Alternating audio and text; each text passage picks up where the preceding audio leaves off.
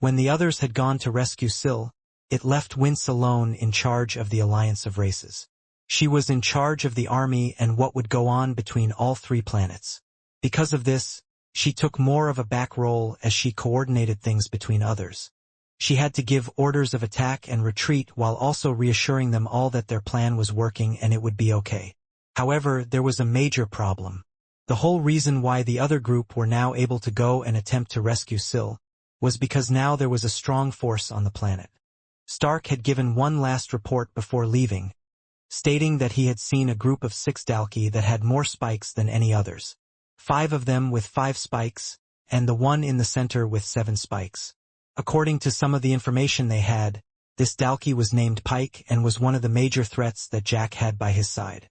Knowing this, the group had left to rescue Syl, but it also meant that Wince had to create a plan and act somehow. Has anyone approached the Dalki yet? Or have they made a move? Wince asked, still towards the center of the city where their base was. The Dalki and humans are yet to move forward, ma'am. We have called all of the groups to advise them to wait before they engage. What would you like us to do? The man asked back. It was a tough decision to make. Should they try and attempt to jump the gun and attempt to attack the newcomers? While they weren't prepared, it would give them an advantage. At the same time, buying time was what they needed to do as well. Stick to what we have been doing so far. The Pensui will continue to scout the situation. If they try breakthrough, then the Amra will engage while receiving backup from the Mermerials. Wince ordered. She had seen firsthand how dangerous the Dalki were, and the difference between a 3-spike and 4-spike, but what she was unaware of were 2 things, the jump from a 4th spike and a 5th spike and the continued jump in strength from there. I can see why you are having trouble, Pike said as he looked at the injured around them. One group was trying to push forward and chase after the Pensui, but when they went to get close, the Mermerials would attack with their water powers and move. If they moved even further, then the strong Amra that had strength and speed and that equal to most of the Dalki would attack, causing them to essentially lose the battle. The purple men are too fast for most of us to catch. Even if we have equal speed, they can use the alleyways and buildings to get away. We are fighting on their planet and they have a good setup, Pike mentioned. Get everyone to retreat and stay in one area behind me. The order was given, and many of them thought it was a strange order. The Pensui could see that the attackers were moving back, and they were giving up the territory they had worked so hard to gain. In some ways, some of them thought it was a sign of victory that they had done well enough to push the Dalki back. However, Wince wasn't so sure. Why would they send reinforcements and then make a decision like this? There was a big worry in her mind. But the Pensui were fast, so they were unlikely to get hurt. Finally, all the attacking Dalki and humans had gathered, numbering a force of a few thousand, but they were all standing in one area, as Pike walked out in front. These buildings are what are giving us trouble, so let's get rid of them. Pike got into almost a squatting position as he had his hands held down by his side. The humans that were there knew what they needed to do, and they started to use their abilities and in their powers and fired them towards Pike, or more accurately, all of the attacks were directed to his hands. The abilities and power were swirling towards them and were almost disappearing. Of course, powers couldn't just disappear, and this was because the power of the attacks were being absorbed right into Pike's body. There was almost a rainbow-like glow that was covering both of his hands. He placed both of them on the floor, and the energy shot out into the ground like a pulse. A wave of dust, followed by the rainbow-like power, went through the entire city. As it hit the buildings, they were being destroyed, crumbling and falling to the ground. Unlike the buildings of Earth, the Amra buildings were made with strong materials, ones that were heavy and withstood the gravity of the Amra, yet they were all crumbling like nothing. There were Mermerials and Amra that were on the roofs of the buildings or that were inside, and they had to rush to get out before they were crushed by the building rocks. Now that should make it much easier. Everyone attack, Pike ordered. Hearing this, the others rushed out from their positions in all directions. The buildings and wave of attack were still going through the city, and now they needed to deal with the Dalki and humans as well. Pike started to move forward, as the fighting around him started, and in doing so the 5 spikes had followed him. When he entered the fighting that was going on in the city, a stray water attack from the Mermerial was aimed towards him. Lifting his hand up, the attack seemed to be absorbed into his hand once again. Throwing his hand out, The attack came out as a burst of rainbow-like energy, and it was several times more powerful. The water attack hit the mermerial, making its entire body disappear. Next, an Amra had come running towards Pike with its 4 large fists. And in a blur Pike had lifted his large foot and kicked it in the stomach, making it completely disappear out of his sight. No one even knew what happened to the Amra because he wasn't there anymore. The 5 spiked Dalki behind him were similarly dealing with anything that came their way almost just as easily. At times there would be a stronger Amra that would take a few hits but not too much more. Back at the base of the Alliance, Wince was getting up off the floor. Their whole setup and the building they were using had been destroyed. When she finally was coming to with the others, the Pensui had come back with a report. "You're telling me that what just happened, all of it was caused just by one Dalki?" Wince repeated, after hearing the information. She thought about what would happen if she was to go up against a person like that. How long would she be able to last? Perhaps a few seconds. The rest of her army, how long would they last? A minute at most. At that point in time, Wince felt hopeless. "I suggest you and the Blades leave this planet," one of the older Mermerials stated. "I know you do not wish to abandon the people here, but we cannot escape with you. You, as well as the Blades, are the hope for this army at the moment. If you live, you will still give hope to the other planets. But if you die, then the morale of the entire force will go down. Morale is a strong thing. Although these enemies are strong, there are only a few. The rest of the army will need you in order to defeat the others." Wince was biting hard on her back teeth. She almost didn't want to hear the old man's words, but knew he was right, because she had the same thoughts as well. "Please leave, for the sake of the entire Alliance army." Pike was still heading forward towards the Alliance base, taking out whatever came toward him, and that's when he could see a ship leaving the planet. "Running away, you will only be escaping the inevitable. No matter where you go, at some point you will have to face me. Let's speed this up, and get rid of the rest of these," Pike ordered. Listening to Logan and listening to Stark, they had gathered what was going on right now. After the Dalki were done with everyone on this planet, they were now moving on to the next, and most likely they wouldn't be going to just any of the 2 planets, but going to the one where Wince and the Blades had gone to. Immediately, Cyril started to walk out the door with a determined look on her face. "What are you doing?" Russ asked, standing in her way. "What do you think?" Cyril replied. "I have to go save my sister. If we waste any more time here, she could be killed at any second." Wait. Jake also decided to join in the conversation. "Are you saying you want to try and follow the enemy after we just did everything to get away from them? Remember, the number 1 goal in all of this was getting Syl. We have him. Right now, he won't wake up, but he eventually will. You have to think of this carefully. We're on a planet where the attackers have already left. It's actually the ideal place to leave Syl right now. If we leave with him, we'll just be taking him to them." Although they understood Cyril's complaint, they actually agreed with Jake. He's right. Even us just appearing on the battlefield right now, it's possible it will also bring H to the battlefield. If that happens, the Alliance won't just have to deal with the Dalki, Pine, and the rest, but probably H as well. Just making things worse. There was always the chance to hide Syl in Minnie's shadow. But the real question was more about them joining this war. "I have a suggestion," Stark said. "I've already used the power of the armor, and if I use it again, it would affect me seriously. Unlike the rest of you, I'm not so strong. My speed, the power of my attacks wouldn't be much help against these guys. There are 2 ships. I can stay with Syl until he wakes up, and as soon as he does, come to where you guys are. He can no longer use the machine, and this way they will be confused as to where Syl is." It was a good suggestion that almost satisfied everything, but it still didn't solve one problem. "Are we strong enough?" Vicky asked. It was almost as if she was reading the minds of everyone in the room. "Well, I don't know about you weaklings, but I can certainly hold my own," Russ commented. "I'm not planning to die in some crappy war." It was the truth. If there was no need for Russ to take part, then he wouldn't go and would just stay here with Stark. But if Layla and Minnie went, it would mean that Russ would have to go as well. Cyril knew that the strongest forces in their group at the moment were Layla and Russ, and perhaps Jake if he agreed to fight as well. "Layla, Are you really going to abandon everyone just like that? Cyril asked. I understand you say that family is important to you. I really do understand. After all, we are talking about my sister right now. But it's not just my sister. It's the Pensui, the Mermerials, and the Amra, the rest of them that are all fighting for their families and for the sake of you being safe.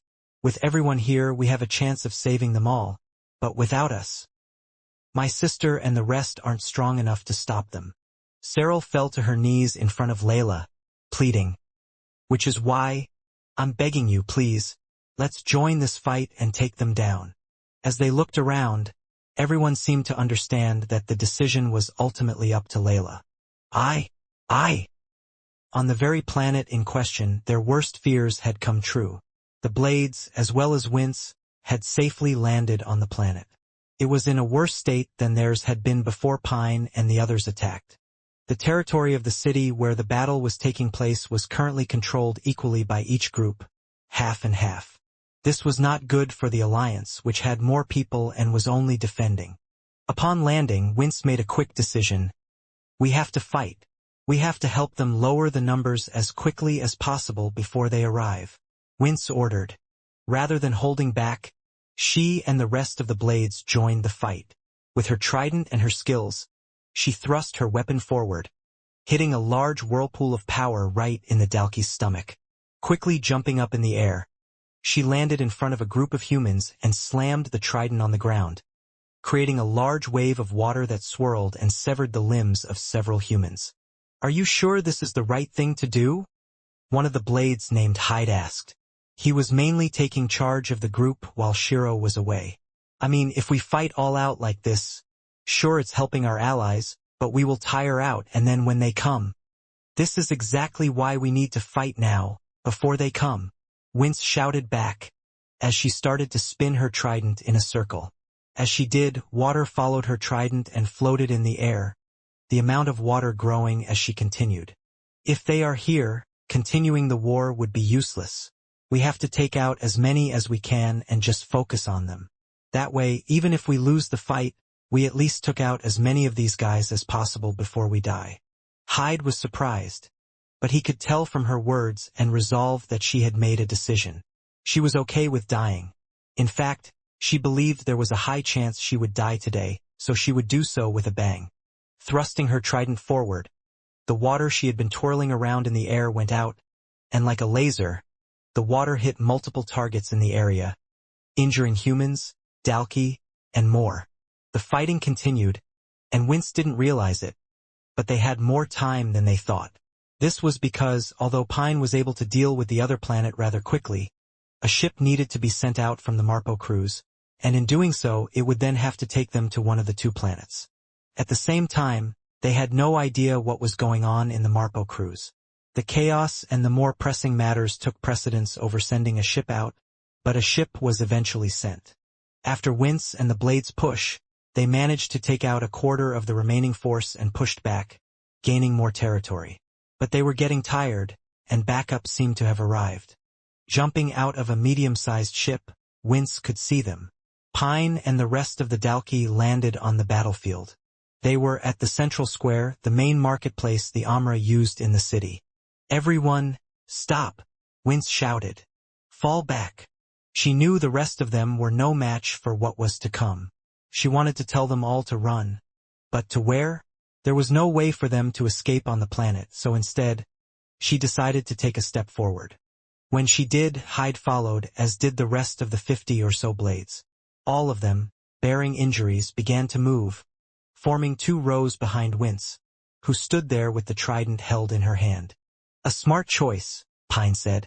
You knew you had nowhere to run, so you decided to fight.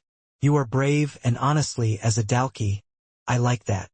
If we are unable to beat you, then it means those behind me will no longer be able to see their families. That's why I will win this fight. Wince declared as a blue aura started to cover her entire body, mixed in with a bright white energy, the energy of a celestial. She still had the power that Quinn had given her, and she hoped it would be of use to her in this fight. A fight for her and everyone else's life. Inside the Marpo cruise, a flurry of hasty orders were being issued, most of them seemingly out of frustration. Jack was still furious about the explosion and the fact that he had actually been injured. His sleeve was burnt, as was the skin beneath it. Sitting back in his office, Jack's damaged skin slowly began to heal, much like a vampire's, though he was not one. After calming down, H visited Jack in his office to explain exactly what had happened and how Syl had managed to escape. "This damn giant idiot," Jack thought as he listened to the story. "I give him all this power, and still he is unable to catch up. Did I underestimate his power? Or was it something else?" Jack had no idea just how fast Stark was. It was hard to imagine the speed of someone who was already fast with the Nitro Accelerate skill. He had seen how fast H was, which was why he almost thought it was a lie. He did want Syl's body for himself after all, so it would make sense if he was behind this as well. Jack rubbed his forehead, fingers spread, as the stressful situation began to overwhelm him. No, that can't be the case. He knows that if he tried anything, I could take his powers away whenever I wished. I need to get more information from him about these people. I just need to use my soul weapon. All right, explain to me in detail, what did these people look like, and what did they say? Chris asked. H wasn't one for details, but he did his best to explain what he had seen. It didn't help that he hadn't seen any of them for long and wasn't interested in those who seemed weak. After giving his explanation, H suggested a few possible identities. "The descriptions aren't good enough to give me an idea," Jack said. "We need to keep this from Jim. He doesn't need to know about Logan or Syl for now. Otherwise, he'll just rub it in my face, stating that he was able to complete his task while I failed. But who would try and attempt to break out Syl? It's obvious that they got the information from Logan, who was recommended to come on this trip by Jim. Has he decided to make his move? All of this is getting quite confusing." "So, what do you want me to do?" H asked. "For now, let's wait until we get a full report of who these people are. Then, I'll decide our next move, but either way, the priority is to get Syl back, and it would be best if we did so before Jim finds out." In Jack's mind, he imagined that Jim was perhaps having an easy time taking over the capital. He could only guess that the forces there would be a bit stronger than those they were facing. Little did he know that Jim was also having his own struggles in this war. Yet, both of them were reluctant to share their struggles with each other, as they were each trying to outdo the other. Almost 3 days had passed since the war had first begun. "What is going on? Why are we having so much difficulty?" Jim shouted. "Never before have we been pushed this much, especially after sending the vampire leaders. Why is it so difficult?" Jim had grown used to taking over planets with relative ease, and the whole situation had him irritated from the beginning. "What are those useless leaders doing?" Jim continued to shout. According to the information so far, the vampire leaders had attempted to push forward. Instead of going out on their own, they headed out in groups. However, thanks to one of the demon-tier beast's special skills, with the vines fitted throughout the city, they knew the enemy's every move. Geo used this information to focus his forces in the places where they wished to attack. Knowing the enemy's every move was a huge advantage, as they could send large forces to one area and the areas close to it. At the same time, Geo had strong legs that allowed him to use his power and jump practically anywhere he wanted in the city, enabling him to fight multiple times. Once again, the night sky had come out as the day went on, and a meeting had been called between the vampire leaders. The meeting had been called by Hickle, but he hadn't invited all of the leaders. Currently present were Grenlet, the 3rd original, Edvard, the 9th original, Bianca, the 5th original, and of course Hickle himself. The meeting was taking place in one of the armor buildings, which looked like a food hall of sorts, but it was in their territory they had gained, and no one else seemed to be around. "Do you mind explaining why you have called us here, of all places, and at this time, and why haven't you called the others?" Bianca asked. Hickle looked around. "Can't you tell what everyone who is currently present has in common?" Grenlet felt like he had figured it out but didn't want to say anything because Edvard was there. The last time there was a mention of such a thing, a big problem had been caused, and he was fearful the same thing would happen again. "We have run into the beasts a few times, but haven't any of you noticed there is something different about the beasts?" Hickle asked, referring to the power that surrounded their body. "You aren't seriously suggesting this, are you?" Bianca asked. "That power is something familiar, and it doesn't seem like these aliens have the power to control beasts. I have a feeling it is linked to the shadow ability somehow. Linked to the Punishers," Hickle suggested. "You are a madman." Bianca shook her head. "After all this time, now and here of all places with these aliens. They just have a power that is similar. There are plenty of creatures out there that have similar powers as each other or what we and others can do. Don't look too much into it. Isn't that right, you two?" Bianca was looking for support from Edvard and Grenlet. However, Edvard seemed out of it, a bit lost. He had been ever since that incident. "Useless fools," she commented. In the middle of their conversation, they all felt the ground vibrate. It wasn't just once but consistent vibrations, as if something was landing one after the other. All of them quickly headed outside and looked up at the sky, at the sight in front of them. "What is he doing?" Grenlet asked. From the Marpo cruise it was raining black pods. Thousands of them, even larger than before, were all coming down. Every single person that could fight and didn't need to control the ship was coming down, and with this, Hickle had a pretty good guess. "He's coming down himself. We took too long," Hickle said. The pods continued to rain from the Marpo cruise one after another, and as they all hit the city floor, it almost felt like an earthquake was taking place. The Amra on the planet looked at this. Their heavy, steady legs hardly moved due to the shaking. They had good balance and strength. Instead of looking at what was coming to them in fear, they were building up their determination to fight again. They were injured, they were hurt, and fewer in number, but the Amra were strong, and to them this felt similar to the trials in the tower. "We will pass this," Geo shouted to them all. "We will protect our home and get through this, and when we do, we will come out of it stronger than ever. A new world. A new life that we can't even imagine will be at the end of this fight." Hearing Geo's words, the rest of the Amra cheered throughout the city from their location. It started off like a wave, starting from the center and spreading through all areas. "Please tell me, what is it that we need to worry about?" Geo asked, with Ronkin and Juk by his side. They had been a big help with the Demon-tier shadow beasts, and Geo had recognized them as part of their elite forces.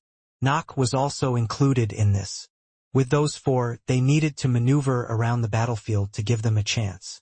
"This level of attack hasn't happened before," Juk stated.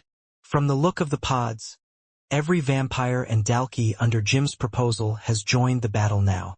This is the final wave. There will be no more after this." These words, in a way, gave Geo hope. If it was just one more battle they had to push themselves through, then he believed they could do it. "The one Quinn is worried about, the one he is building his armor for, does that mean he will be among these as well?" Geo asked. "I'm not too sure," Juk replied. "I have taken part in the battles that were on the other planets, but other than the planet where the Namriks were, I have never seen this person. I only know of his existence through rumors. At the time when Ray and Quinn fought, the broadcast of the battle had come to an end, so they didn't know the strength of Ray. If he hasn't come before, then it might be a reason why he won't come, so he might not be among the others," Ronkin added, trying to keep morale high, but could see from the look on Juk's face that something was bothering him. "There are two, though, that will be here. Two that we need to worry about." A reinforcement of around 6,000 more black pods had hit the city, adding to their already high number of forces. This time there were more Dalki that listened to Jim more so than Jack. In the middle of all the pods landing, a sharp-pointed base ship focused on speed was in between them as well. Rather than crashing into the land, it elegantly landed on the outside. The ramp descended onto the floor, and 3 in total emerged. "It seems like the sayings that have stood the test of times are true," Jim claimed as he held his hands by the side and grabbed the air. "If you want something done, then you are going to have to do it yourself." By Jim's side were his 2 guards, 2 people that were absolutely loyal to him, due to everything they had been through together. After walking a short while, the 9 original leaders each came one after the other. They looked like files as they quickly formed a line and bowed down in front of Jim, though it was only a small bow. After all, the original leaders were the vampires who had started the settlement in the first place. Jim, on the other hand, was simply a hero among the vampires, having gotten rid of many troubles during their slumber. It looks like Ray is not by his side, Hickel noticed. The war will end tonight, before the sun rises again, Jim shouted. After this battle, the performance of each of you will be evaluated, and we might need some serious re-education. Looking at the ground, Magnus scorned at Jim but didn't show it. He didn't like being treated this way, especially by someone who seemed to never do things himself, apart from sneaky attacks from time to time. What was that look you just gave me, Magnus? Jim said, without realizing it. When Magnus lifted his head, his disdain was still showing. Do you have a problem? Magnus had already been caught by what had happened, so he felt like he might as well say what was on his mind. Why do you stay here and act like yourself when most of the time, you're hiding behind those friends of yours? You talk about the advancement of the vampire race, and yet you're always hiding behind those who aren't even vampires, a subclass and a hybrid werewolf. Jim smirked and moved away from his two guards, gesturing for them to stay in place. He was wearing light armor over his body, mostly for ease of use, but it was specially made from beasts. What tier it was or what power it held, they weren't quite sure. Usually, he would have a dark overcoat covering the light armor on his body. Taking off this overcoat, he allowed it to fall to the floor. Surprisingly, he had armor that looked almost like a bulletproof vest underneath, revealing his arms to everyone at that moment. The original leaders looked on in confusion at what they could see on display. What is that in his arms? Are they body enhancements? Hickel thought. In both of Jim's arms, from the palm all the way up to the shoulder, there were small, rock-sized crystals. Part of the outer shell of them could be seen sticking out through his skin. It was hard to guess their number, but possibly from just looking, there had to be at least 15 of them in each arm, and who knew what was under the rest of his body. What are you? Are you even a vampire? Magnus asked. I am a vampire, Jim answered with his eyes glowing red. A true vampire above all else cares about one thing, and that is power, correct? As long as one has power, they have the right to dictate what others do. This has always been the case not just for vampires but humans too. The strong decide what is right and wrong. The strong influence the way people think and act. The crystals on Jim's body started to glow, and Jim vanished in front of all the other leaders. Suddenly, Magnus could feel someone grab the back of his neck and pull him down to the ground. Jim's foot quickly landed on top of Magnus' chest and stayed there. Magnus tried to push it off, but the foot wouldn't budge. There was a huge difference in power between them. It's taken me a while to figure out how these nest crystals work, but day by day, I'm able to draw out more of their power, Jim thought, looking at the scene in front of him. I haven't even used the tier 10 Dalki blood, and I'm strong enough to overpower an original now. So let me ask you a question. Do you think I'm strong? Jim asked with a smile. The others standing by were barely able to keep up with Jim's speed, and they could feel a power emanating from him. It didn't feel like that of a vampire. It was an unusual power that seemed to be coming from the crystals on his body. The crystals were something that the originals hadn't seen before, at least not during their time. Just what are those crystals? Hickel wondered. Hickel was correct in his assumption that the power Jim harnessed came from the crystals. What Jim was attempting was a feat that perhaps only the greatest of minds, such as Richard, Vincent, and Logan, could achieve. However, none of them possessed the same level of madness or obsession that drove Jim relentlessly towards his goals. With Jim's original body dead, his current body was nothing more than a clone. As a result, his original power and abilities had been lost. In order to maintain his body's functionality, he required nest crystals. These enigmatic crystals had little to no research conducted on them. Intrigued by their mystery, Jim was able to obtain a number of them, thanks in large part to the Marpo cruise. The cruise ship was renowned throughout the universe, frequented by those who possessed vast amounts of crystals and wealth. It served as a sanctuary for individuals seeking to hide from enemies, escape their home planets, or simply embark on a journey across the cosmos. Initially, the cruise ship was a creation born from the collaboration between Jim and Jack. Its primary purpose was to help them survive and establish their own lives. The success of the cruise ships was merely a byproduct of their endeavors, but there was an underlying problem that demanded a solution. His partners Pine, the Dalki, his fellow clone who aided him in his prison escape, Malik, who possessed unique abilities, and, of course, Jack, all had limited lifespans. If the nest crystals could help him, then perhaps they could also be used to extend the lives of his fellow partners. After all, nest crystals held the power to create life. They gave birth to formidable beasts that could evolve into demon-tier creatures, living for tens of thousands of years. Additionally, they played a crucial role in producing the human blood that vampires had feasted on for centuries. So why couldn't they be used to extend the lives of his partners? In the past, Jim had harnessed the power of the nest crystals in conjunction with his equivalent exchange ability. This enabled him to accomplish extraordinary feats that would typically necessitate an immense exchange by merely utilizing the energy stored within the crystal. Although the crystal did not provide an endless single-use output, it appeared to hold a boundless energy supply, continuously replenishing the energy from an unknown source. Deprived of his unique ability, Jim was compelled to delve deeper into the potential uses and power of the crystals. His research proved fruitful, and he made significant progress, unfettered by the constraints of vampire society and the fear of retribution for his radical methods. The Dalki became the first of many subjects for Jim's experiments. Following the end of the war with Graham, a small group of Dalki had surrendered during the hostilities. They coexisted with humans and vampires until their deaths. However, the story did not end there, as research into the Dalki and nest crystals persisted. After considerable effort, Jim achieved success. Theoretically, the dragon responsible for creating the Dalki must have originated from a beast crystal. Humans were also capable of being cloned, so why couldn't Jim continue to create the Dalki, substituting the dragon's energy with that of nest crystals? Although the process was time-consuming, Jim ultimately succeeded. Nevertheless, the Dalki remained flawed.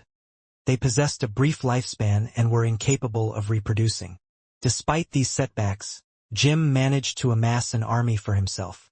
After employing the crystals to extend the lives of his teammates and the newly created Dalki, they established the Marpo cruise business. His obsession with nest crystals never ended there, though. The major problem had always been acquiring a large number of them. Once again, the byproduct of the Marpo cruise was the fact that he could obtain a significant quantity. With so many races traveling through the Marpo cruise, there would also be others in the universe who possessed nest crystals, studying their properties or finding other uses for them. Jim would take these nest crystals by force or use the massive wealth he had gained to acquire them. At times, if there were rumors about nest crystals on planets, they would send out teams of powerful Dalki, who were almost unmatched, to obtain them. This was how Jim was able to amass a large supply and take his research a step further. Embedding the crystals into his body as before, Jim was learning how to harness their energy for himself. It was a different type of research he wasn't used to, because he had to experiment with his own body rather than machinery. However, in a sense, he could now find a way to use the crystals to empower his body to do things it could never do before. He wasn't particularly skilled at it, his techniques in drawing out energy were horrendous, and he wasn't a natural. Yet what did it matter? Even if he could only draw out a small amount of energy from the nest crystal to make his body stronger, he would simply use more crystals to achieve the desired effect, and that was precisely what he had done. Jim lifted his foot off Magnus, who still had a sour expression on his face as if he had tasted something awful. But Jim didn't care. He knew now that this leader would fall in line. Returning to his previous spot, he picked up his coat from the floor and draped it back over himself. The smile on his face showed that he was now in a somewhat better mood. I assume there are no longer any problems. So why is everyone standing around? Move out! Jim shouted, prompting the others to spring into action. Magnus, while traveling through the city, couldn't stop thinking about what had happened. The humiliation he had revived reminded him of a past that he wasn't proud of and where he had failed at controlling the vampires. What was worse was the fact that Jim had used his words against him. He was there during the war Magnus had created, and he had the same thing to those that were against him. I wanted to kill him right there and then. I would have, so why did you stop me? Because we need him to cause more death in this world. The voice responded. Through his goals, he will be trying to rise and face them. Remember, in the first place, it is because of us that he is even aware of the Celestials existing. As long as he believes they can give him what he wants, then he will continue to push. He will meet his end, whether it's by our hand or not. We must focus on our own task. Magnus gritted his teeth as he decided it was the right thing to do. As you wish, Immortality. The newly landed vampires, accompanied by their leaders, had fanned out across the city, advancing like a relentless wave. Unbeknownst to them, this strategy proved to be unexpectedly effective. In his haste, Jim had inadvertently created a challenging situation for all involved. The sheer number of vampire leaders attacking different locations simultaneously meant that Geo, Nock, and the two demon-tier beasts couldn't be everywhere at once. Stretched thin, they did their best to support their allies while also contending with the vampires who had been on the planet for a few days and were now acclimating to the gravity. Initially, the Greenbloods' extra strength had mitigated the effects of gravity on the vampires, but their bodies were now naturally adapting, further enhancing their performance. Nothing seemed to be going in Amra's favor, and their situation was about to worsen. Is that giant tower their castle? Jim inquired, pointing at the looming structure. No one had an answer. The current force saw it as no threat since no one was emerging from it, nor were there any attacks originating from it. It truly is an eyesore, and I can only assume it houses their most important figures, Jim deduced. We should get rid of it. In every battle, Jim's strategy had been to minimize casualties by targeting the enemy's main base in the final moments. He would send in the weaker vampires first to create a survival of the fittest scenario, breeding stronger vampires ready for war. Then, the second wave would be dispatched to deal with any remaining issues. As they advanced, he would personally go after the leaders. The only problem was that, this time, the second part of his plan hadn't unfolded as expected. Chris, destroy that tower, Jim commanded. Obediently, Chris leaped into the air. As he did so, his body began to transform. Gray fur sprouted from his arms, and his fingernails turned into lethal claws. Similar to Jim's transformation, Chris wore flexible armor that could stretch to accommodate his size, though it was sleeveless to allow for the growth of his fur-covered arms. As his sideburns extended, he swung his arms, sending two massive claw marks slicing through the air toward the tower. However, the tower's incredible thickness meant that more than just two claw marks would be needed to bring it down. Before the claw marks could hit the tower, a small figure with 4 golden arms leapt up. Swinging them out, the figure released a burst of white energy that collided with the claw marks. For a moment, the two sets of energy pushed against one another before dissipating into energy particles in the air, unleashing a wave of explosive power. Fortunately, the power wave wasn't at ground level. Otherwise, some vampires and Amra nearby would have been affected by the attack's force. While still airborne and before falling, Geo used one arm to latch onto the tower's side. Halfway up the structure, he dangled, ready for his next move. The tower's self-defense mechanism utilized the energy of the crystal, but the recent attack had been incredibly potent. Geo wasn't sure if the tower could withstand a few more of those assaults without collapsing. Just when things were getting bad enough, now they have to attack the tower as well, Geo thought, growing increasingly concerned. Throw one up, Geo shouted. From the base below, near the tower, the Amra launched 2 large black rocks, the same kind they had previously hurled at the ships. Catching them, Geo glanced down to locate the origin of the attack and spotted his adversaries below. His hands still glowing with power, he hurled the 2 rocks directly at them. Jim, noticing the flaming rocks hurtling toward him, didn't move. He knew he didn't need to, as Chris and Peter both leapt up and punched the rocks, shattering them into pieces that continued to rain down on the ground below. The debris crashed into surrounding buildings and the street, but none struck Jim. So that's the one who threw the rock at the ship before and has been causing so much trouble. Both of you, "Take him out," Jim commanded.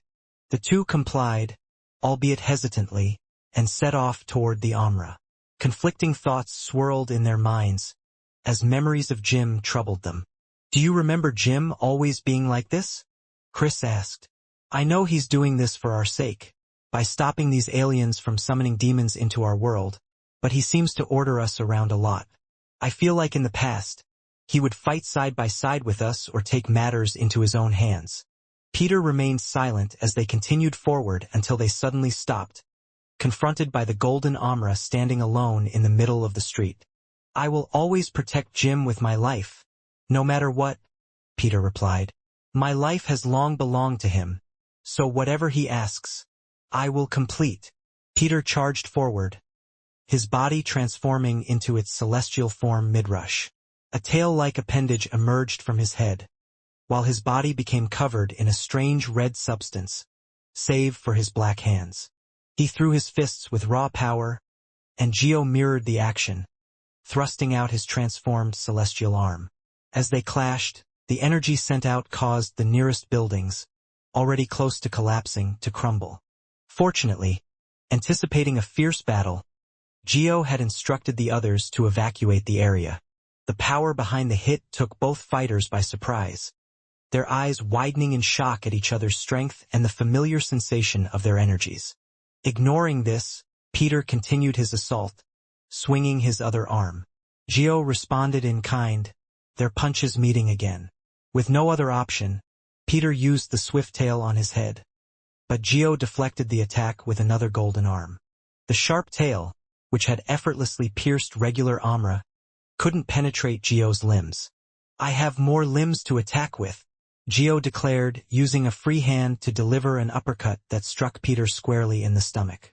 The blow lifted him off his feet, and a shockwave of power erupted behind him as the attack passed through his body. "That looked like it hurt," Chris commented, contemplating whether he should intervene in the fight. Observing Geo, he couldn't fathom that he alone was the reason the vampire leaders had been unable to progress, so he remained on standby, expecting something else to occur. Peter smiled as his feet landed back on the ground. "If you want to kill me, then you should have aimed for the head," he taunted, planting his foot firmly and gathering his energy in one fist. Naturally, Peter was also accumulating chi in addition to the celestial energy. Simultaneously, he coiled his long head tail around his arm several times until it formed a sharp point at the end, and hurled it out. Geo sensed the danger of this attack, and with all four arms, he created a cross-shaped block. This time, when struck, it was Geo's turn to be lifted off the ground, flung much farther than Peter had been. His body crashed into a building and continued to fly backward until he felt someone catch him from behind. The two skidded, lifting the ground beneath them but eventually stopping. "Why do you do these things on your own?" Nock asked with a smile. Looking through the broken building, Chris grinned. "I thought there would be more than just him, and Peter, did you really think it was smart revealing your weakness like that?" he questioned. "Now we just need to decide who goes after who." The two Amra, blessed with Quinn's power and the strongest of their race, stood side by side. If they couldn't stop these two, then no one else could. "They're strong. You should be careful," Geo warned, accepting Nock's help and examining his arms. The glow around them had faded, but it was slowly returning. "That's why I didn't come on my own," Nock replied. The figures of two beasts appeared behind them, prepared to push back with everything they had as well. The stage was set for an intense battle, as both sides readied themselves for a fierce showdown that would determine the fate of their worlds. The presence of the demon-tier beasts suggested that the two vampires who commanded them would also be nearby. For some reason, the shadow beasts obeyed them. Although Geo was grateful for the help, having all their strength concentrated in one place worried him. All the powerhouses in the Amra army that had been stopping the vampires from advancing were now gathered together. This just meant that what they now needed to do was just that more important. They needed to move on from where they were. "We have to deal with these two quickly and finish them off." Geo prepared to fight again. He had witnessed the strength of one opponent but had no idea how strong the other was. Knowing the power of one of the attackers on the tower, He guessed that it had to be the other man standing next to him. Wasting no time, he charged forward, with the owl beast flying by his side. Geo had more of a bust of power, making him go slightly ahead. "You! Take care of the newcomer that arrived," Chris instructed, rushing forward without giving Peter a chance to reply. "This one looks more interesting to me." As Chris began to transform his body, he knew he couldn't take any chances with his opponent. With his clawed hand, he aimed a powerful swipe at Geo, who had leaped forward with the help of his strong legs. One arm clashed with the claw, and Geo nearly collapsed from the force, feeling his body give way as he was pushed to the floor. Using the strength of his legs once more, he sprang up and used his other arm to counter and push up. "I thought the last one was strong, but this one, I might be going crazy, but I feel like his strength is even stronger." It wasn't just the physical strength but another power that Geo was unused to. Unable to match Chris's power, Geo swung his arms away, evading the attack. Chris's strike continued forward, breaking the ground and leaving a large claw mark underneath. While pulling away, Geo twisted his body, launching a double hook at Chris's side. Chris deflected the attack with his other hand, using his powerful claws and incredible arm strength. "I'm using the momentum of my attacks. I jumped into the first one, used the power of my legs, and the rotation of my body to give everything I have in these hits, but with a flick of his hand he can match my power." Chris unleashed a cross-shaped energy claw attack. Geo had seen this before and placed both of his hands across his chest, only then realizing something. The golden glow on his hands, the celestial energy given to him by Quinn, had faded. Was that from the block he did with his claw? Geo wondered. The same thing had happened when he blocked the claw strike from the tower, and it was happening again now. This time, when the claw marks struck his tough skin, they managed to pierce through it, drawing blood. Chris was about to follow up, lunging toward his opponent, but the owl beast intervened, attacking him from the side with its sharp teeth. It had crashed into Chris before he could do anything, and had seemingly come out of nowhere for him. Chris realized that the beast could extend its neck and launch it like a bullet, making it difficult to anticipate. The beast's neck was now almost 3 times the length it was originally, and it already had a pretty long neck to begin with. He used his superior strength to widen the beast's jaw and slammed it into the ground. It almost felt like the punch didn't go all the way through, like I was hitting an invisible barrier, Chris thought, noticing the lingering shadow on the beast's body. Was it because of this shadow? Did it take the brunt of my attack? Chris prepared to kill the interfering beast, but Geo intervened, crashing down on him from above with all 4 arms. Chris blocked the hit, but the force and weight of the attack created a crater beneath him as if a meteorite had crashed into the ground.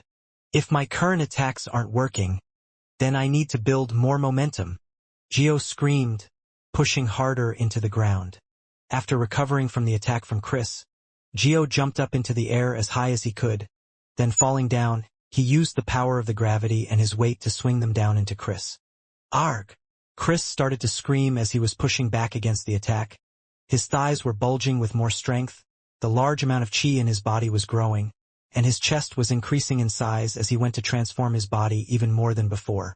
With his arms he opened them, breaking open all Geo's arms and kicked him right in the stomach to send him flying back. Another attack came from the beast, but this time Chris had slammed the top of its jaw shut and lifted the whole beast into the air, slamming it into the ground. Huffing and panting after using that much energy, he needed to recover a bit. The strange energy produced by the beast, and the strange energy of the golden arms, it was taking a lot of power for Chris to get through, but he had yet to be seriously injured in the fight. The bite marks he had received on his hand had already healed, one of the traits of his werewolf body. Turning his head, he glanced to see how Peter was doing. There were vine-like structures going everywhere trying to get him. His head-tail was slashing through and breaking a lot of the vines, but eventually he would be tied up by the leg or the arm, and the vines continued, almost holding Peter in place.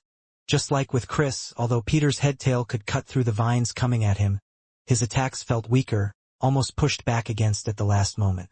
Now it almost looked like Peter was unable to move, and Nock took this opportunity as he pushed off the ground, jumping forward and swinging out his arms. If you thought something like this could hold me back, then you're wrong, Peter shouted as he forced himself forward, moving his legs to rip the vines apart and throwing out a punch. With his head-tail, he had knocked away Nock's fist and then delivered a punch clean on his head.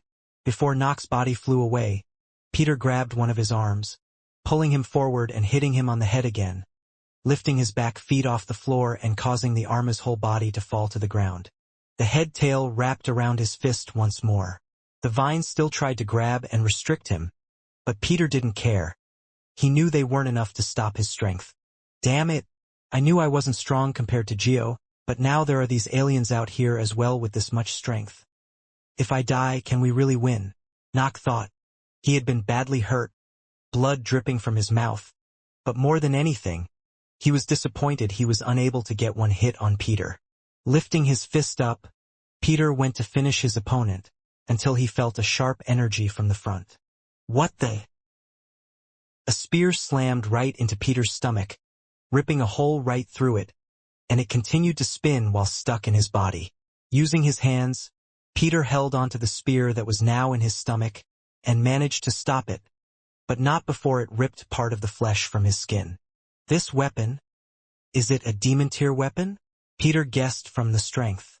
Looking at the direction of where the spear had come from, a single man was walking casually as if there wasn't a care in the world. It looks like I've been dragged into this as well, the man said. But that is no surprise because where there is a war I am always there. Most of the time. But you see, my power comes from war, and when there is war going on, I'm at my strongest. Geo and Nock looked at this man, but they didn't recognize him at all. Why would a stranger to them all help them in the middle of all this? And who was he? An all-out battle was about to erupt on one of the Amr planets. Wince stood in the center of a square, her trident at the ready and the blades poised to act on Hyde's command. Behind them stood Pine and the 5-spiked Dalki. Wince's body glowed as she channeled celestial energy, causing the scales on her face to stand out. Fins on her arms grew larger and harder, transforming her appearance from that of a mermaid to that of a predator, specifically, the mermerial race they had previously fought to regain their land. Without warning, Wince thrust her trident, gathering water at its 3 points and creating 3 separate streams that shot towards Pine and 2 of the Dalki. Pine spread his hands, attempting to absorb the water jets, but the energy mixed in caused a slight pain in his hands. Pine had never encountered this power before. He had always been able to absorb any ability and even chi. The energy that he struggled to absorb was the celestial energy that surrounded Wince's attack. Pine used the water he had absorbed to fire back, but the pure energy that Pine had absorbed pushed against the water stream. "We will support you," Hyde shouted, gathering lightning in his hands and unleashing it at the water streams. The water and lightning combined to create a stronger attack, pushing back the energy. The other blades attacked the remaining water stream, hitting one of the Dalki from behind and stopping him in his tracks. The lightning power left him almost paralyzed in place. "Everyone, fight!" Hyde screamed at the top of his lungs. Without hesitation, the blades used the newly discovered chi within their bodies, moving from their positions and surrounding the Dalki in formation. Those with ranged abilities burst them out, while others with more physical capabilities went in for close combat. Pine shook his head, muttering, "Idiots!" With the 2 attacks combined, Pine absorbed the lightning and thrust his hands forward, shooting large energy blasts towards Wince and one of the Dalki. Wince knew it was too strong for her to handle. Immediately, she created a pool of water at her feet, riding it like a wave and quickly moving away. Hyde jumped and spun his body, transforming into a lightning bolt, and when he landed, he saw a surprising scene in front of him.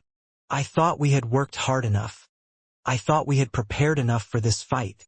Hyde was finding it hard to hold back his tears. He needed to focus, but in this moment, he was wishing Shiro or Syl was here. If they were here, maybe they could stop the massacre. The blades had done a lot of training, finally passing the 50th floor, learning to work together. In doing so, they had learnt to combine their powers well, rather than just using their individual powers. They could set up traps, make their weapons stronger, and try to trick the enemy, but the Dalki were hardly hurt from the attack. One of the blades rushed in from the side, expecting an attack from the right side to distract it, but the Dalki completely ignored it, allowing it to hit the side of its head, breaking a few scales off its face and causing it to bleed. In the meantime, it had hit the blade right on top of the head, forcing him to crash into the ground. Before he could even get up, the Dalki stomped its foot, going right through the body of the blade and killing it one go. The same scene was happening everywhere. The Dalki were getting hurt slightly, improving their strength, and in turn, they were able to overcome the attacks and were taking out the blades one by one. One of the Dalki licked its long tongue out from its mouth as it looked at one of the blades, which was using a wind ability. It went to swipe its hand, but before the hand could hit, an Amra jumped down in front and used its fist to punch the arms away. Somewhere else, a Dalki had leapt on top of a fallen blade, but before they landed, a purple figure zipped by and picked up the blade before they were killed. Soon, entering the marketplace, the Pensui, Mermerials, and the Amra that were told to clear the area and stay behind had come out. They couldn't just stand by while they knew what was happening. They all needed to help and do what they could, no matter how little it was. Surrounding Pine were 10 Mermerial warriors, with swords and spears in their hands. "Protect the queen!" they shouted as they all thrust their weapons forward, all of them combining their weapons with their water powers. As they thrust it forward, it hit Pine cleanly. However, it was unable to pierce the Dalki's skin. Not a drop of blood appeared on his body. Lifting his hand up, he slapped the Mermerials in one swoop, and a trail of blood followed his fingertips. The top half of the 10 Mermerials' bodies had disappeared, only leaving their legs. Pine had managed to kill them all with just a single slap. "No!" Wince screamed at the top of her lungs in pain. There was a reason why she didn't want them to get involved, and that was simply because there would just be more bloodshed. "You have a strange power, but it won't do much. You seem to forget that the Dalki now have many different ways to fight ourselves." Moving from his position, he was immediately in front of Wince. Throwing out his fist, it crashed right through Wince's body, and droplets of water splashed everywhere. The figure started to liquefy, showing that it was only water. It wasn't the real body. From behind, Wince had thrown the trident, covering it in celestial energy, and was aiming straight for Pine's head. Turning around, he grabbed the trident and threw it right back at Wince. It had stabbed her in the stomach, and red blood could be seen. This time it wasn't a clone. Controlling the trident, she was able to take it out of her body. As she landed on the floor, she was still bleeding and had no time to worry about the pain. 2 of Pine's large hands were above her, swinging them down. He went to bash it on top of her head, and now there was only one thing she could do. Slamming her trident on the ground, she and the trident itself was surrounded in a glowing blue bubble. She held the trident hard as she put all her energy into the bubble. When Pine's hands hit the bubble the two were in, the shockwave sent out had pushed some of the others over, even stumbling some of the Dalki. "This ball is quite strong. It even managed to stop one of my attacks. But that was all. It was a single punch, so let's see how many times you can do that." Lifting his hand up again, he bashed the bubble from the top and it broke in an instant. Blood spewed out of Wince's mouth as well. She was truly putting all of her energy into that ball. Now, having fallen on the ground, she felt like she no longer had any energy left. She was still holding onto the trident, trying to lift it and point it at Pine's head. "The strong make the rules, and the rules are, you need to disappear from this place." Pine lifted his foot and swung it down. In her last moments, Wince closed her eyes. At least she thought she had done, because all she could see was black, but she could still hear the fighting going on. "Man, oh man," a voice said. "You guys just really think highly of Quinn's shadow power, don't you? Well, it's a good thing anyway. Because of him and his damned family, I'm now out here fighting." The queen of the Mermerial race was bewildered by the turn of events. She had fought with all her might, but just like before, she had failed. She was ready for death. But what saddened her the most in her final moments was the fact that the Mermerial race would continue to fight even after she was gone. She wouldn't see the outcome, nor could she change it. All she could do was hope that the others would succeed.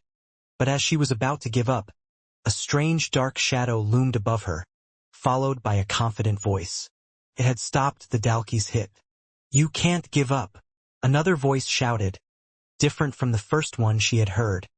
And this voice she would never forget. As long as you're breathing, you need to keep fighting. The voice screamed once more. From underneath Wince, she felt a wave of red water bubbling around her, moving her away from the shadow and quickly gliding across the ground. This is water, but why is it so red? Wince thought. Felt like water, but the consistency wasn't like that of the vampire aura. She stopped sliding along the floor as she was brought directly to the person who was using their powers. Sister, we will fight together, Cyril said, having arrived along with the others. The group easily figured out where the fighting was taking place. They could feel it, and hear the cries of others. Some were running toward the direction of the fight, wishing to help, and that's when they had all arrived, each of them rushing off to help those in need. Immediately, there were those who rushed to help with the 5-spiked Dalki. Crashing down between one of the blades that was about to be hit by a large arm was a leg of flames. Landing on the ground, the flames spread out, lifting right in the Dalki's face. It didn't do much damage, but it managed to push them back. Immediately standing up, he took a stance. Ready. I'm sorry because we weren't quick enough. It looks like some of our brothers and sisters lost their lives. The other blades couldn't believe it as they saw the person in front of them. Of all those they were waiting for, they were happy to see him. Shiro, Hyde shouted. Shiro, you're back. He was back, but it seemed like around 15 members of the Blades had already died, and some were seriously injured, leaving only around 30 or so capable of fighting. It was clear, even with the help of the aliens around them, that it would be too much. Our task is to take out one of these 5 spikes, Shiro ordered. Leave the rest to the others. The 5-spiked Dalki were strong, and it would take all the blades to kill one of them, just like it did for them to pass the 50-floor mark. However, the blades were spread thin because there were 5 of them. If they were all concentrating on one, who would be fighting the rest? When the blades looked around, concerned for how the other Dalki would react, they realized they had nothing to worry about because there was more help than they realized. One of the 5-spiked Dalki dashed forward, throwing out a fist at the human who got in his way. But with a stomp of his foot, the earth rose and hardened, creating a unique type of metal that absorbed the hit and soon started to wrap around the Dalki's arm. There was only one person in the whole world who was capable of doing this, combining 2 powers into one. I've heard many stories about the Dalki's strength in the past. I was even able to see it firsthand, but it's safe to say that I think I'm strong enough to take you on, Jake smiled. On the enemy side, the humans and Dalki had refrained from entering the square. They knew the strength of the others and feared being caught up in the fighting. They wouldn't be much help and would likely get killed in the process. But seeing who was helping out the aliens confused them. Jake was a well-known figure among the humans, so why was he fighting against the Dalki? Why was he going against Earth's forces? It started to raise questions in their heads. Were they betrayed? Did they find out something they didn't know? Because it wasn't just Jake fighting on the other side. 2 other influential figures for the human race stood against a 5-spiked Dalki. Logan Green, along with his wife Vicky Blade Green. It's been a while since I've fought on the front lines like this, Logan commented. I'm sorry if I get in your way or slow you down. Don't be like that, Vicky replied. I was the one who trained you long ago, remember? With the 2 of us together, we won't lose this fight. Seeing Logan was perhaps the biggest shock to the humans in the Dalki army. This was because Logan was essentially the leader of Earth. Although a lot of memories had been changed, putting a lot of achievements on Jack and Jim, Logan's influence was too high to just replace. He continued to be the leader of Green City, the capital of Earth, and was well liked by the people. The people's favor of him only grew now that there was no longer an influence from the group Pure. Seeing this, it was hard for them to imagine that Logan Green would just switch sides for no reason. What is going on? Why is Logan fighting for them? Well, don't you think it's weird that there were other humans fighting with the aliens in the first place? That's because they must be working with them to open the portals to the demons' territory. Another claimed. That can't be it. Logan would never do that. And it's not just him, but his whole family is involved. I did manage to get a report from the cruise ship. It seems like the androids that had been brought on board were going haywire and attacking everyone. That's why we haven't managed to get more support from them as well. So it's true. They really are attacking us. That's the thing. I'll be honest. I'm not too sure. I've been getting reports from those on the inside. The androids were just attacking the black pods and ships.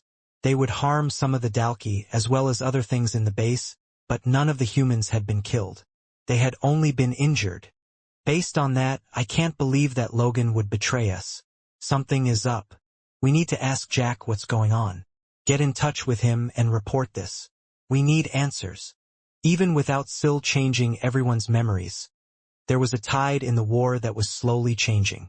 There were many strong helpers that had come to the market square on the planet, and because of this, the Amra, Mermirials, and Pensui that were watching the fight from the sidelines were starting to back off a little.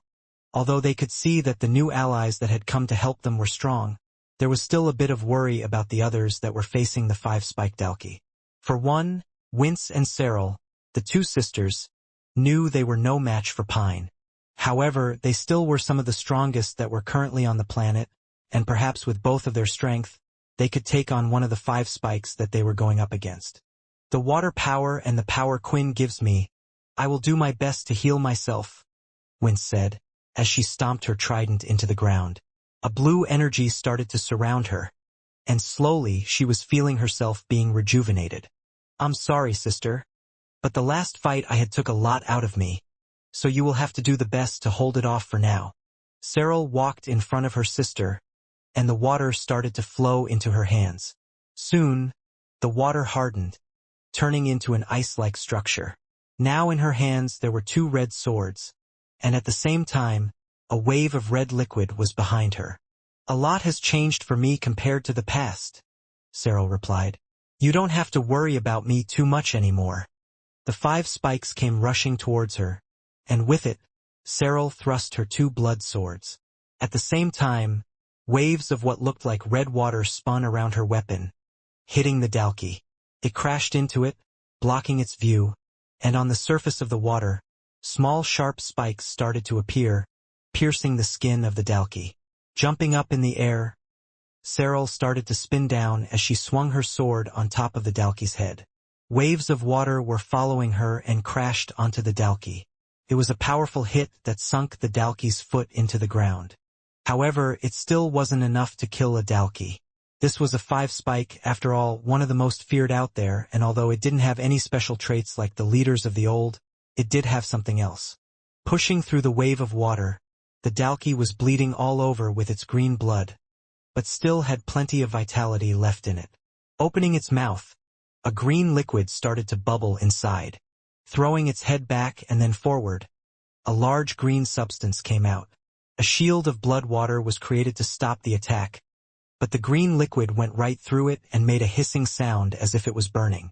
Quickly moving out of the way, with her newfound vampire speed, Cyril dodged the green liquid that hit the floor. The hissing sound continued, and the ground looked to be sinking in the area it had hit. An acid. And not just any acid, it looks like a strong one as well.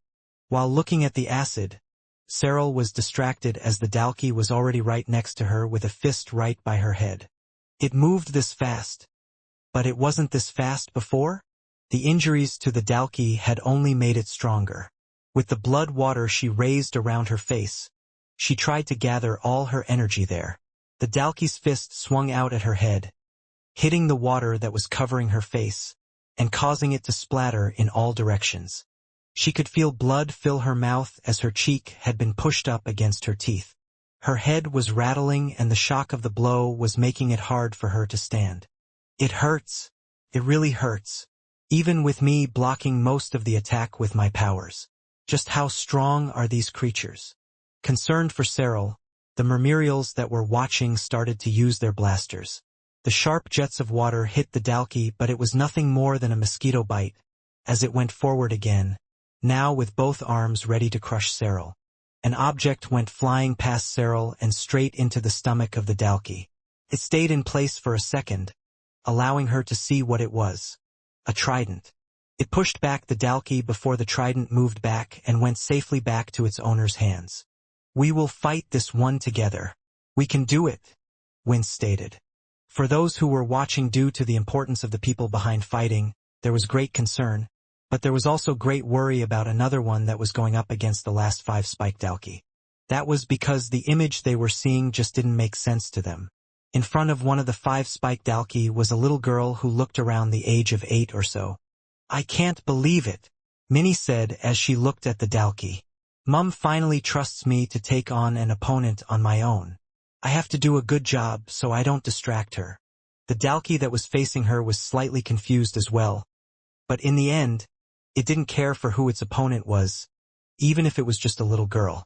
It charged forward, and with a swing towards the floor, it hit nothing but the air.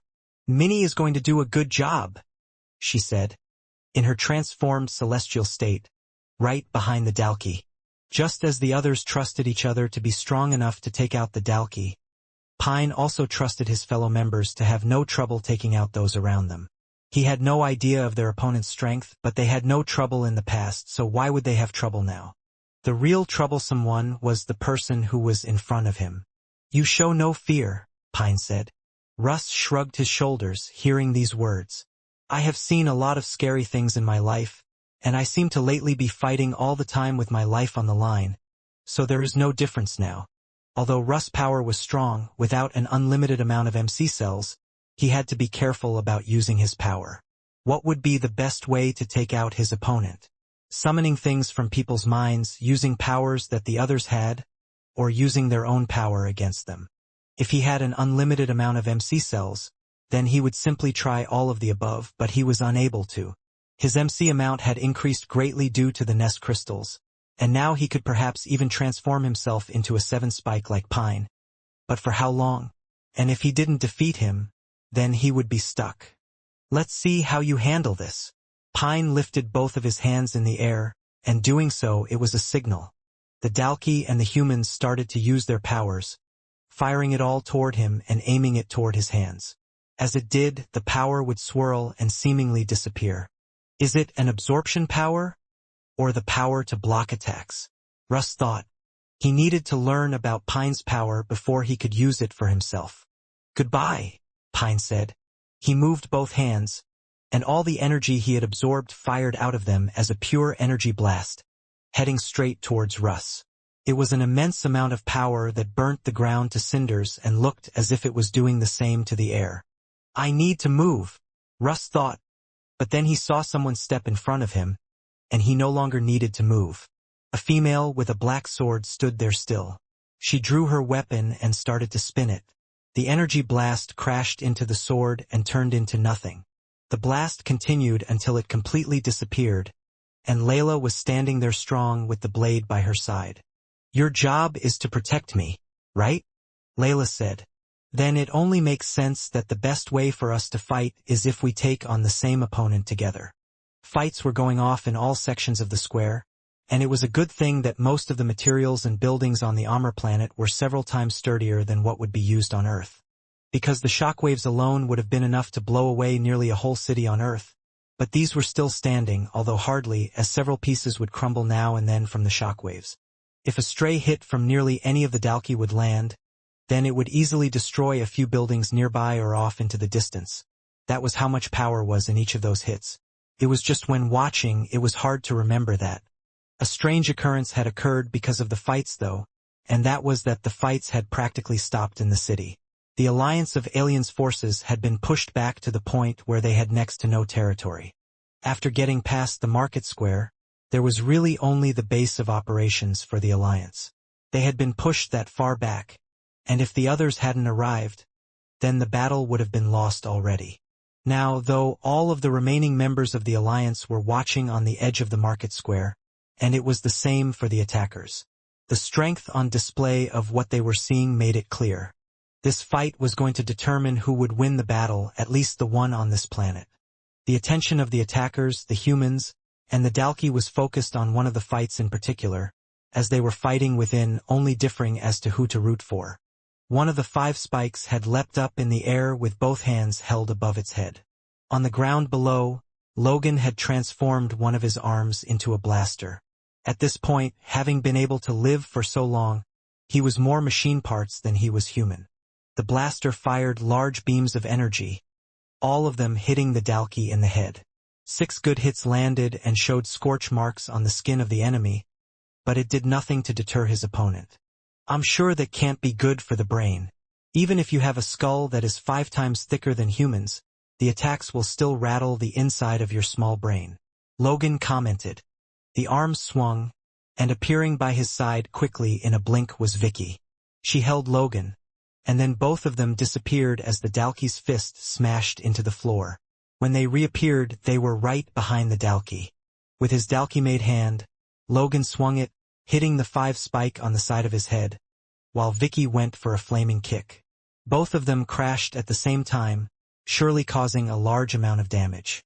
Lifting its hands, the Dalki had grabbed onto Logan's Dalki hand, and the flame licked off Vicky, almost as if it did nothing to it. Quickly, Vicky reached out with her hand, touching Logan, and the two of them disappeared again, moving away a bit further from the Dalki this time. A 5-spike Dalki is really this tough. After all this time, I thought I would have gained the strength to kill one of these on our own. I mean, my own son seems to have passed me in that department. Vicky glanced to the side and could see Jake was doing very well on his own. It took all of us, including Hilston himself and Syl, to take on a 5-spike last time. Yet we have all grown in strength, but we have to remember how dangerous these opponents are, Logan explained. Besides, have you noticed something? The Dalki was looking around trying to find where Vicky and Logan were because every time the Dalki saw them, Vicky would use one of her powers, the power of teleportation, to move them around. The attacks we originally hit on the Dalki, there are now no marks, no signs of bleeding. At the same time, the Dalki's strength has remained the same, stagnant rather than growing like usual, Logan explained. So what do you think it is? Vicky asked. I believe he has a healing ability. A strong one, but one without a switch. The Dalki is unable to turn it on and off, meaning whatever damage we do, it will just heal. This could be good news or bad news either way you look at it. In a way, it meant the Dalki they were dealing with right now wouldn't get any more difficult to deal with. This was the extent of its strength. However, for the two of them that didn't have a large single output of power and wore their enemies down, it meant this would be a long and tedious fight, perhaps an endless on their end. What abilities do you currently have? Logan asked. Teleportation, fire, and healing, Vicky answered. She was able to hold 3 abilities at once, but when combined with her twin Pi, they could hold a total of 6 abilities, even more than Syl. It was what made her and her brother unique. The problem was she had no idea where her brother was, and it wasn't as if he was going to appear out of nowhere and help out with this battle. Healing. I guess she can never hide that soft spot of hers, Logan thought. Other than providing more MC cells, it won't do much in terms of attack, but she's worried about if we get hurt in this fight. Do your best for a little bit, and don't get hurt, Logan said as he broke away from Vicky. She didn't ask what he was planning to do and just trusted him because since the two of them had been together, it always seemed to work that way. Vicky teleported right next to the Dalki with a flaming kick and threw it out. It hit the head of the Dalki but just like the time before, did little damage. While teleporting, it's difficult to build up momentum in my attacks, but it's the safer thing to do, to make sure I can get away and not be hit, Vicky thought. But if we don't come up with a bigger and stronger attack, what are we meant to do? Teleporting around the Dalki, Vicky was able to move faster than the Dalki, hitting its legs and other body parts. Without it getting hurt, it also meant that it would never be able to catch up with her speed due to it not moving faster. Teleporting upwards into the air, Vicky spun her body in flames. Then she started to fall down. From the sky, it looked like a flaming bird, and it soon crashed right into the top of the Dalki's head with her heel hitting the head. Using her teleportation ability, she got out of there quickly and was huffing and panting. I hope that finished it off. I've used up a lot of MC cells, the constant teleportation is taking a lot out of me. I think I might be able to avoid around 3 more hits and that's it. Please let this attack have done something. When the Dalki turned around, its body still somewhat covered in flames. Part of its face could be seen slightly melted, and in front of her eyes, it was going back together, turning back to what it was in one piece. You have done a good job, Logan said, as he held his hand out. But it didn't look the same as it did before. Instead of a blaster at the end of it, it had transformed into a large long thick barrel with a blaster at the end. It was at least 5 meters long. Then there were several other things around him as well. They were androids. Each of them was touching each other and placing their hand on Logan. There looked to be around 50 of them. During the fight, Logan was still in control of the androids that had been going rampant on the ship.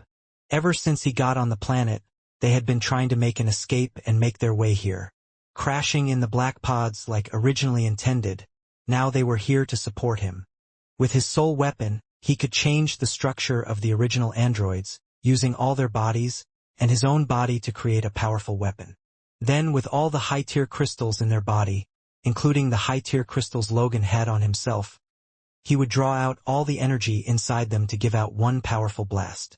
The android will be useless after this, and using this many androids at once along with my soul weapon will use up a lot of my MC cells, but I need to at least do my part.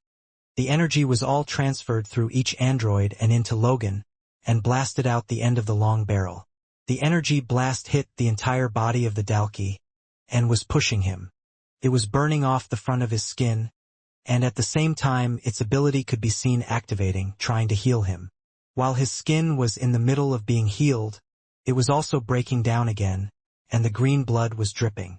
The green blood from the Dalki was dripping down his feet and creating a pool of blood. Seeing this, Vicky was starting to get extremely worried. "Oh no," Vicky said as she got up off the ground. Throughout the whole fight so far, the Dalki was unable to use its natural trait. The more hurt it was, the stronger it got. It was all because of the healing. Now, the healing ability was kicking in, but it was slower than the damage it was receiving at the moment. Yet, the attack wasn't strong enough to take out the Dalki in one go, and it appeared as if it was getting stronger by the second. The Dalki started to fight back, pushing against the energy blast and taking one step forward. His body was still hurt, but it moved forward, going closer to Logan. "Damn it," Logan said, gritting his teeth as blood poured out of his mouth slightly. For him, this was also painful. He didn't have a special body other than the parts he had changed and his somewhat Dalki self running through him. This much energy still passing through his human parts was affecting him. It was hurting him. The energy from the androids didn't pass through Logan's body for long, since it would then come out of the blaster, but it was constantly passing through him at the moment. His insides felt like they were going to burst, and with another cough, more blood came out of his mouth. "Logan!"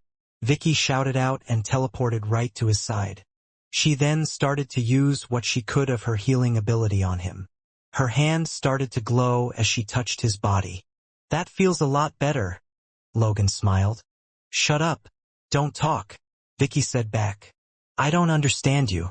How can you do so much? How can you trust the memories of the machine so much that you are willing to put yourself through this? We did a lot for them already. We don't have to fight this hard. For someone we can't even remember if he was our friend or not."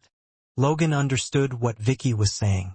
Even if he watched a video, a simulation of everything that happened, of the truth that happened, to a human that's all it would be. The memories and experiences in their heads were certainly different. That was the bigger reality. Yet, Logan ignored the reality in his head and was putting trust in something else, and now was trusting that so much to put his life on the line. "It's a feeling," Logan said. "Do you know, I went through the memory chamber I left behind. It's an advanced piece of equipment my family left." Logan was finding it hard to talk, and Vicky was in pain just looking at him. As the Dalki continued to push forward step by step. "I used that device a lot, uploading my own experiences onto it, and I have to say, because of him, because of Quinn, my life was extremely interesting. He was there with me all the way, Vicky. I tried to run simulations, based on what I knew, of what would have happened if I never met him. Apparently, without him, I would have been dead by now. I would have never run into you either. It was because of him the two of us first met. I know I'm not good at expressing how I feel. I know it's hard for me to show emotions on my face, but I could tell by watching my memories. When I was with him, I never felt happier." A last final push at that moment was displayed. The androids from behind started to fall over one by one as all of the energy was taken out of them in one go. It was passing through like a line of dominoes, and all of it was heading toward Logan. With Vicky now healing him, it meant his body could take that bit more. The blast of energy erupted from the barrel, and it completely consumed the Dalki that was only 2 meters away. It disintegrated every part of its body, making it turn into nothing, and the blast continued on, hitting the buildings going straight forward. It destroyed everything in its path, even reaching the edge of the planet and slightly into space before disappearing. When it did, Logan stood there, the bodies of androids on the ground behind him. He turned to look at Vicky, who was in tears, shaking her head. "I ran out of MC cells. I had no more energy to heal you," Vicky managed to say, through her tearful eyes, as she could see blood dripping out of Logan's mouth, falling down his chest. "I know," Logan said, falling and being caught in Vicky's arms.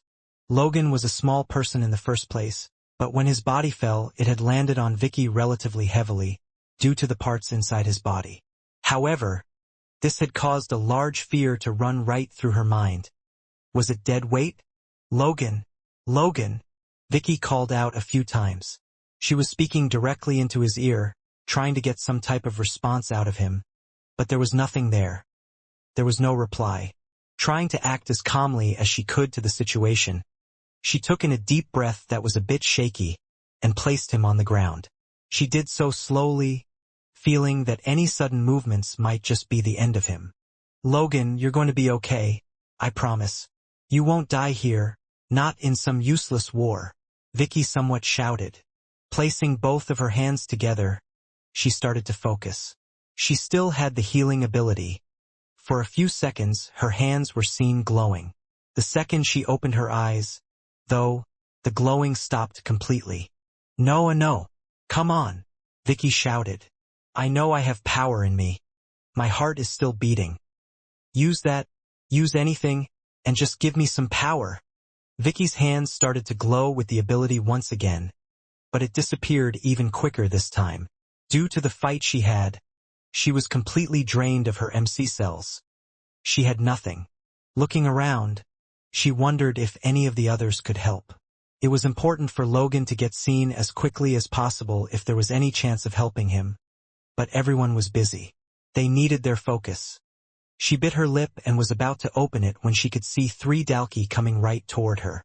They weren't 5 spikes, but 2 and 3 spike Dalki, those that had been watching the fight from the sidelines and had been watching everything carefully. They knew about Logan, and from what they could see, he was an incredibly big threat. In their heads, it was best for them to get rid of this large threat before he became an even bigger problem for them. "Why now of all times? I still only have a little bit of energy in my body. The best I can do is pick up and try to run with Logan.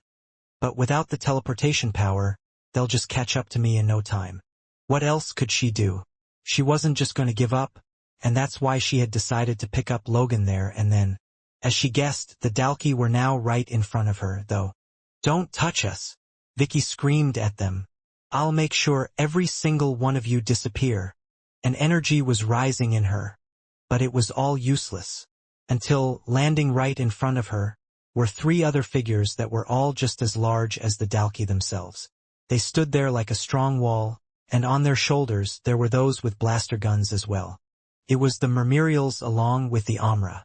With their large arms, they clashed against the Dalki, all of them pushing back, while the Mermerials used their weapons and blades to try and cut and fight against the Dalki. "We aren't going to let those people, these strangers that are risking their lives for our planet, just die in front of our eyes," one of the Amra shouted as he moved the Dalki's hand away and punched it hard right in its head, spilling out green blood. Since Logan and Vicky were fighting in one area, it had somewhat allowed space in the marketplace for fighting to resume. The 2 of them were safe for now, but the problem still wasn't over. In fact, if they stayed here, it was more likely that they would get caught up in some type of crossfire, and that's when she could feel it. His heartbeat. "It's getting weaker." Vicky placed Logan back on the ground once again, there, and placed her head up against his chest. "No!" Vicky shouted. "Someone help!" Caught up in the fight, everyone was already doing the best they could to help. "We can help," a shaky voice said from the side. When she turned her head, She could see 5 humans standing there, 4 men and 1 woman, but the clothes they were wearing and the fact that they were human meant one thing. They were part of the other side. The side that was helping out the Dalki. I know you might not trust us, but all of us here are originally from Green City, one of the men said. We have healing powers and medical skills that can help, the woman said. You might not trust us, and we understand if you don't. Because the truth is, we don't really understand it either. Why we're deciding to do this, but what we do know is that Logan Green is a good person, and we have a chance to save him, so we want to save him. It was risky. The whole thing could have easily been a trick. If they got their hands on Logan, they could finish him off. But what else could she do? No one else could get through the fighting to come toward them. The more time that went past, the more likely he was to die anyway. I'll be watching you closely, Vicky said. If you try to do anything funny, I'll kill you in an instant. But please save him. The 5 of them nodded as they quickly went to Logan's side. In the meantime, Vicky herself would try to recover as quickly as possible as well. One of the fights that were going a bit well for the group against the 5 Spike Dalki was one with the small little Talon. Minnie had been using her speed to her advantage. She was faster than the 5 Spike in her celestial form, and with her sharp red blood claws infused with her blood and celestial power, she could rip through the tough Dalki skin. There were several cuts and large slashes across the Dalki's body everywhere. Once again, Minnie ran up and slid across the ground, going right through the Dalki's legs. She then jumped up in the air and dug her fingernails deep into the Dalki. From there, she dragged her hand downward as hard as she could, creating a deep cut from the Dalki's shoulder to the spikes on its back. It quickly swung its hand behind its head trying to hit Minnie, but she was already on the floor, running away once again. That was a little close. Daddy always used to say these guys got stronger and faster the more they were hurt. I guess he was right, Minnie said. All of those fighting against the Dalki were having a difficult problem because it was the first time they were going up against an opponent like this. One that was able to get stronger the more they were hurt. On top of that, they were resilient, so unless they had an attack that would kill the Dalki in one go, it would mean their opponent was only getting stronger. Thinking this, Minnie started to run quickly with both of her claws shining red. She jumped up in the air, and when she did, the Dalki slammed its foot into the ground, breaking the floor beneath it and throwing several rocks into the air. Minnie swung her hands, and the claws were able to break through all of the rocks with ease. Using her small feet, she had even pushed one that was behind her to go right for the Dalki. She threw out her fist hard, but, rather than hitting the Dalki, it hit nothing but a large ice wall. An ability? But he hasn't used an ability this whole fight? Minnie thought. I was waiting to grow my power. What's the point of wasting such power until I'm not at my strongest? The Dalki threw out a fist, but a shadow from Minnie managed to go in front of her. It covered the punch, but the Dalki was also ready with an ice fist he created from that grew from the right side of the ground, hitting her and causing her to skid across the floor. Minnie quickly got up, though only a small mark had been made, and was ready to fight back until she saw something that widened her eyes. Who are you? The Dalki said, staring at a little boy who looked at most 2 years of age. Galen, Minnie shouted, wondering how he had appeared. The only answer was, he had come out of her shadow. Since the fight had started, Galen had been staying in Minnie's shadow space. It was an order from their mother, Layla.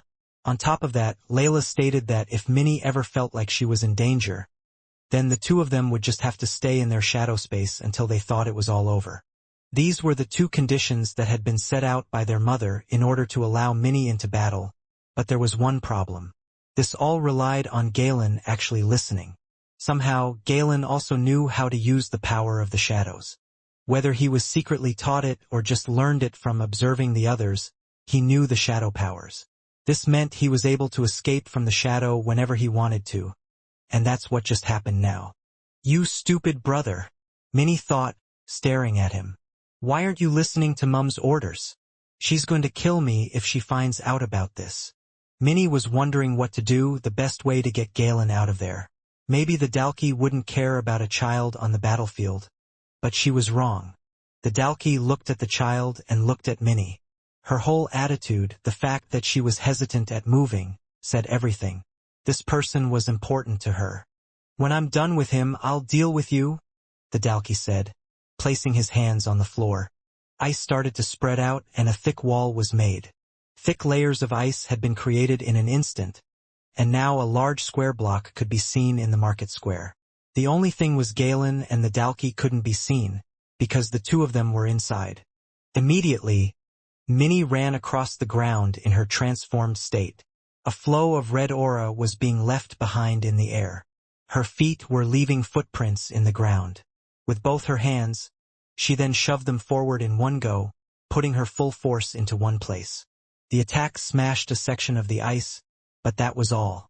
Only a single section of the ice had been broken, where her fists had met it, but not the entire structure of ice itself. The mark that she had made was slowly coming back. That little brat has power even stronger than mine, but that's why I created this ice square in the form of layers. The powers we were all given weren't weak by any means. The 5 spikes in the past lost their lives, but we are far better than them with abilities gifted to us by Jack. If you lay a single finger on him, you're dead, Minnie screamed, as she was getting her claws ready. If one single powerful attack didn't work, then she would just have to destroy the ice and break through. Inside, the Dalki was at its strongest, having sustained a large amount of hits from Minnie. He moved forward at a fast speed, ready to grab and crush the young boy. At the last moment, Galen jumped up, causing the Dalki to miss. He landed on his arm and started to run up it. The Dalki twisted trying to grab Galen with his other hand, but the small vampire had already jumped off his shoulder. While mid-air, he had created a large hand made from blood aura. Swinging his hand, the blood aura hand moved as well, hitting the back of the Dalki's head and creating a slap-like sound. The Dalki rubbed the back of its head as the area stung a bit. There was no serious pain, no serious threat in the attack, but it was incredibly annoying. Locking eyes onto the child, the Dalki quickly ran straight ahead, trying to grab him with both arms. Once again, he was evaded as the vampire boy was above and created another blood hand slapping the back of the Dalki's head. The Dalki reached the wall in frustration and attempted to get the little vampire at all costs. Never had he been so frustrated or felt so humiliated in a fight before. The power coming from the child was weak. He was no threat, yet he had managed to hit him twice. His hand on the ice wall, several spikes went out towards Galen, who quickly evaded them all. And when one spike went right towards his center, he used the shadow to block it again. The boy landed on his 2 feet totally unscathed and looked at his opponent. What the Dalki and many didn't know about Galen was the fact that he was a master at evasion. The favorite pastime of Minnie and Galen was to play games of catch. This started ever since Galen was able to walk.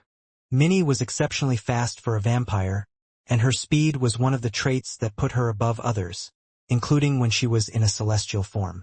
At first, Minnie was superior to the two when playing the game, but eventually, she was finding it harder and harder to catch Galen.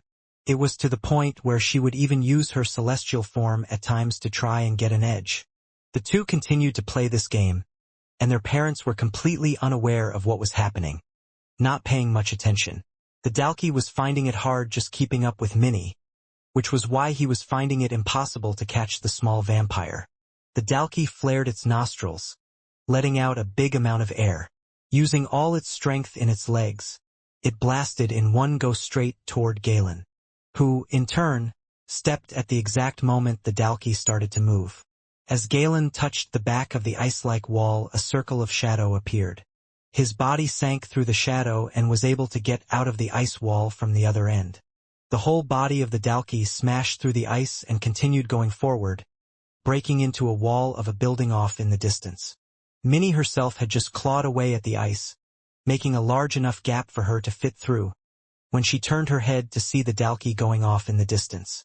"Galen, you're okay? You're not hurt, right?" Minnie asked, rushing toward him. He shook his head, as he turned around showing her he had no wounds. After that, Minnie placed him back in the shadow. "Stay in there, otherwise you're going to distract Mum. I'll deal with the rest," Minnie claimed. Not long after, the Dalki that had somewhat exited from the market square came rushing back in. It stopped and, Rather than looking for Minnie, it looked like he was looking for someone else instead. Where is the small boy? I'll rip him from limb to limb. Eating his body parts right in front of her, the Dalkey shouted. Minnie's eyes narrowed as she watched the Dalkey's movements. She knew she couldn't let him get to Galen. If he did, he would have surely killed him without a second thought, which was why she had placed him in the shadow. You're not getting anywhere near him, Minnie yelled, her body glowing with a red aura. She launched herself at the Dalkey just like before, her speed so fast that it was like a blur. The Dalkey barely had time to react before Minnie's claws had slashed across his chest. He let out a roar of pain, but Minnie didn't give him a chance to recover. She moved quickly, her celestial form and speed enabling her to dodge the Dalkey's attacks easily. With each strike, she left a trail of red aura behind her. Her movements were fluid and precise, each hit landing with deadly accuracy. The Dalkey was a formidable opponent, but Minnie was not one to back down from a fight. She knew she had to end this quickly, before he had a chance to hurt anyone else. So she focused all of her power and launched a final attack. With a roar, she charged forward, her body glowing brighter than ever before. Her body started to change even more, as the red horns on her body grew larger, circling in more. The red claw marks on her hand looked to be enhancing as the sharpness increased. A new energy was entering her body. It was the first time she felt this way. The Dalkey tried to defend himself, but it was no use. Minnie's claws sliced through him like a hot knife through butter, and he fell to the ground, defeated. Breathing heavily, Minnie stood over the fallen Dalkey, her body still pulsing with energy. She looked around, making sure there were no other threats in the area, and wondered where the newfound energy had come from. The power she had received felt familiar, like the energy she would use to transform, but she felt like she was already using all she could, so where had the extra energy come from? When Minnie turned her head, she noticed Galen standing there again, no longer in the shadow she had placed him in. Could it be? Minnie smiled at him, feeling a sense of pride swell within her. She had protected her brother, defeated a powerful enemy, and proved that she was a force to be reckoned with. It was a good day's work. Who cared where the power had come from? Still, she was exhausted and tired. She needed much rest, and there was still a very important fight going on, one that involved her mother. In the tower, the heat of the forging room was almost unbearable. The forge itself was placed in a particular place that allowed it to reach certain heats needed to melt down the materials to make their special weapons. However, at the moment, not only was it unnaturally hot inside because of this, but also due to the work that was being done. No one had rested so far as they continued to make the weapons. The heat from all of their bodies was adding to the room. At the same time, whenever Quinn was working, this pressure would come off from his body. It was swirling around in the air, adding to the already tense situation. For some reason, for a while now, all of the Amra, including Dober, could feel that the swirling energy had gotten more intense. The Amra had already done all they needed to do, but they stood a distance away, watching Quinn. He continued to hammer away at the final bits, changing the tools needed as he focused on different areas. I can't think about what is happening right now, I can't think about it, Quinn thought as he continued to hammer in the same spot. I just have to follow the instructions he gave me. I have to do as he told me and focus on one thing. Alex had given Quinn a set of instructions on how to make the ultimate pair of gauntlets that could be used to fight. Those instructions included melting down the celestial blood guns. They had their use when fighting against the demons and other opponents from far away. But the opponents he was going up against now needed all of Quinn's strength combined into one hit. This was the best option. In the end, Quinn had gone through with what Alex had said. His final plea was too strong. He couldn't go against him, and the blood guns had been melted down. They had already been combined with all the materials needed, and now the last few finishing touches were being done on the two gauntlets. Although his mind was focused on the task, it was as if his body was reacting to his strong emotions. His feelings were pouring out through his aura and affecting everyone around him. That was because Quinn could no longer hear Alex. Granted, he was no longer holding on to the blood weapons, which might have been a reason, and he wasn't wearing the gauntlets either. but not hearing Alex's voice after the melting of the guns had hit him. It was the first time in the whole process where he had taken a moment before proceeding further. "Your task is done," Quinn said. The Amra looked up, surprised to hear him speak. He hadn't said much to any of them. "You have already done everything you can. There is nothing else you can help with. I know you are all worried, but worrying will do nothing. The best thing you can do is go out there and see the situation and if you can help them. I am sure there will be equipment that needs repairing, ships that need fixing, and those that could use your strong muscles and determination that helps you with forging to fight.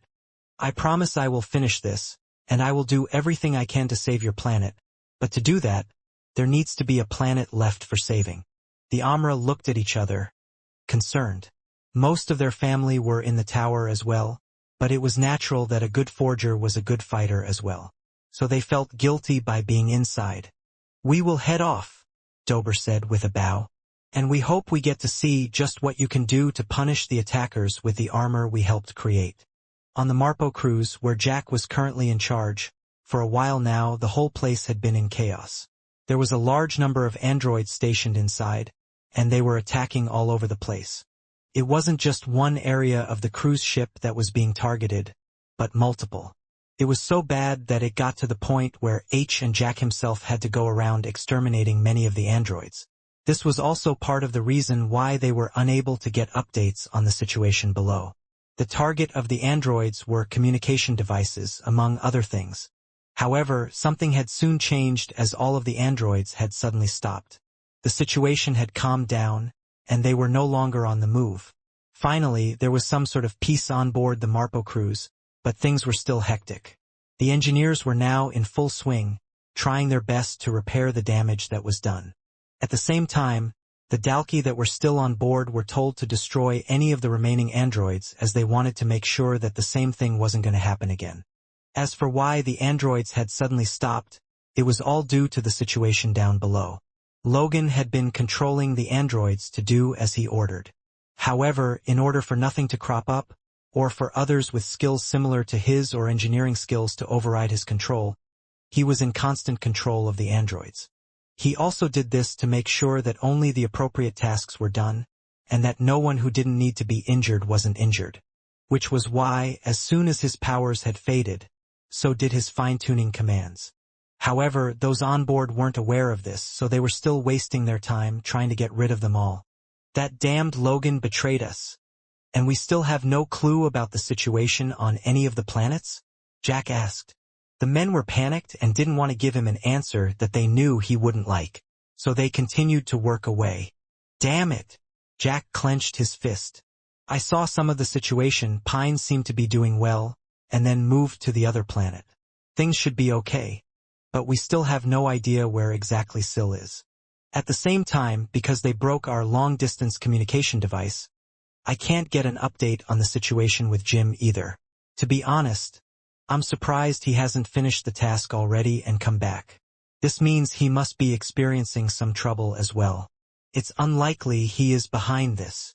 "Sir!" one of the men shouted. "We finally have a visual of the situation on one of the planets. We should be receiving information soon about the reports." When the camera feed came in, Jack could see it all. The people that were going against Pine, humans, those with vampire powers, and the Blades, those that had originally ruined his life. Based on the description he had heard from H, it sounded like these were the people that he had confronted before taking Syl. The vein on Jack's head was starting to bulge even more, to the point it looked like it was going to pop, but the anger soon turned into a smile. "I knew the Blades had escaped somewhere. I think they had a hand in all of this. I should have known." Jack laughed. "The fact that Syl is still nowhere to be seen must mean he is still sleeping. Although there is one surprise. I'm surprised that Pine and the other Dalki haven't been able to deal with them." "Sir, we just got a report from below." The man swallowed his saliva before speaking. "2 of the 5 spikes have been defeated, and the others seem to be heavily injured and aren't faring so well." Jack took a deep breath as he had made a decision after hearing this news. "This is fine. Tell H to get there immediately, and to get rid of everyone." The main person that would cause trouble for them all in this war was clear. it was Pine. The 7 or 8 spiked Dalkey.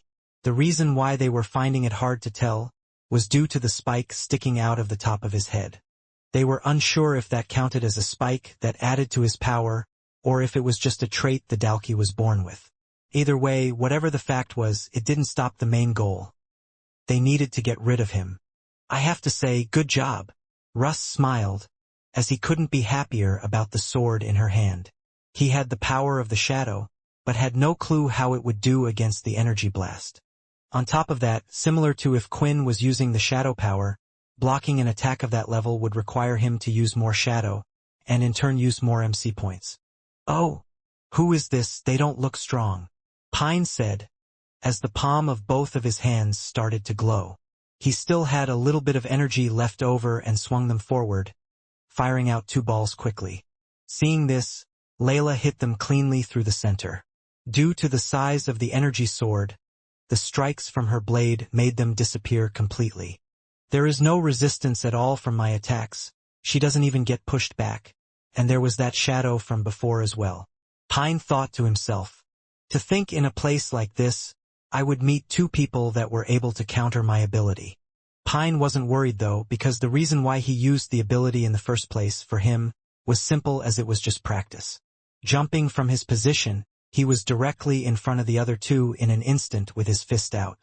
Luckily, Russ had somewhat predicted the next move. He raised the shadow powers he was currently using and had created a wall blocking the hit.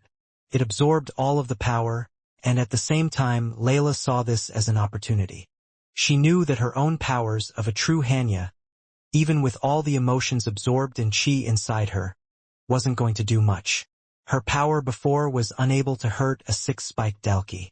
However, the sword was special in 2 ways, one in the fact it could negate all abilities and powers, and that it was able to cut through anything. This was tested when fighting against the demon tier beast that the Dalkey had come from. A sharp sound was made, and the tip of the sword ended up hitting the ground. For Pine, he had just simply moved to the side, and when Layla realized that she could see a large foot, it hit her right in the center of her stomach, and she went flying. She was going through the air so forcefully that she almost let go of the sword but held onto it tight. Her back crashed into several walls. She did her best to protect her body with chi, but was unable to stop her internal organs from hurting. With a cough, blood spilt out of her mouth. "That useless bitch," Russ complained. Right now, he was using the shadow power, and because of it, he was taking a more defensive approach, relying on Layla to do the high damage part. But she had done neither, leaving everything that needed to be done to him. Swinging its arms from above, Pine was ready to hit Russ and finish him off in one go, since he did look more squishy out of the 2 of them. Lifting his hands though, they started to transform and were taking on a very similar appearance. Russ managed to grab Pine right by the wrist and held him there.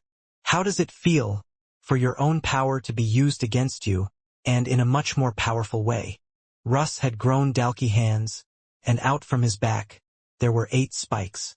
When looking through Pine's mind, he found 2 figures that Pine was almost afraid of. One of them was human. Due to this being the case, Russ had no clue what the person's ability would be. Instead, he took on the Dalkey, which he was pretty sure was H. Holding onto Pine's hands, Russ opened his eyes, and red lasers hit him across his chest. It was burning the top of his skin. Letting go of his wrists, Russ then went on to punch his chest. Before he could reach, though, Pine with his other hand knocked it away. Russ quickly went to use the red eyes, the lasers, but Pine was out of his sight and had kicked him in the back, bending his spine slightly. Russ, in his Dalkey body, hit the ground a few times before he finally got up, and Pine was right on his tail. The punch was thrown out, hitting nothing but the air, and a shockwave was still sent out, destroying the building behind them and blasting ahead off the onlookers watching in that direction. Popping back out, Russ had appeared from a shadow and threw out a kick, hitting Pine right in the head, sending him to the ground. It was an earth-shattering kick. When Pine bounced off the floor, the whole area broke beneath him. "Damn it! I hate people like you. Even if you have images of others that should be stronger than you in your head, you actually always see yourself as higher than them. In your mind, you're at the top. Which is why my power isn't as strong as it should be." In a way though, It had worked out in Russ's favor because he was able to also use Quinn's shadow power, taking on a slightly weaker form, but his MC cells would drain a lot faster now. With a blink though, Pine was no longer on the floor, and before Russ knew it, his whole hand had been grabbed. How fast is this guy? Just what is going on? Russ thought. His whole body was being pulled forward, and a large knee hit him right in the face. Blood came out from Russ's nose and mouth. Still holding on, Pine pulled on the back of Russ's head, allowing him to see the sky.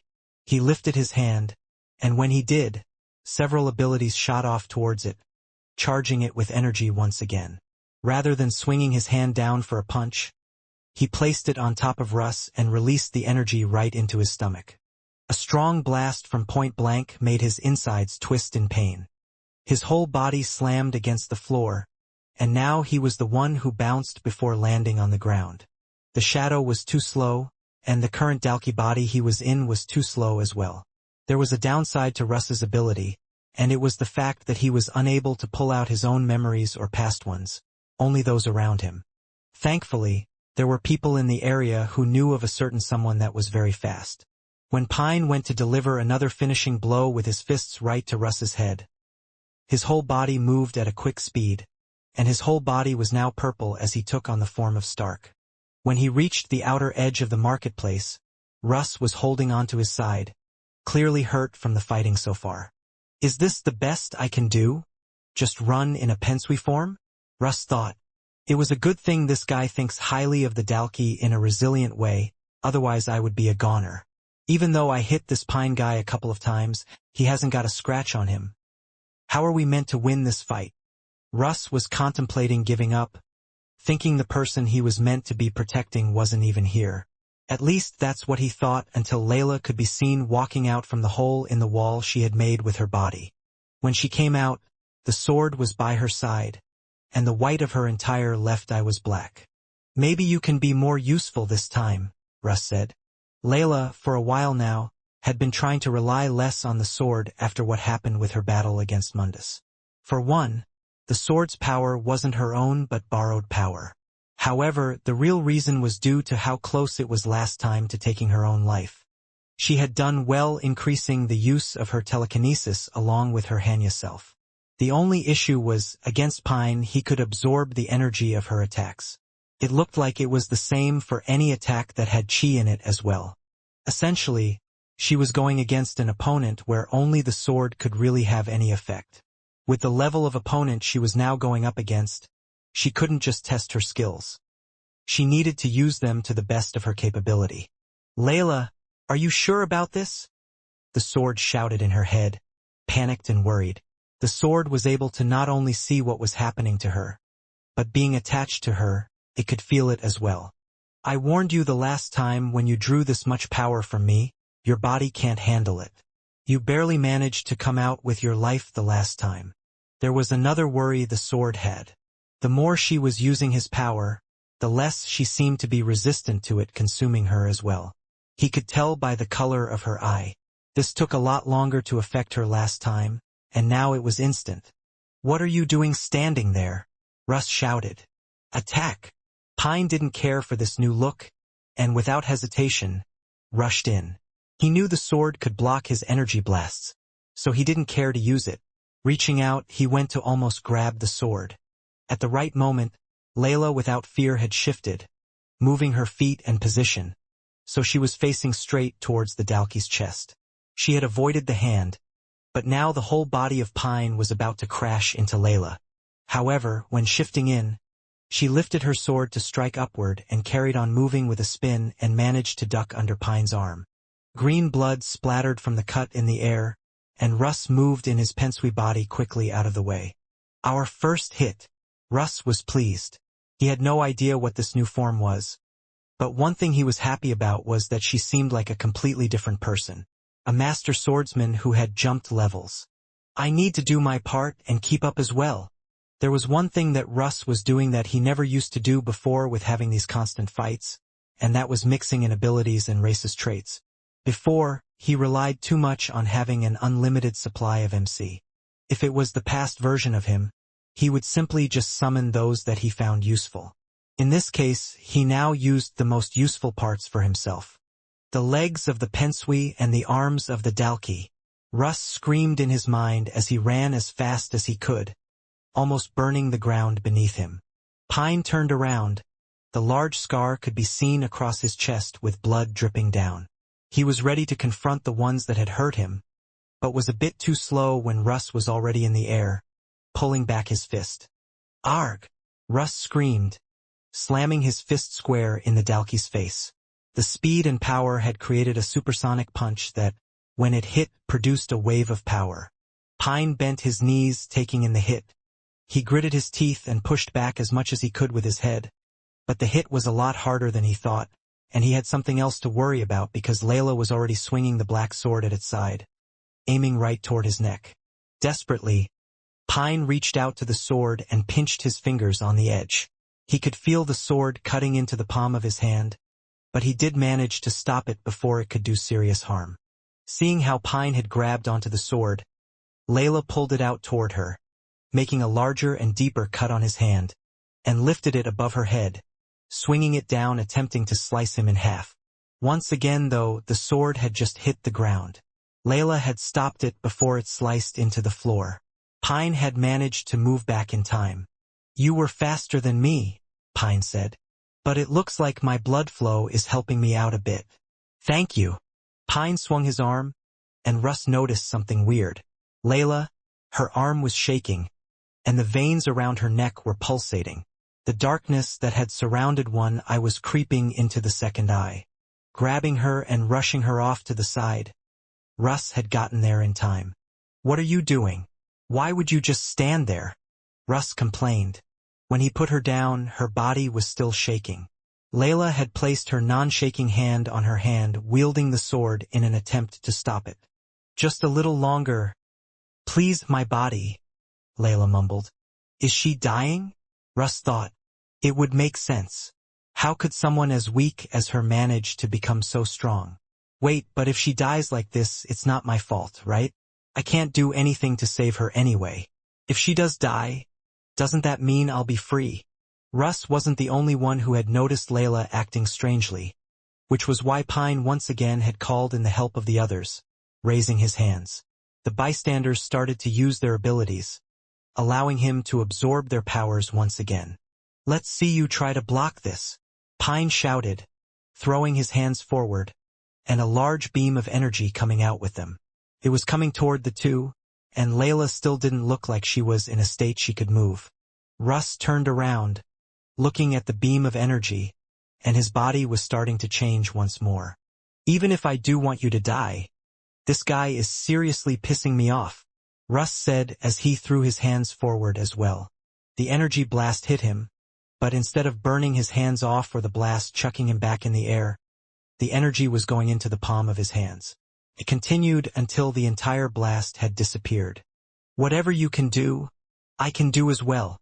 Russ threw both his hands forward, and just like Pine, a large blast of energy had come out. Pine had never expected this. So far, no skills like this were used, but then again, he had never gone up against an opponent like Russ. According to a particular celestial, if Russ had unlimited MC cells, he was, in a way, everyone's worst enemy. The blast had hit Pine in the body before he could lift his hands. The power was limited to only his hands. As the energy blast hit him, he raised his hands, hugging the large amount of energy and started to absorb it, but some damage had already been done. In the middle of getting rid of the energy, though, he could see a glimpse of someone in the air above. "Die!" Layla screamed. This was their chance. She saw it, and in her head, she was going to move her body no matter what. From above, she swung the sword down, aimed right at Pine's head. The energy blast from Russ had just been fully absorbed, at least what was left of it from shooting toward each other, but if Pine lifted his hands up, they would just be sliced off and moving his legs would be slow as well. That's when he let out a small amount of energy from his hands, allowing his body to be weightless. He moved back slightly. The sword went down, slicing through the top of his horn, landing on the ground in front of Layla. She could see it, the single horn or spike, whatever it was, lying on the ground. I failed," Layla said, knowing she could no longer harness the power of the sword. If she pushed it any further, she would be killed. Pine looked up, green blood running from the top of his head, down his face, and onto his shoulders, and there was a smile. Yes, yes, you did. Layla's body was already suffering from the effects of using the black sword. The time she had used it was far shorter than the last time, but that just went to show how little of a resistance she had to the power of the sword now. However, seeing a chance in the fight, an opportunity to end it all, she used everything she had. Moving as fast as she could, she had gone from one place to the other and delivered a large blow, but not the decisive blow she needed.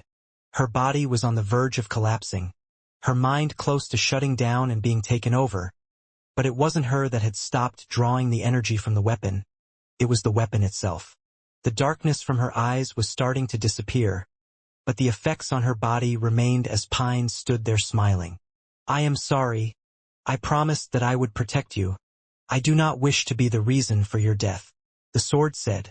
Layla tried to move her body away, but it was a strange feeling that had overcome her. It almost felt numb, not her own. It wasn't in any drastic type of pain, but she was unable to move. Do you think this is any better? Layla said in her mind. Now we won't be able to do anything, and he will kill me on the spot. At least, if you took control of my body, used my life in some way, we could have done something to it. The sword didn't reply because it didn't feel the same way. Who knew what could happen? A new rise in energy was surging through Pine as his spike from the top of his head had been cut off. Rather than anger, he was taking in this energy. When was the last time he had been injured this much? It would be a long time before he would get to this point and ever experience the strength again. Looking at the situation, he could feel the strange energy inside Layla fade away. Russ was too far away to do anything, and he wouldn't let this opportunity slip through his fingers. Moving his hand, he went to grab Layla by the throat. He had picked her up and immediately squeezed his fingers as tight as he could, crushing all the bones in her neck and killing her on the spot. What is this? Pine said, looking annoyed at what was in his hand. It was a lifeless body, but it wasn't Layla's. His hands had felt like he was grabbing someone, but at the last moment, it wasn't Layla. Two Pensui came in, one diving in front of Pine's hand, the other grabbing Layla and attempting to get her out of there. Everything happened so fast, including Pine's action, that the Pensui that had been taken instead of Layla was already dead. May you rest in peace, sister. Your sacrifice is for the sake of everyone's future. The Pensui that had grabbed Layla said. Get her out of here. She's just a distraction, Russ said. He went forward, standing in front of them. He had the legs of the Pensui, the arms of the Dalki, and at the same time the shadow power hovering above him. Using all three like so would take up a lot of MC cells, but not as much as summoning people to help. The problem with the summoning as well was the fact it would be pointless against Pine, who could just kill them in one hit. It was demonstrated right in front of Russ' eyes. When walking forward, two Amra came out to try to attack Pine.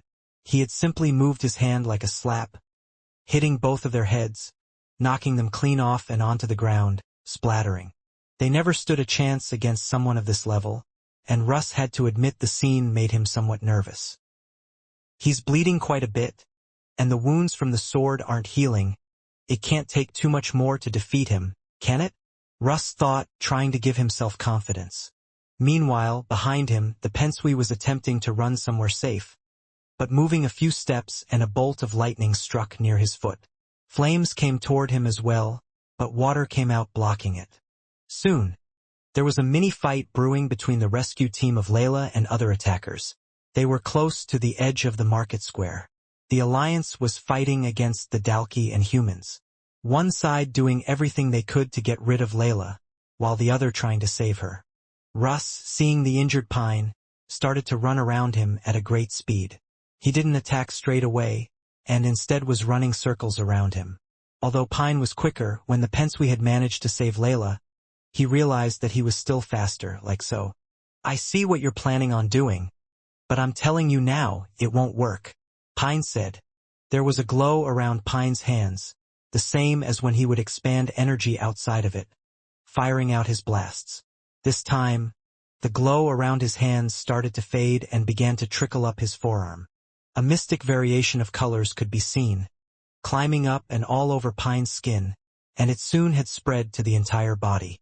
Now all of Pine's skin was lit up, sparkling like glitter but on the inside of his skin in and out. "I can't hesitate. I just have to go in," Russ shouted, rushing in and keeping the shadow close to him for defense if need be. An opening could be seen, but it wasn't at Pine's head. It was at his chest. With the speed of the pensui and strength of the dalki, Russ threw out his fist and hit the left pectoral.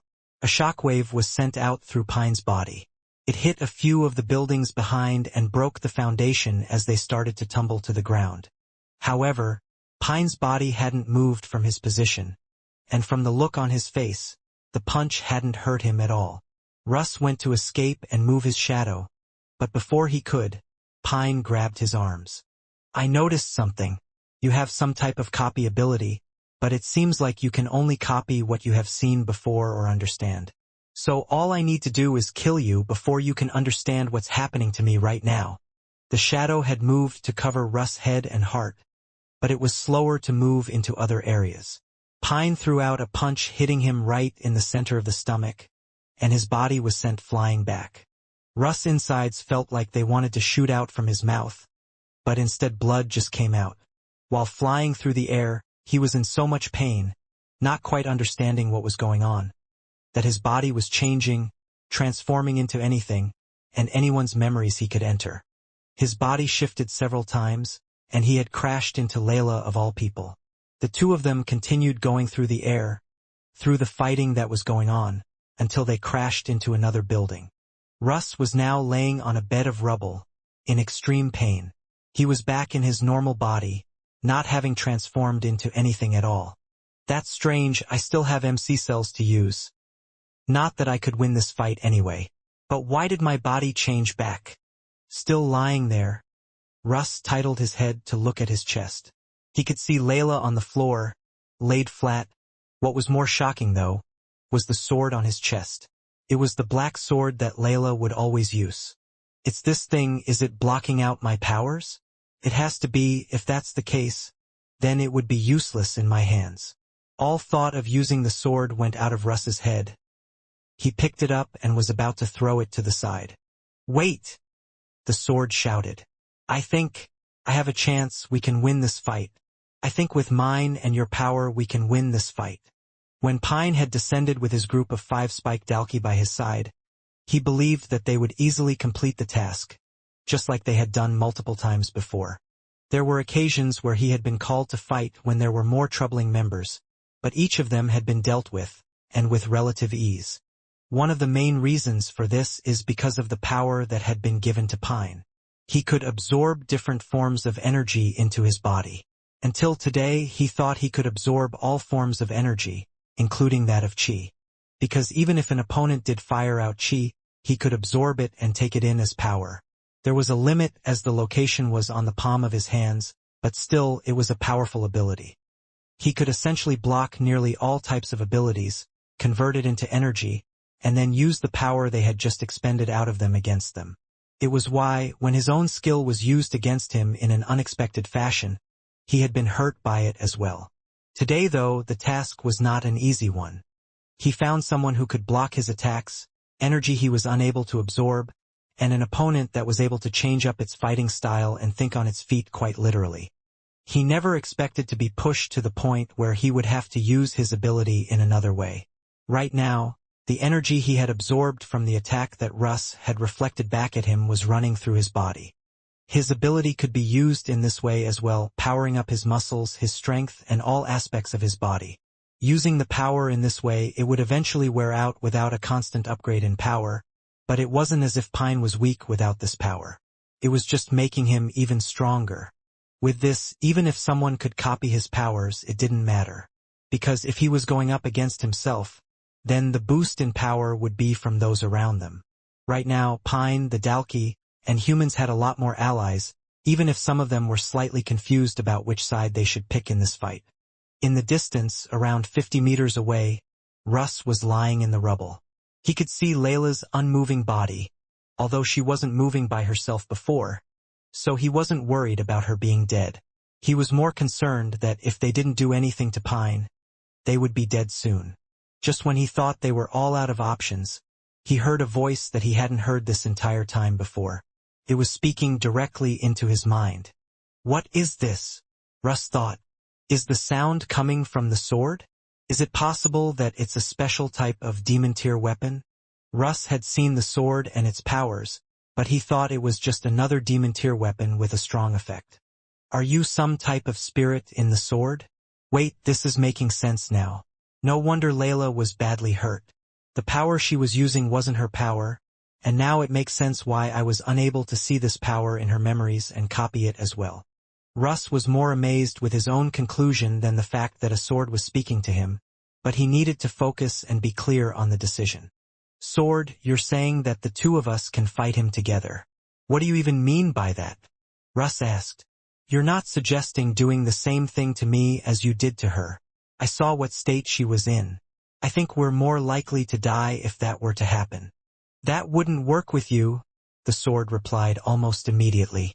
Remember what I said. The two of us can work together. In the first place, you can talk to me because you are holding me, but I'm sure you have noticed that you are no longer able to use your powers. Believe it or not, there aren't many that can handle using me, and Layla is a special one. A 1 in a million that can handle my power to any type of degree. The comments from the sword were quite surprising to Russ, and he wasn't sure if the sword was just being nice, because this certainly wasn't a way to ask for help. If you were to use the sword, then it would be the same as if anyone else picked me up. It would make no difference. I see, Russ said, standing up from the rubble. Dirt fell off his clothes and he looked at the opponent in front of him, seeing if there was anything he could do. Since Layla was on the floor, he knew in his mind he was unable to run away. This means that you're useless in my hands. Russ went to throw the sword to the side, but once again the sword screamed to stop him. Wait! The sword shouted. Don't you have patience? Does it look like I have time to have patience? Russ replied back. Many Pensui, Amra, and Mermirials had come onto the battlefield. They had turned their attention to Pine and were trying to stop him, but each of them lasted less than a second, getting hit by Pine's hands. It almost looked like even those that were attacking him would get injured more themselves than doing damage, like he had obtained some type of magical star. I have been evaluating your powers. I don't have time to explain my backstory, but is it possible that you can copy powers from anyone that is in this area? The sword asked. I mean, that's not quite how it works, but let's say I can, Russ replied. Then, does that include myself? Would you be able to get powers from me? If there was some way, a way that you could transform into my former self and wield the blade in your hands, then I can guarantee that we can get rid of him.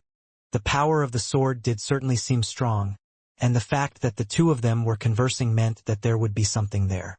Russ hadn't even thought about looking into the sword because it was just simply a sword. Looking in front of the broken wall, he could see that Pine had set off, pushing from his feet. Abilities and Amra stood in his way, but they all just bounced off his body. Nothing was slowing him down. Can the original owner, the original person, or whatever from the sword defeat that thing? If this goes wrong, it will be the last use of my MC cells.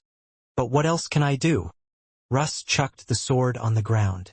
While using the sword, it would block out his powers. There was a chance his powers also wouldn't work on the sword. However, he was in. He was able to access its memories while not touching it. Pine had entered the building, heading straight for the two of them, ready to finish them off. The blades were in the middle of their fight. Those watching around all reached out, as if this would help in some way to stop Pine, but it did nothing. Got you, Pine said with a smile, but the smile soon faded from his face. From the outside of the building, a large strike of black energy was emitted from the building. It was so large that it could be seen from any part of the city and even struck the clouds above, splitting them in half.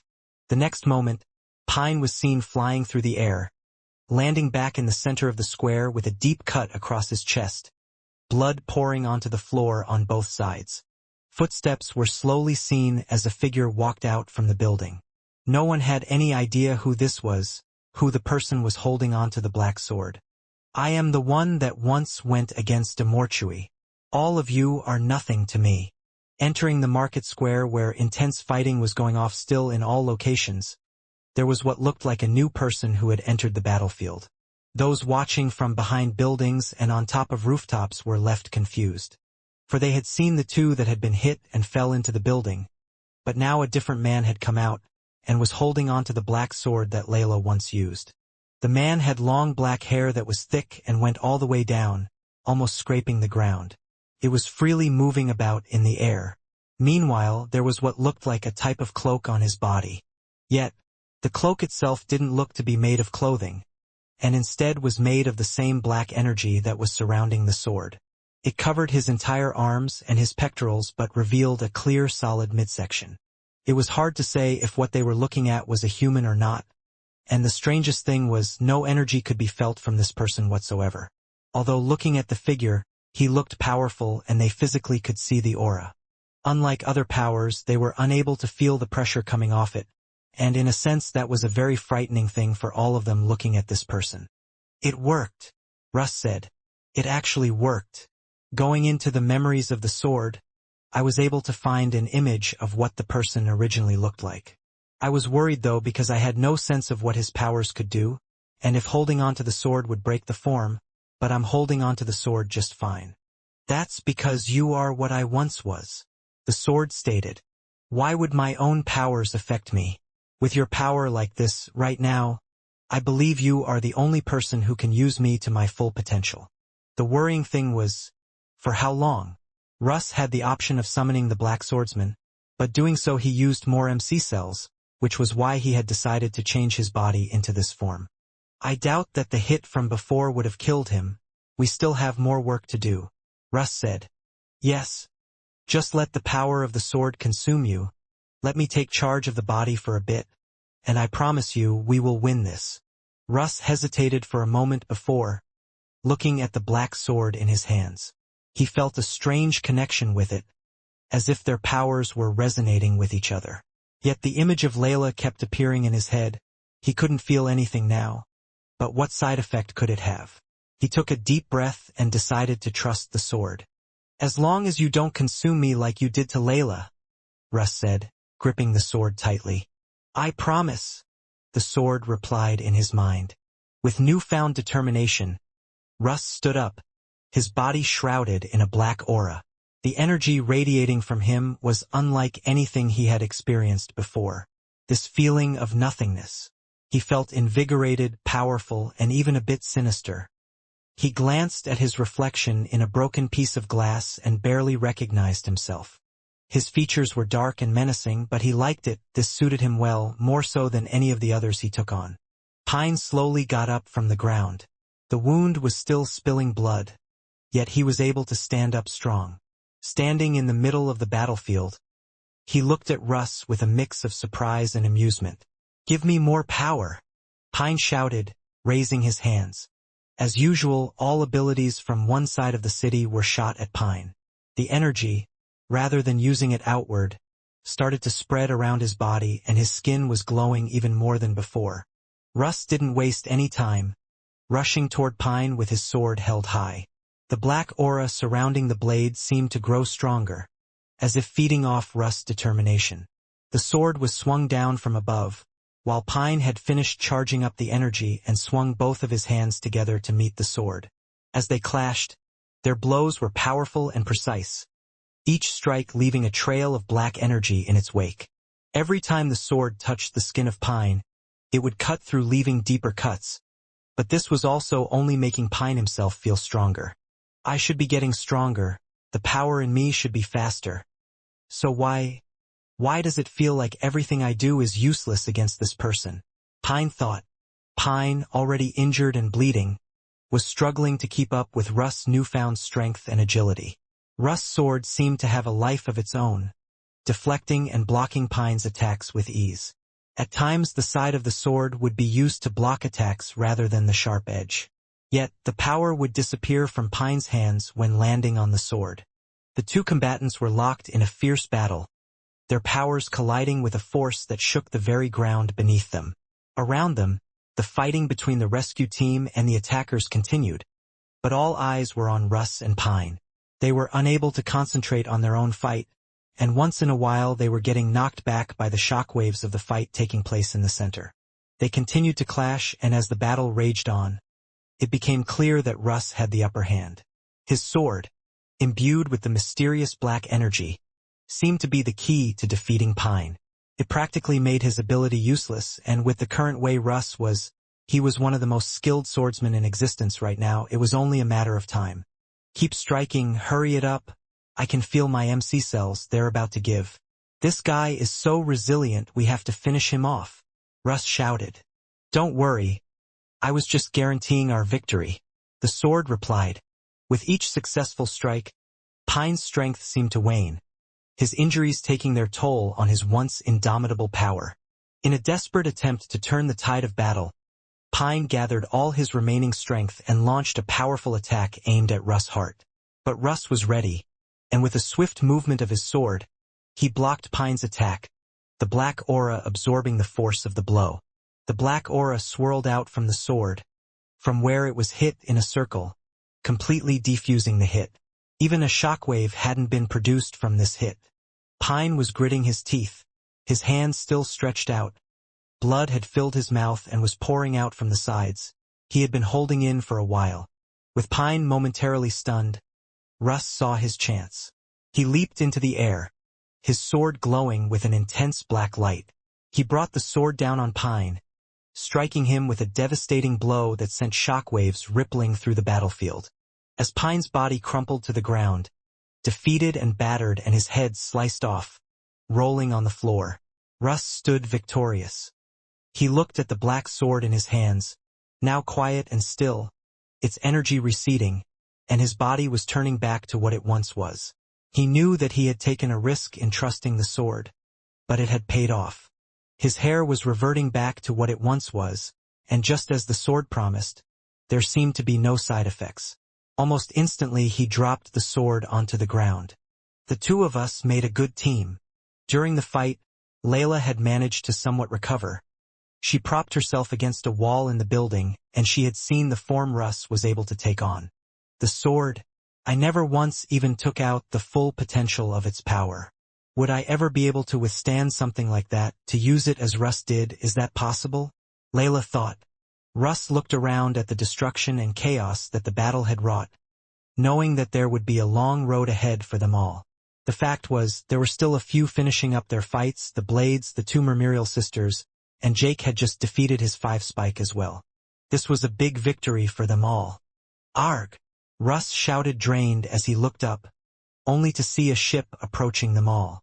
Little did they all know the worst was arriving. The situation for the entire alliance was looking grim, as reports had been sent back to the Mermerial elders as well as the Pensui king and queen. All of the races knew that they were at war with a frightening enemy. Many had sent off their loved ones knowing there was a chance that they might never see them again, but they did so proudly. The Alliance army was concentrated among 3 planets, with Wince taking charge as a whole. However, so far, there was next to no life on one planet, with Earth as the victors. On another, the Dalki and humans were proving too much and had pushed all the forces back to one place. It felt like it was only a matter of time until they lost another planet as well. Then there was the planet which had the most chaos surrounding it, a push back and forth, a fight that could have either side winning. Because of the news so far, the Pensui and the Mermerials were worried. This fear also went on to Stark, who was in the room looking at Syl lying there on the bed. He had been walking back and forth, trying to see if there were any signs of him waking up at all. Stark had even gone to extreme measures. He pulled both of Syl's eyelids open. He grabbed 2 large metal objects and clanged them together, but he still remained unmoving. "Why won't you wake up? Do you even know how many people are relying on you right now?" Stark asked. He had been talking to Syl a few times, updating him on the situation. Maybe there was a chance he could hear everything he was saying, and just maybe it would inject some type of fighting spirit that would wake him up. In the end, though, there were no signs at all. Syl was still breathing, and his heart was still beating, so he felt like he should at least be thankful for that. The problem was just sitting there, the time passing by with so many thoughts in his head. it was killing Stark. Especially with his mind that allowed him to process information quicker, just like with movement and so on. It meant he could come up with imagery of multiple disastrous situations in his head. "Arg," Stark said, grabbing the sides of his head. He was about to hit the wall out of frustration but stopped as his ears picked up something. A thud that could be heard slightly off in the distance. Looking out from the building window, Stark could see the air slightly distorted by heat. It was concentrated in one area, and when one saw this, it usually meant a ship had landed. "Stay here," Stark said, smiling to himself because he knew that Syl could do nothing but stay in one place. Leaving the building, Stark thought it was important he checked out what was happening. The planet was empty the last time he checked. There was also still a ship for them to use and transport to another planet. But if another force or attackers had been sent and destroyed their ship, it would be bad news. Stark would run on the ground in short blasts, taking cover behind buildings and large rocks that were just randomly placed on the street. The Amr planets were just set up this way. He wouldn't complain as it was handy for him in this type of situation. He continued to go forward until he eventually could hear the sound of others. He quickly rushed out to one of the main streets and hid behind a wall that was around 1 meter high, bending down. The enemy, they returned, but why would they bother coming back to somewhere like here? Stark thought. He could see a group of 10, and it was a mixture of humans along with Dalki. The humans that were with them, although wearing beast gear for safety, didn't exactly look like fighters and had quite a few objects on them that didn't look like weapons either. In fact, the 4 Dalki seemed to be more so escorting the group of people, and there were 2 fighters on top of that while the rest were using the strange devices. Are they researchers? Stark wondered. So why have they come here? Listening in, he would stay close while gathering information. These 4 armed aliens are a little bit heavy. Do you mind moving them for me? One of the researchers asked, looking at the Dalki. The Dalki looked the human up and down, and almost looked like he hesitated. Stark wasn't the only one who noticed this, as one of the other guards who was human walked forward. Listen to the researcher. You know that there are Jack's orders? Or do you want me to inform him that you aren't capable of following orders? The human asked. With no complaints, the Dalki continued and lifted up the Amra, placing him in front of the scientist, who used the strange devices to examine the body. They weren't just doing this for the Amra, but with the Mermerials and the Pensui as well. Well, it's quite clear from what we have so far that these are 3 distinct races.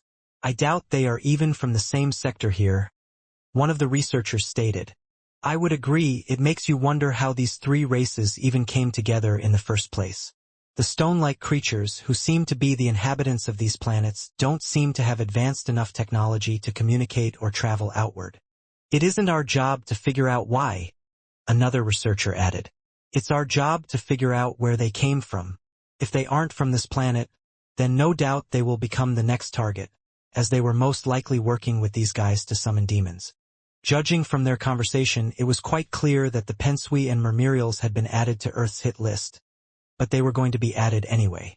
There was no need for Stark to get involved though. Hopefully after they were done with their research they would leave the planet. Just as Stark was about to leave, though, he could hear the human guards having a conversation that interested him quite a bit. Hey man, aren't you scared about talking to the Dalki like that? I mean, these guys are strong, and if you get on their bad side, I don't think they would be scared to take us out. The man bumped his friend, looking nervous, and was looking around to see if the Dalki were listening. The Dalki, you don't have to worry about them. If you just mention Jack's name, then they'll do what they're told. You know they listen to everything he says. The man replied back confidently. Still, the Dalki used to be the enemy of mankind. Do you really think they can just follow another human like so? I mean, even if he's done a lot for them, why would they listen to him so much that they wouldn't even hurt us? The other replied back. This time, the other man looked around to see if the Dalki were listening in. All right, this is just a rumor, so take what I say with a pinch of salt. But if it wasn't true, then I think I would have been flattened by now, just like you said. The man spoke.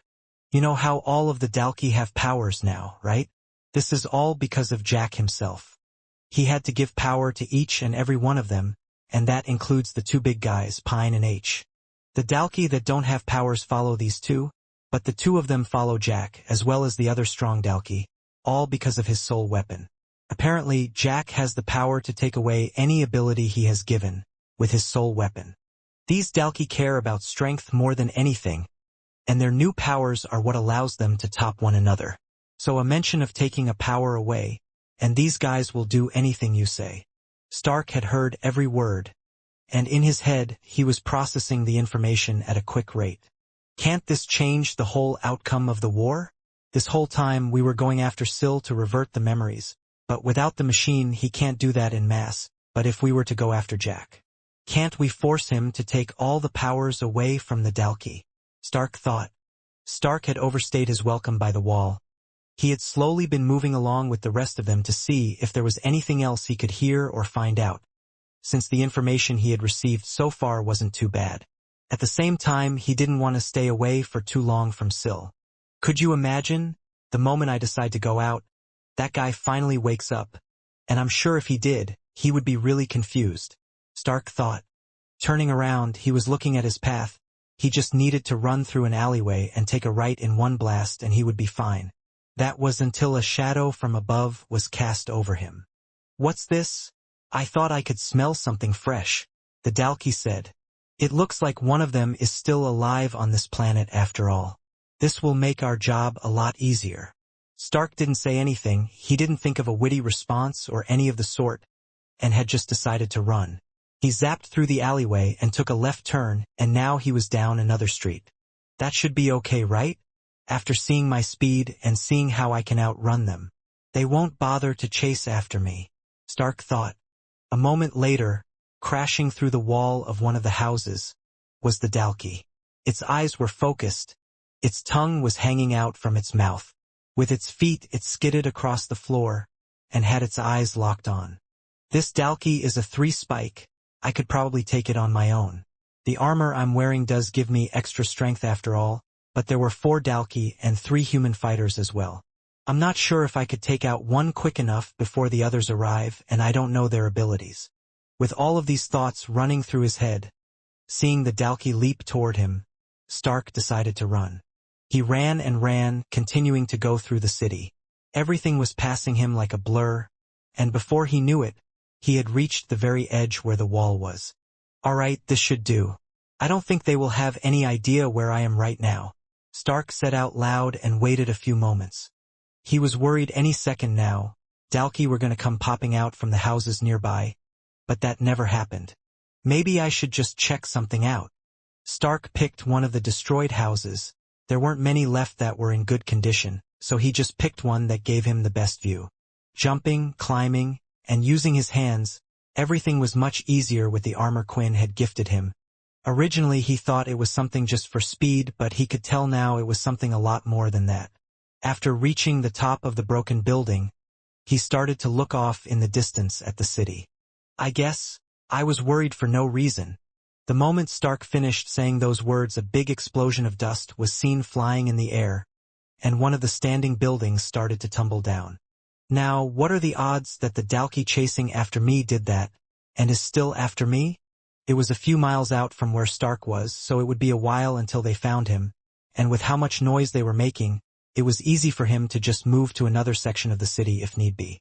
But the random destruction around the city was continuing, with whatever was left of buildings was tumbling to the ground, and it almost looked like there were no signs of stopping. Is that their tactic, to just go ahead and destroy everything that I might be hiding in or behind? These guys don't really have a brain, do they? Stark thought, but there was a large concern on his mind. They were adamant on finding him, and if they continued like this, it would also mean they would eventually break the building that Syl was in as well. This is more trouble than I originally thought. Stark had no choice but to run into the heart of where the destruction was taking place. Just as it didn't take him long to run away, it didn't take him long to reach them either. Not getting too close and hiding behind one of the large rocks in the street this time, Stark could see all 4 of the Dalki, crushing building after building with their bare fists. The humans would then search the place after, while the researchers were left in the back. Those researchers don't look like they'll be trouble. The difficult variables are the humans, so it might be best to get rid of them first. Stark waited for the right moment, and it didn't take long for it to come. The humans were confident that, with their strength, they could take on one pensui. So they had split up as they went to search one of the destroyed houses. Stark just had to pick a target, and then when it had entered one of the rooms, blocked and away from the others, he ran as fast as he could. His hand was pointed and thrusted right through the human's head. He was dead in an instant, and was unable to even use his powers. In a fight to the death where you are after my life, this is one of the only outcomes. Stark placed his hand over the human eyes. It was a more peaceful appearance. Then dragging the body on the floor, he hid it between two buildings and placed quite a bit of rubble over it. I didn't see anything inside here. Not for me either, the other human replied. Don't you think Phil is taking a long time? Yeah, maybe we should check it out. The two of them walked into the building where their friend Phil was. They looked around carefully, and that's when they could see blood on the ground. Look at H- one of the men was pointing at the floor, before he met the same fate as his friend Phil. Moving from one, Stark went right to the other, and stabbed him in the back of the head, killing both of them quickly. There are many pensui that have died in this war, and I still feel I have yet to do my part and avenge them, but at least this will be a start. With the unknown variables out of the way, it was now time for the 4 Dalki, but he still wasn't confident he could beat all of them. Lifting one of the dead human's bodies on his back, Stark went to walk out. Hey! He shouted. The Dalki that were eyeing up their next building to destroy turned around when they could see their target. But he had something strange on his back. Stark threw it on the floor. I've already dealt with 3 of you, and the same thing will happen to all of you. Stark taunted them, and in doing so, all 4 of the Dalki acted rather than thinking. They ran straight for Stark. Seeing this, Stark ran ahead, avoiding a fight, but he didn't run at his full potential. He wanted the Dalki to see him, just like when running away from H. The Dalki continued to follow, ignoring everything in their way as they crashed through rocks, houses, and rubble. This should be far enough, Stark thought, knowing that the wall of the edge was soon coming up. Now he ran full speed. He soon got out of all of their sight, but instead of running straight or backwards, he ran to the right all the way round, until he had come back to the point at where he needed to be. He was back at where Syl was. It should be a while before they get to here. That should buy me some time, Stark said, as he entered the building and started to walk up. He thought about whether he should continue to try and fight the others, or maybe it would be a better idea to move Syl. When reaching the top of the stairs, though, his footsteps stopped dead still, because he could see a certain someone staring out of the window. You're finally awake. Stark was standing right by the entrance, staring at the person standing up. His figure was frail. He didn't have much muscle on his body, while his hair had grown long and was slightly ragged. They had been waiting for this person to wake up for a long time. A being that was said to have the power to stop the war. Of course, Stark trusted Quinn and his friends, which was why he did everything he could to save this person. But his appearance made him wonder, could he still be that person? His captors had barely kept him alive from the looks of things, making him weak on purpose. From the looks of things, it was a surprise he was even standing, and a big question loomed over Stark's head. Did he still have his memories? Was he a friend or foe? Syl stopped looking out of the window and turned around, facing the purple man. His eyes didn't show much sign of life as he looked him up and down. That armor. Why do you have that armor? Syl asked, then started to look at the surroundings of the room. It was clear that he hadn't been awake for long, which was a good thing. Otherwise, there was a good chance that Stark would have lost him. Wait, there are more important things. Where are we? What planet are we on? And how did I even escape that place? Syl asked. Stark was thinking about a good place to start their conversation, but he was happy that the human didn't consider him an enemy at first sight. I know you must have a lot of questions, but the others, they told me to make sure of one thing before I said anything to you. Do you know a person called Quinn Talon? Stark asked. As Syl went to open his mouth, a large explosion went off in the background, and several buildings started to crumble. It didn't seem to be too far away either, around half a mile away. They still haven't given up. Stark furrowed his eyebrows. If they continue forward, they're going to find the ship. I'm sorry, but I need to do something first. Please stay here. I know you don't have your answers, but I promise you one thing, I am on your side. No, we have been waiting for you to wake up. Stark ran off in a blink, and turning his head around, Syl could see him from outside of the window. He also noticed several other dead bodies that looked similar to the Purple Man, as well as other alien races. This place, I've been here before, but why would I be here? Just what is happening? The four Dalki were using their strength to destroy building after building with a single hit. They didn't care about what they were doing, and the researchers were starting to get a little concerned about what was happening. Is this really necessary? One of them asked, his voice shaky. Unlike the guards who had perished, they hadn't heard the rumor, nor had any idea why the Dalki were working for Jack and helping them.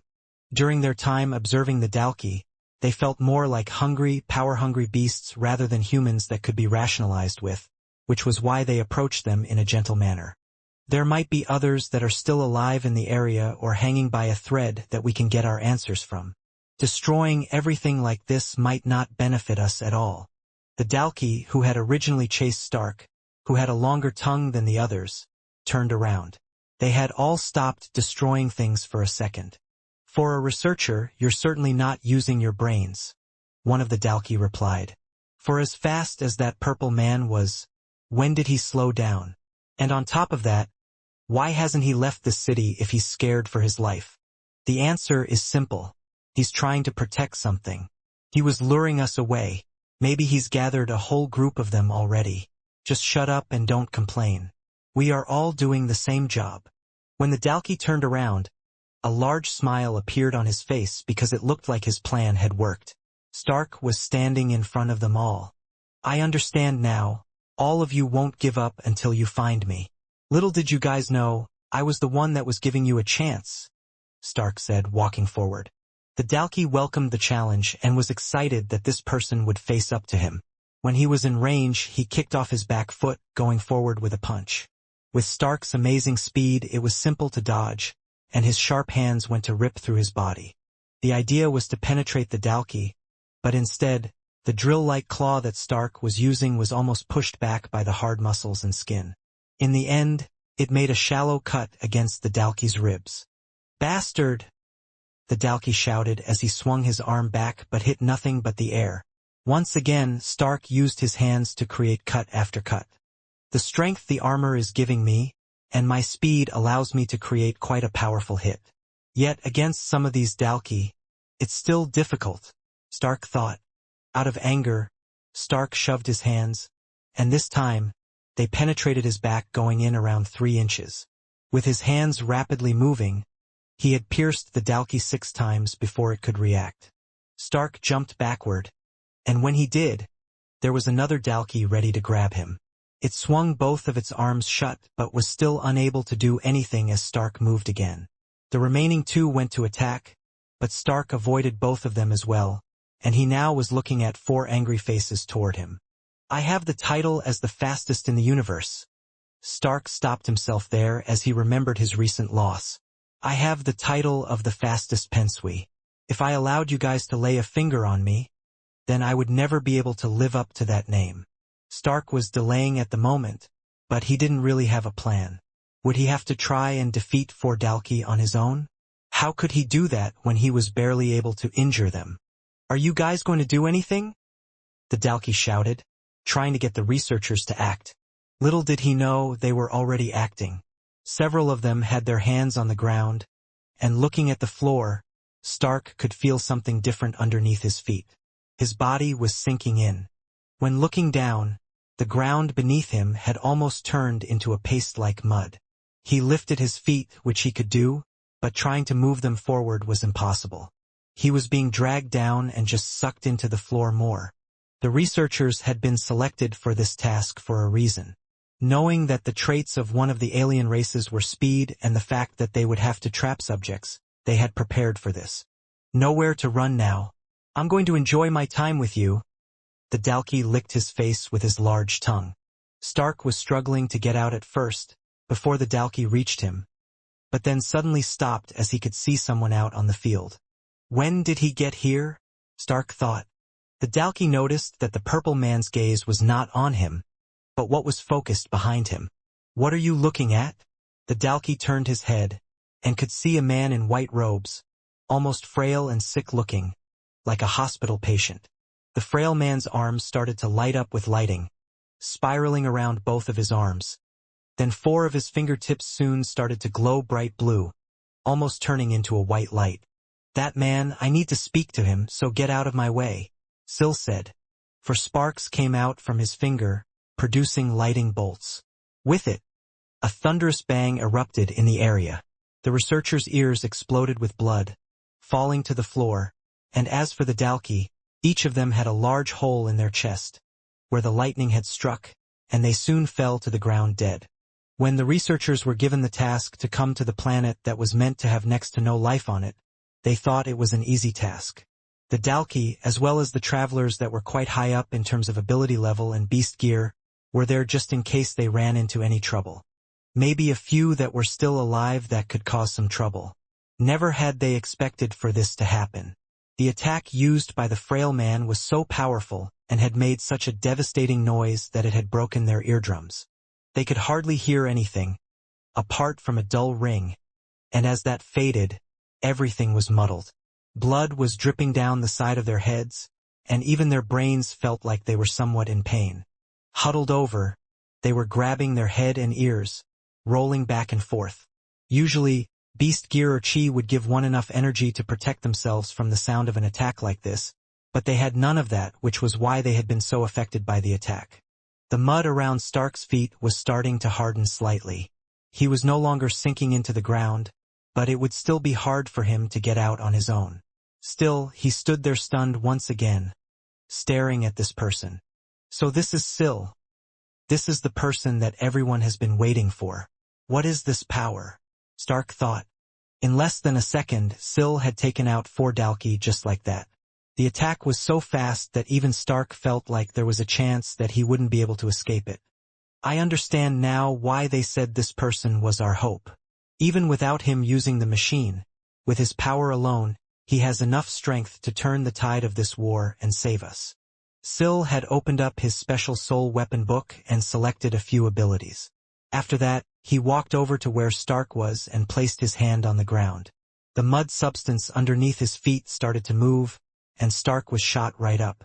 When he landed, the ground was hardened again and was back to normal. The things he was seeing, the powers he was using, it was amazing for Stark even now. He had heard what Sil could do from the others, but seeing one person use a variety of abilities, and each one so skillfully, was still an amazing thing for him to see. "We need to make sure these researchers don't talk," Sil said, placing his hands on the ground again. Soon, a whirlpool of mud appeared underneath all of their bodies. They were getting swept in until their whole bodies sunk underground, and only their heads could be seen. After that, the mud around them started to harden. Sil could easily kill them, but he felt that doing so would leave a bad taste in his mouth. After all, they didn't truly know what they were doing. To answer your question from before, I know Quinn. I know him very well, in fact, enough to know that what you are wearing right now used to belong to him, Sil answered. This rise of energy started to overcome Stark. He didn't know what overcame him, but he fell to his knees right there and then, without realizing it, he had built all of this tension in his head, and after seeing his powers, he was waiting for those words. There is a lot I need to tell you, Stark said. Stark started with Quinn's story, what had happened to him, how everyone forgot his memories. After all, Sil had been trapped, and in doing so was unaware of what happened after he disappeared. After that, he went on to explain the war that was taking place right now, and how they had managed to save him. He even included details about how the Blades were currently there, and who was on their side fighting for them on another planet. Those bastards. They kept toying with me.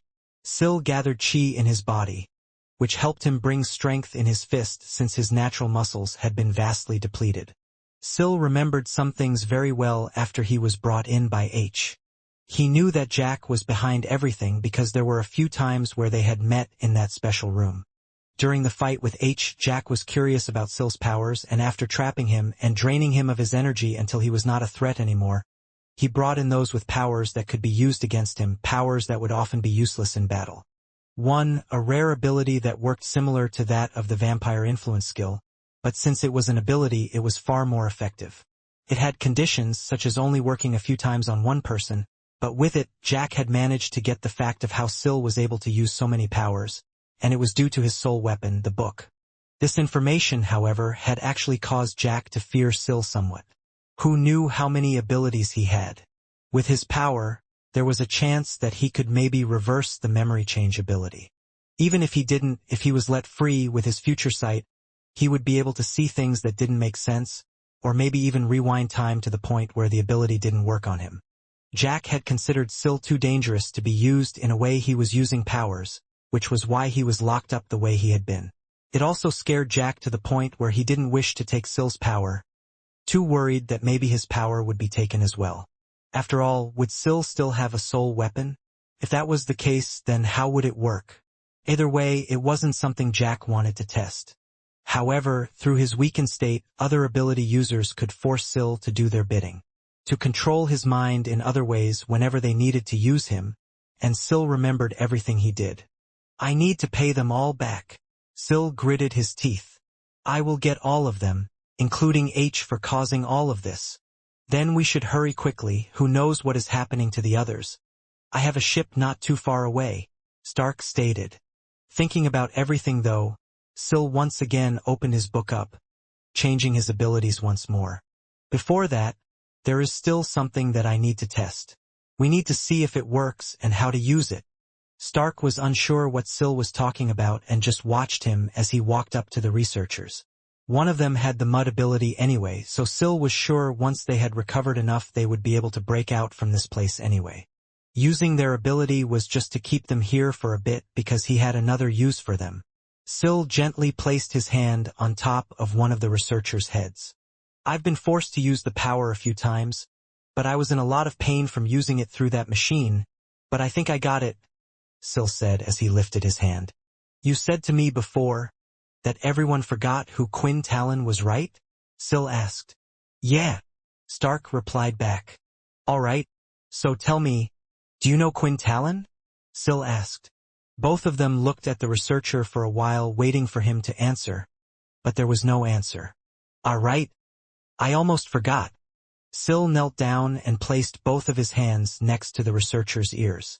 They started to glow, and his ears started to heal. Sorry about that? Now let me ask you again, do you know Quinn Talon? Syl asked. The researcher looked dazed, confused, and mostly scared. Please don't hurt me, please, the researcher stated. Then answer the question. Syl said, his hands lit up with lightning. Yes, of course, I know Quinn Talon. On one of the many Amr planets where the fighting was taking place, it had almost completely stopped on one planet. Intense battles between the two forces very best were going on. At first, the humans and Dalki were both very confident in their victory. They had already pushed the enemy so far back that they only had to get through the market square and then to the enemy's camp that had been set up to finish them off. However, help had arrived at the last moment, but even with the help, they knew they had Pine and his team of 5 Spike Dalki on their side. Still, they thought victory was in their sights until the 5 Spike Dalki started to lose one by one. Each battle against the 5 Spikes had been tough so far. Minnie and Galen, with both of their hard work, had finished the 5 Spike off. The two of them had come out of the fight mostly unhurt and wished to help the others. By the time their fight was over, though, Layla was on the floor lying in one of the partly broken houses. In order to protect her and make sure she didn't get hurt, she went with Galen in her shadow to stay by her side while the fight between Russ in his black swordsman form and Pine had continued. Logan and Vicky had managed to defeat the 5 Spike, but in doing so, Logan was on his last breath. He was close to death until the humans from the enemy side had intervened. Conflicted on who they were fighting for and why Logan would fight for the other side, they had decided to help him. Currently, they were on the rooftop of one of the buildings near the square. Those with healing abilities were doing what they could to make sure Logan would make it out there alive, while Vicky was meditating, trying to get her energy back. Thankfully, due to the tense fight and power that was coming from the battle between Pine, Layla, and Russ, nearly no one was paying them any attention or attempting to go after their lives. Still, there were intense battles with the other 5 spikes going all over the place. One of them was Jake. He had no trouble going up against the 5 spike. He had yet to be seriously injured, and his combination of mixing powers to create new ones made him versatile and able to do things that the 5 spike couldn't imagine. The only thing he was having trouble with was the fact that the Dalki he was facing just wasn't dying. In the end, though, stabbing the Dalki with metal spikes through its body, freezing its legs in place, Jake was also able to melt the Dalki's head, killing it completely. He was able to make a molten, lava-like substance by combining his earth ability with a bit of his hardening ability and then melting it down with his flames. This was something the Dalki was unable to deal with. Just like Vicky, though, Jake had expended a lot of MC cells and moved slightly back to heal a bit. He wished to help the others, but the thing was, they didn't need any help. The 2 sisters alone were able to deal with the Dalki they were facing as well. The versatile water blood that Cyril could use allowed them to attack from all sorts of different angles. Meanwhile, Wince was able to do most of the damage with her celestial strength, her demon tier spear, and her water powers. A combination of the 2, attacking the right point, made them an incredibly strong duo. It looked like they would have been able to deal with their 5 spike a bit earlier compared to the others. The only problem was Wince had injuries from before. Finally, there was the group of Blades. They had already lost a number of their group before Shiro had arrived, and unfortunately, even with Shiro there, they found the 5 spike Dalki difficult to deal with. Shiro, switching between Vorden and Rattan, had done a lot of work against the 5 spike, but they still managed to lose a couple more blades to the 5 spike before managing to defeat it. It was almost as if the Dalki knew it was going to lose its life and did its best to take a couple down with them. With that, all of the 5 spike Dalki that had arrived in the attack had been defeated, and then there was only Pine left.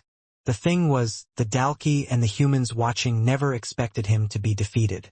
Even while watching the fight, nearly throughout the whole thing he had the upper hand, but now his head was on the floor, and his body was there as well. Strangely, though, the body started to turn into particles of dust. What is this? Russ thought. No one dared approach Russ. They had no idea that he was completely spent of his MC cells. In their head, he was just the one that had finished off a single being that could take out their whole army, so they didn't want to approach him for fear that he would do the same. After the particles of dust started to disappear, a crystal was left in its place. Russ bent over and picked it up. It was long and quite thick as well. I've never seen anything like that. And this was inside his body? Russ thought. It doesn't feel the same as those nest crystals, but I wonder if I would be able to absorb it just like the nest crystal. If it's even able to give me a fraction of Pine's power, it would be worth it. Activating one of his storage rings, the crystal was placed inside. He would keep it for himself. After all, he had earned it. On top of the rooftop, the color could be seen returning to Logan's face. He was now breathing in deeper than before. It looked like they had managed to reach him in time. It's a good thing we brought some engineers with us to have a look as well, one of them said. Yeah, some of the backup circuits were used to help his body function in a certain way. Honestly, it's because of that he managed to stay alive as well. Finally, Logan opened his eyes. He could remember what had happened, but the first thing he did was turn his head, and he could see Vicky sitting there meditating. She was ignoring everything around her and didn't even realize that the one she had been worried about this entire time was awake. I can see her clothes are wet. She must have been crying quite a bit, Logan thought. What was going to happen now, though?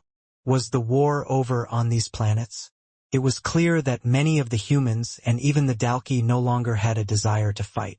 None of them had jumped in after the death of Pine, nor had continued their fighting. Perhaps this was a chance for them to split ways from each other and end the battle there. A sound had soon entered Logan's ears, and everyone else's though. Looking up, they could see a spaceship flying by. It soon hovered just over the market square. Not getting a good feeling of what was about to come, Russ, who was below, decided to move and headed back to where Layla and Minnie currently were.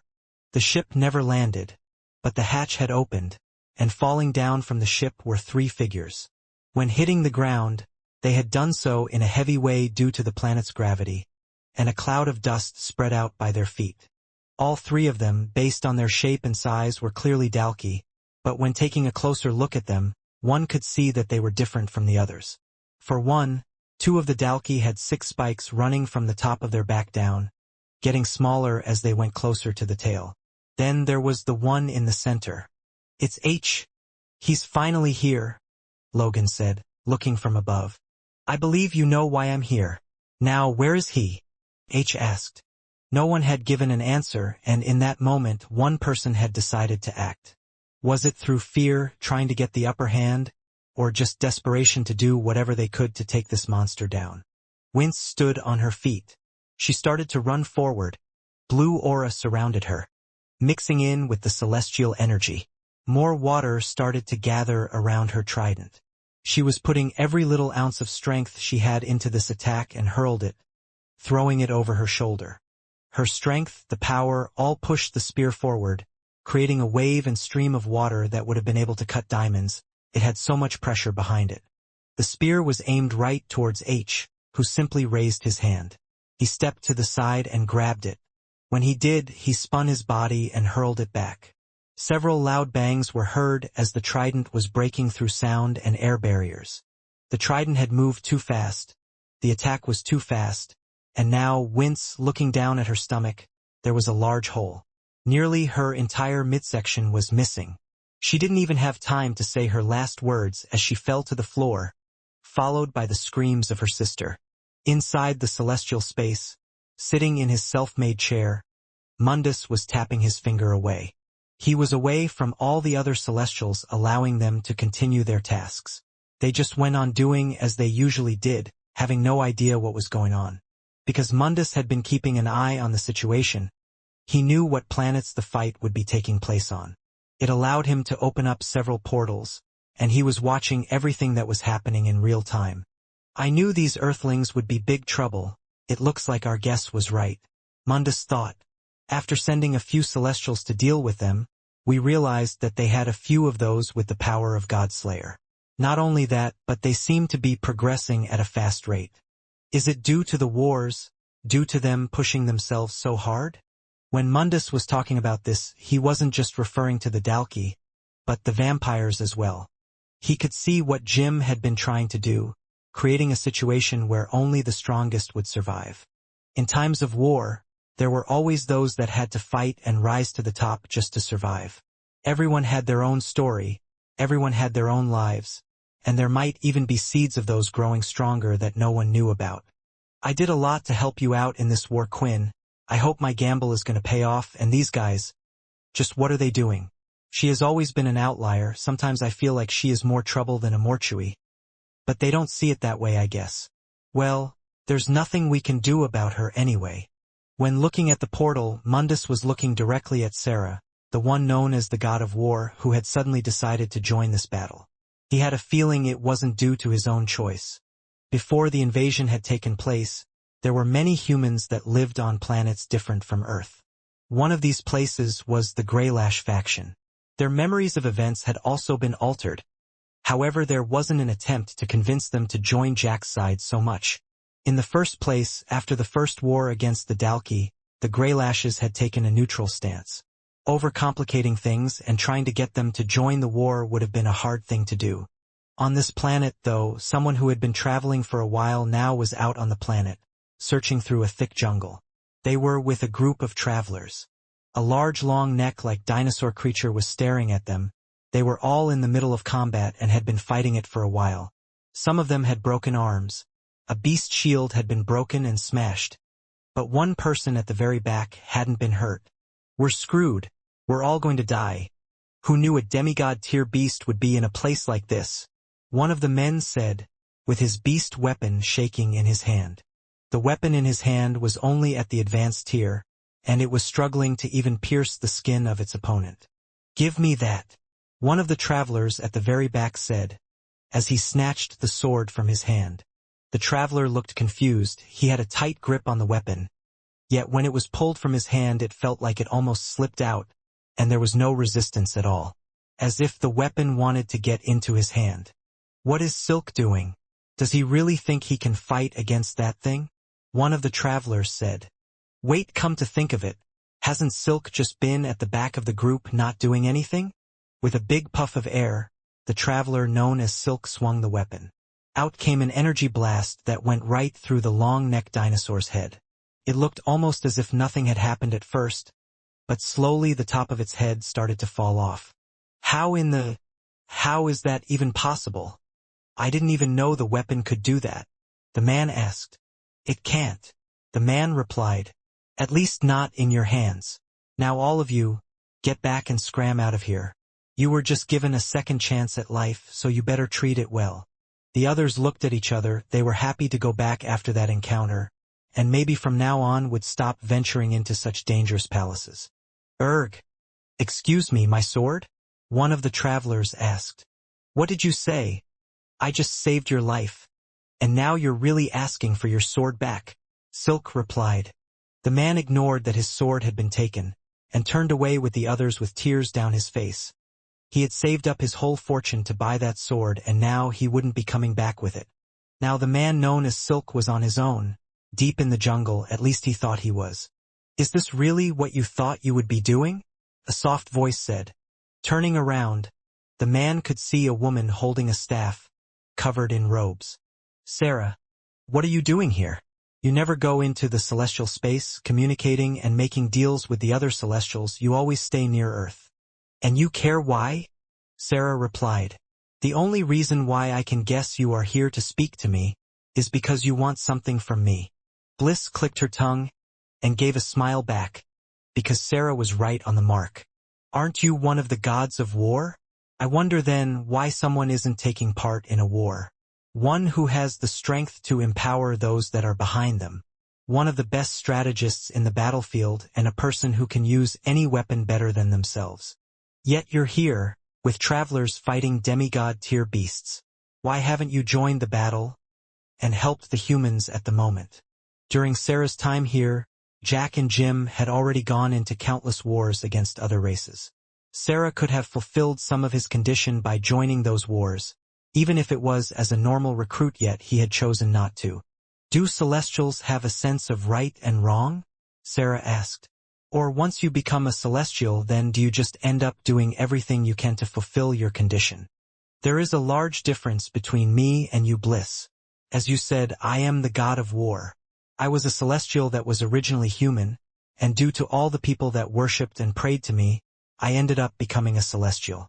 Was it the same for you? Or were you always a Celestial? Sarah asked. That won't change anything, Bliss said. You know my powers, and I thought I would just come here to inform you of something.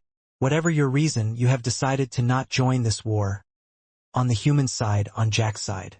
Maybe it's because you still have an obligation to complete, or you feel guilty for failing the one named Leo.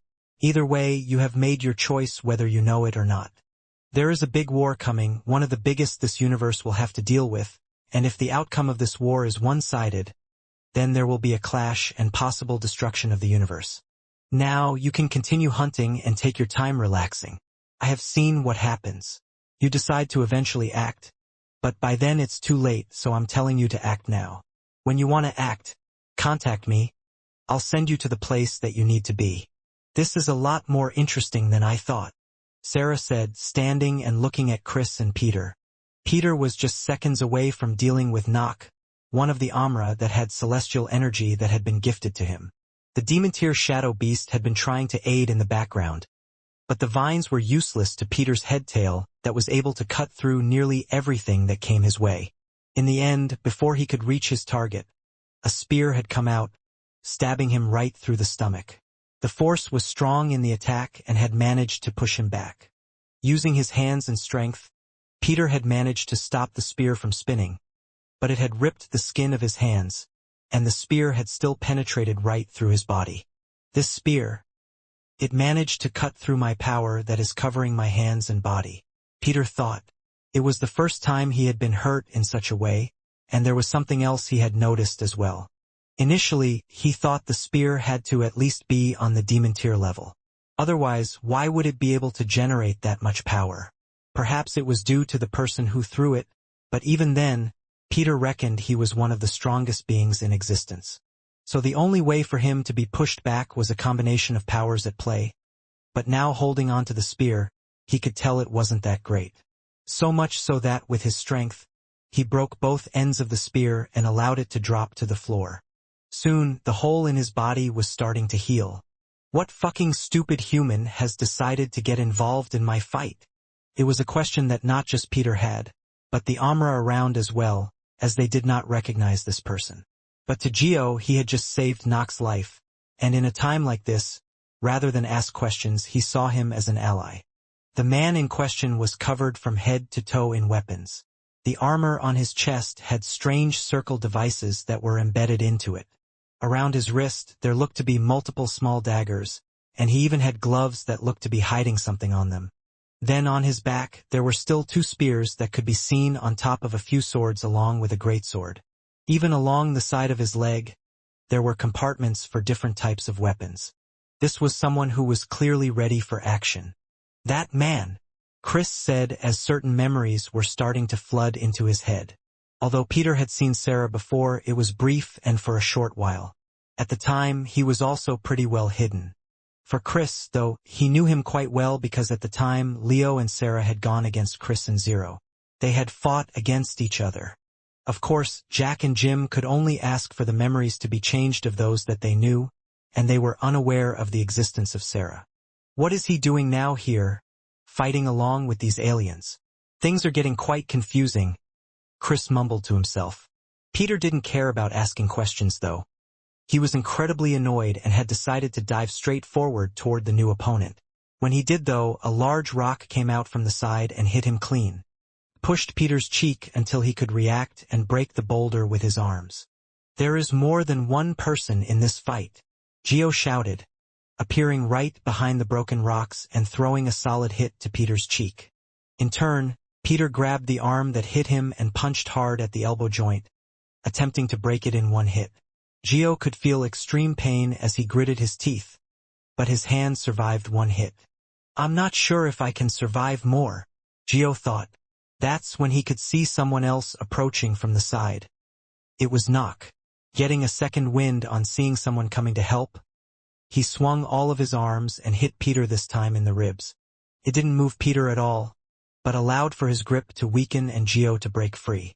With his legs, he pushed off and tackled Peter with 2 of his arms. While with his upper 2 arms, he hit both of Peter's away before he was ready to do anything. Then with his bottom 2 hands, he lifted Peter off the ground and slammed him into the floor. I'm sure he'll be okay, Chris said. He wanted to focus on another person in front of him. Do you remember me? Chris asked. I'm sorry, Sarah replied. I don't remember weaklings. Hearing this, there was really only one thing that Chris could do. He charged forward, and as he did, his body started to transform. Unlike the times when he was fighting before, this time his entire body seemed to change. His facial structure was completely that of a werewolf with his razor-sharp teeth, his legs, and his forearms and claws. When his transformation finished, though, he could see several daggers going right towards him. They were lit up with energy as well. Using his clawed hands, he was able to swipe and knock all 4 of them away. But he could feel the strength behind just the simple daggers. The last time, he thought. Was he taking it easy on us when he was helping Leo before? Chris thought. Don't you think it's only fair? Sarah said. Touching his chest piece of armor, he pressed down on one of the circular devices. In doing so, it popped out. As it did, the circular device had these sharp razor blades coming out from the sides. Now that I'm fighting against those with celestial energy and godslayers, don't you think I should use celestial energy myself? Chris's ears could pick up a change in the sound of the wind from behind, but it was a little too late. All of the daggers that he had knocked away were still flying through the air, and they had pierced him right in the back and through his thick hide. Crap! It's able to break through my hide. And were they some type of homing daggers? For a second, as all the daggers went in his back, he had flinched, closing his eyes. When he opened them, he could see the small circular device right in front of him beeping. It exploded right in his face. It was a large explosion that shook the buildings nearby, and a large cloud of smoke had covered the entire area. Arg! Chris screamed as he swung his claw randomly but managed to hit nothing. Before he knew it, a claw had scratched his body. It was deep, and blood could immediately be seen. From his gloves, Sarah had summoned deadly claws that shot out from the top, and they also had a poison effect, one at the demon tier level. With a thrust forward, Sarah tried to stab Chris in the heart, but he was able to swing his arm and knock it out of the way. Soon, he pounced back out of the smoke and could see clearly once again. Tensing the muscles on his back, the small daggers came out of his body, and the mark was healing on his chest as well. Even the poison that had entered his body and had made him feel slightly weaker for a second was disappearing as well. All of these were the effects of his werewolf body. They were even more resilient than the Dalki, with a great healing speed. "You weren't this strong before, and it's not just the energy, what is this?" Chris asked. Sarah stood there calmly on the other side.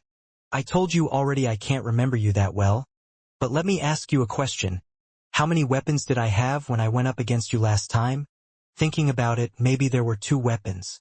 It was nowhere near the amount he had on him now, but what difference did that make? Sarah just smiled. "The more weapons I have, the more serious I am." What Sarah was saying was true. His ability allowed him to turn any weapon up to the demon tier level, even if it was a basic tier weapon.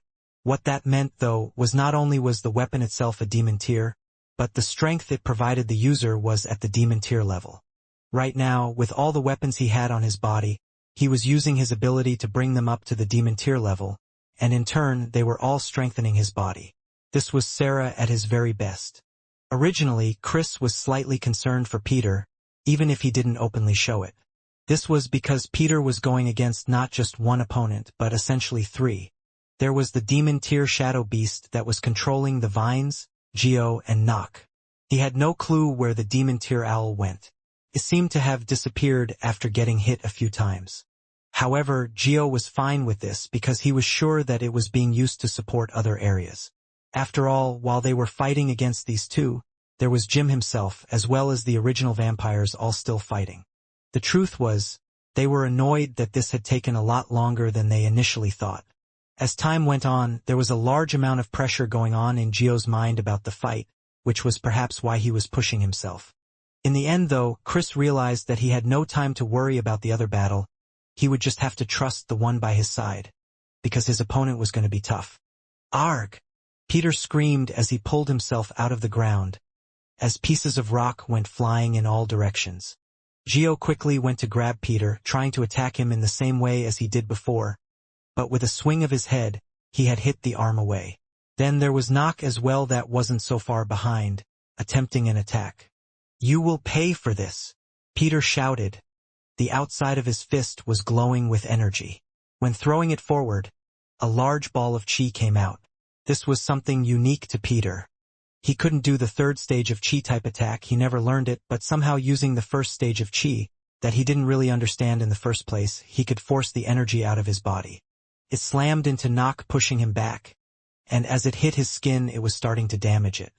Worried, Geo came forward and started to hit the energy himself, punching it with his golden arms. While the 2 were worrying, finally Peter was given a breather.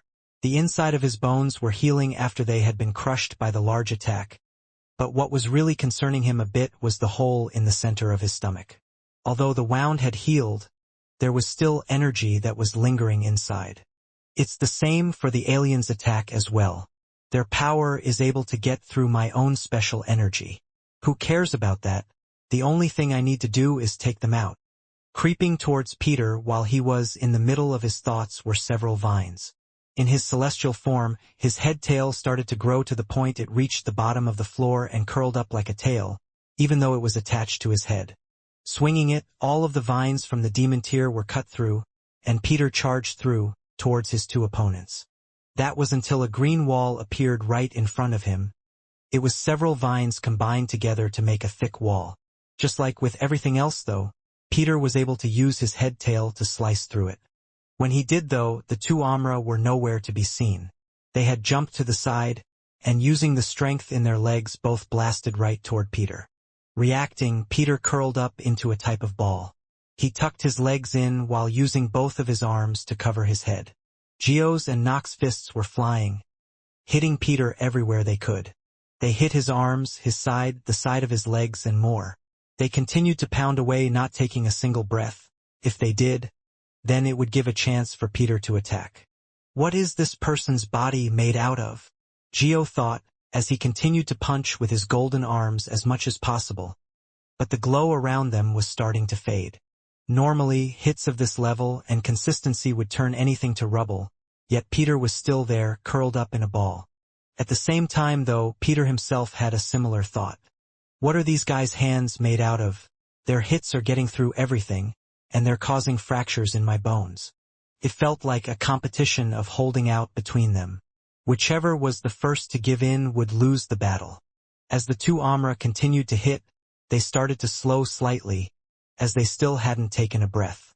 Their chests were hurting. The acid was building up in their limbs, and their arms were feeling incredibly heavy. I can't do it. I need to breathe. Nock finally said, as he went to throw out a punch and at the same time lifted his head slightly to take a breath. This was the moment Peter had been waiting for. He kicked with his left foot deep in the ground, surrounded by the yellow energy. For a second it had emitted so much power that it caused Geo to flinch slightly. No, I have to push through this, Geo thought. He attempted to push through and finally broke through the energy that felt like it was burning his skin away. But he was soon met with the long head tail, swiping right towards his neck. Now, the head tail was covered in the strange yellow power as well. Geo had no choice but to lift all four of his arms. The blade cut right through, causing his blood to leak slightly. It wasn't enough to go through the dense bones of the Amra, but it hurt. When Geo pulled his hands down, though, he soon realized that the head tail, the kick to the ground, all of it was a distraction to try to get him away. Because right now he could see Peter with his hand right through Nock's chest. Swirling around his hand was another head tail. During the whole fight, Peter had never shown such a thing, and it was because it was a first for him as well. Peter wasn't the type to win by tricks, or use his head much, but just used his will, which, similar to his celestial form, allowed things to change. Wanting to produce the strongest attack possible in order to finish Nock off. The head tail had split in two. It wrapped around Peter's hand, giving it a sharp edge and twice the power. Just like Geo, Nock had managed to get his hands up to block, but it was useless. The strength of the punch, the power behind it with the sharpness of the head tail, ripped right through Nock's skin, and continued on, eventually causing a large hole in his chest. Blood was starting to pour out of his mouth. Nock's eyes weren't filled with anger. Instead, it more so felt like disappointment. He wasn't looking at Peter either, but instead was looking at Geo. It looks like we won't have to compete against each other anymore, Nock said. You win, my friend. His head flopped toward his chest, and there were no signs of life in Nock anymore. No! Geo screamed and rushed forward, throwing out a punch. Peter quickly pulled out his arm and jumped out of the way. The powered golden fist punched the air, and loud bangs were heard as the fist landed against the air. It distorted and a pulse of energy went out, moving part of the clouds in the sky above. Beast, take him away. Take him back, Geo ordered.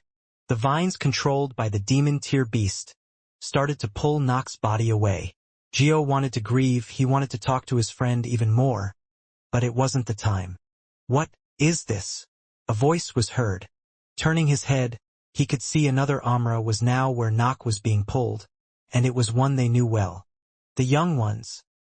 They shouldn't have gone before me, Dober said, one of the other leaders of the Amra who had come from the tower. If Dober is here, does that mean Quinn? Geo thought. Seeing Dober for Geo was a big surprise. After defeating Athos, 3 Amra in total had led the race and their multiple planets, and this included Dober himself. Although originally Dober wasn't a fighter, he had grown quite strong. He was brought into the group due to his smarts and information he had on new technologies. Back then, he was one of the few Amra that was researching technologies that they could use.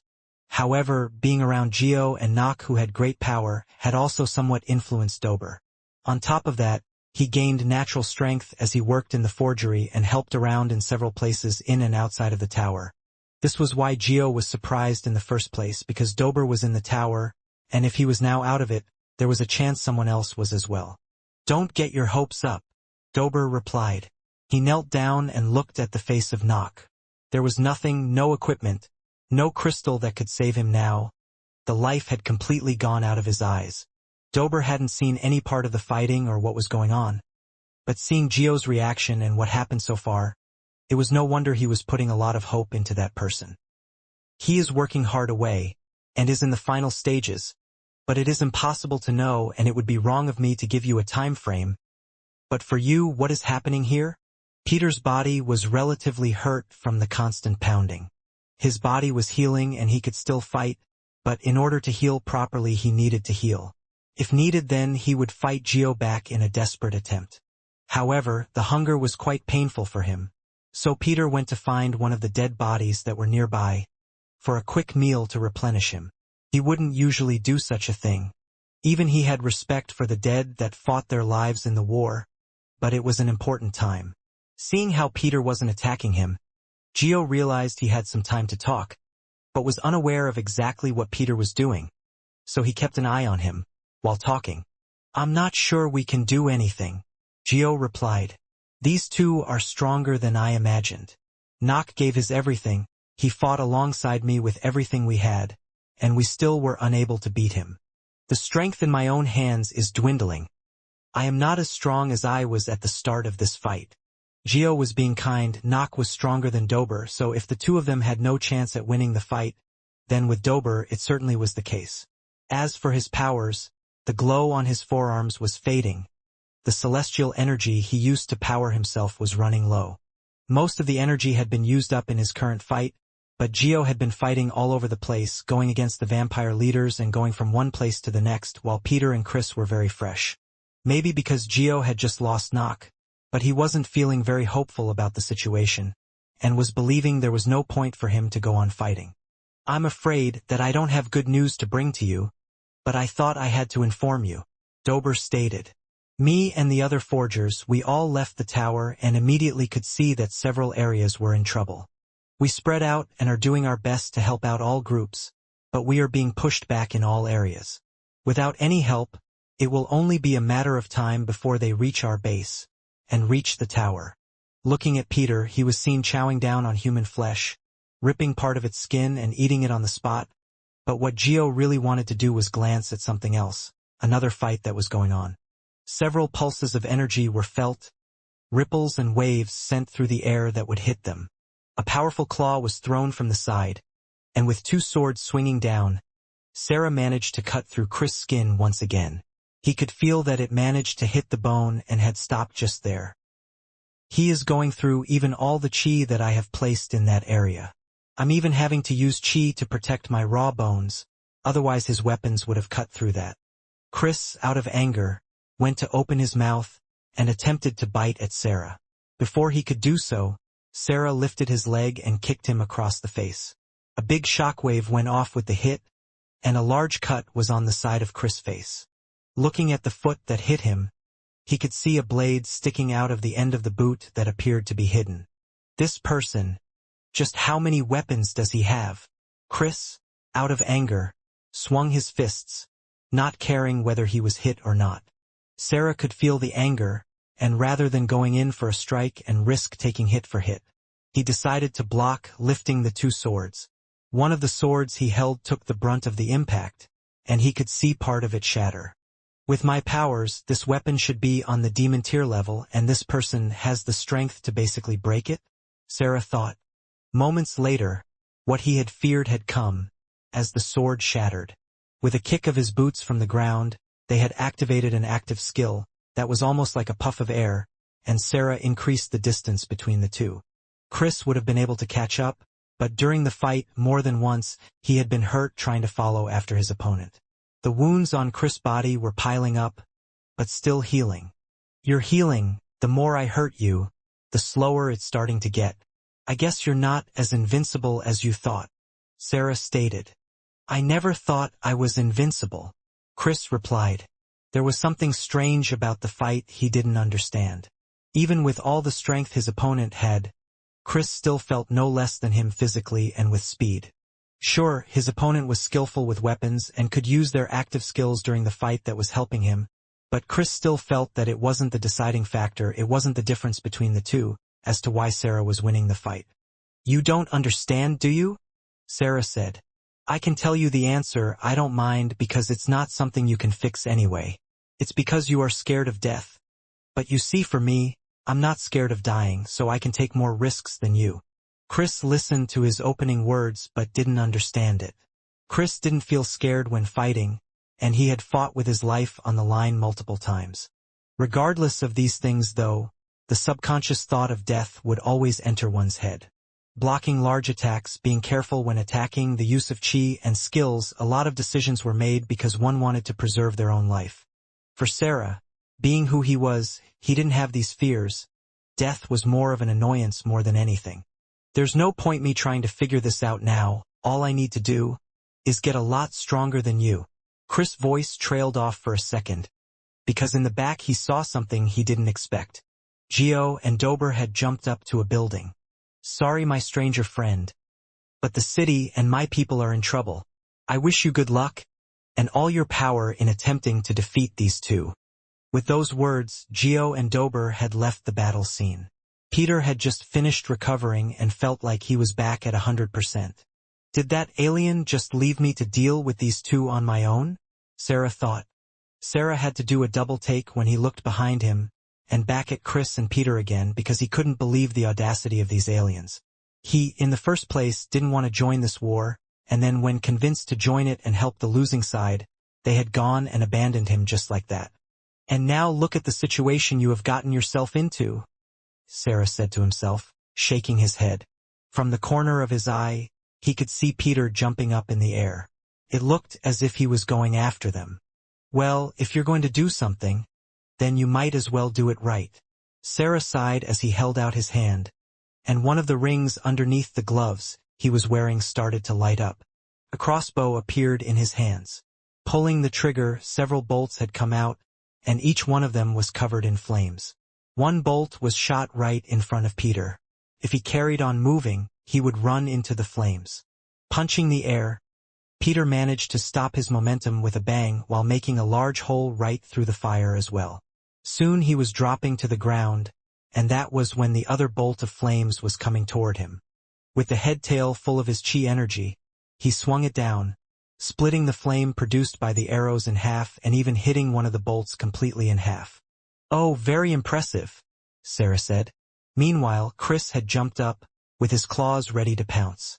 Similarly, as he did with his right hand, with his left hand, the ring started to glow and produced a round shield. Chris' claws hit the shield, but he felt like all of the power had bounced back right at him, and he was chucked in the air, performing somersaults before he landed on his feet next to Peter's side. You piece of crap! Do you really think you're so tough fighting with all these weapons? Use your fists, Peter shouted. All I hear are cries of a sore loser, Sarah replied back with a smile, putting both of his weapons away. He then pulled out two long sabers from his back and held one in each hand. I think it's best if you ignore the others for now, Chris said. This person might not be someone that we can take out on our own. Do you remember what we did back then when we fought against that celestial? Peter had a horrid look on his face as he remembered what Chris was suggesting. I thought we had grown stronger than that. Whether you like it or not, this person is strong, and it's the best thing we can do. Chris shouted, not giving Peter a choice. His body started to change once more, but not into that of a werewolf. Instead, it turned into that of a large wolf. In this form, Chris was far faster and agile on his feet. He immediately went towards Peter, who jumped up and landed on Chris' back. I see now, so it's 2 against 1, but I'm the one getting called out for using weapons, Sarah said, gripping the spears tightly. Before he knew it, the large wolf was running straight toward him. At the right time, Sarah took a step forward and thrust the tip of his spear. A large amount of power left from the tip and made a really large hole in the buildings off in the distance, but that was because it had hit nothing but the air. Seeing the attack, Chris had moved to the side, and at the same time Peter swung his head tail. His own speed was being added with Chris, producing a strong blow. With the other spear in hand, at the last moment, Sarah was able to lift the spear up and block the attack. Ripples of energy were shaking through the air, and that wasn't the only thing that was shaking. The entirety of his armor was as well. That attack, it was crazy powerful. I'm not sure I can block that too many times. The thing was, the attacks didn't stop there. With Peter and Chris working together, they continued to run circles around Sarah. With his spear, he attempted to attack but was hitting nothing and would get several strikes back. He blocked most of them, with one hitting his shoulder. It had caused a crack through his armor and pierced his skin slightly. Crap, that hurt, Sarah thought. The wolf pounced in, and Sarah tumbled, rolling underneath it. When he did, he shoved the spear from below, but Chris had already landed with Peter and swung in for another attack. This time, rather than using the edge of the head tail to try and hurt Sarah, it was wrapped around one of his spears. Chris started to run in the other direction, and Peter pulled. There was no choice for Sarah, as he had to let go of his spear. It flung out and was thrown to the side, and now it looked like Chris and Peter were coming in for another round. So what if you take that weapon? I have lots of weapons I can use, but you have seriously pissed me off. Sarah kicked off the ground with his boots, and a suction of air shot him high up. He was now higher than the buildings were, and signs of fighting going on in other areas. I can see why the others rushed off now. It looks like this war won't last too much longer. But that wasn't his concern for now. Instead, the rings on his hands were glowing, and weapons started to appear in his hands. Immediately, Sarah threw them onto the ground. They weren't going toward Chris or Peter. Instead, they were just hitting the ground. Weapon after weapon was hitting the ground until there were about 50 weapons there. With another spear in his hand, he spun his body, and a tornado surrounded him. It looked devastating, and Chris and Peter didn't want to see if they could get close or not, when crashing to the ground. Several of the weapons that were on his body had also entered the ground, and they were in all different areas. Staffs, maces, spears, short swords, long swords, daggers, spike balls, and even things that had never been seen before. Chris could sense that this was something different, and he decided to use this chance to take a breather. Now Sarah looked different compared to before. There wasn't a weapon on him apart from a single spear and the armor he was wearing. Everything else was stuck in the ground. Spinning the spear about, Sarah then stuck the bottom end into the ground and lifted only his left foot up. "You are in my zone now," Sarah said. His eyes started to light up with white energy, and no longer could his pupils be seen. The energy was running up and down his body until it went running down just one of his legs. His foot slammed onto the ground, and the white energy spread out. It didn't create a crater, nor did it seem to injure the ground. If anything, it looked like a ripple of thought just floating on top of the land. When it touched the weapons on the floor, the energy rose, covering them. It wasn't just one of the weapons, but all of the weapons that had been thrown onto the floor were now covered in this white energy. When the white energy reached them for a split second, Chris allowed it to touch his foot. He felt no malice in the energy, nor did it feel like it did any harm to him. This person, their calm and relaxed demeanor, it's frightening me. More so than anyone I have ever seen before, Chris thought. The final weapon in Sarah's hand, that too was thrown onto the floor, and calmly, Sarah started to walk towards them. The strange white energy glow that had been surrounding Sarah's body was no more, but his eyes were now filled with this energy, as were the weapons all along the ground. When he walked towards the others, Chris could feel what he meant by his words from before, that this person had no fear of dying. What gives him this strength? Is it because he believes he is much stronger than us? Or is it something else? Chris thought, are we just going to stand here all day and play with ourselves? Or are we going to fight? Peter shouted, as he used the back of his heel to dig into Chris' side. It was true they had to fight either way, but there was no harm in being cautious. With Peter on his back, the two of them entered the field of weapons. They ran past several, and Chris began to circle their opponent. The speed was fast enough to kick up dirt particles from the ground, and if someone was watching from the outside, it would look like a tornado was surrounding Sarah. Just like before, when the opportunity felt right, Chris pounced in and Peter swung his head tail. Sarah reached out to his right and grabbed one of the weapons on the ground, and it was just a simple staff. It didn't look impressive and could even be confused as just a stick. Moving to the side, Sarah had dodged the sharp end of the headtail and swung down the simple stick, pinning the headtail right to the ground. A burst of white energy filled the bottom of the stick. Then, bending slightly again in a small movement, Sarah picked up a sword. He could see Chris attempting to attack him by using his mouth and opening it up with his razor-sharp teeth. With another swift movement and perfect timing, he moved to the side and slashed, hitting the back leg of Chris. It was a deep cut that caused Chris to crash his head into the ground and tumble. Peter had fallen off but managed to get up just in time. When the two looked at their opponent again, this time they could see a bow and arrow in his hands. Letting go, a stream of energy followed behind it. It was sharp and fast. "I can only attack it."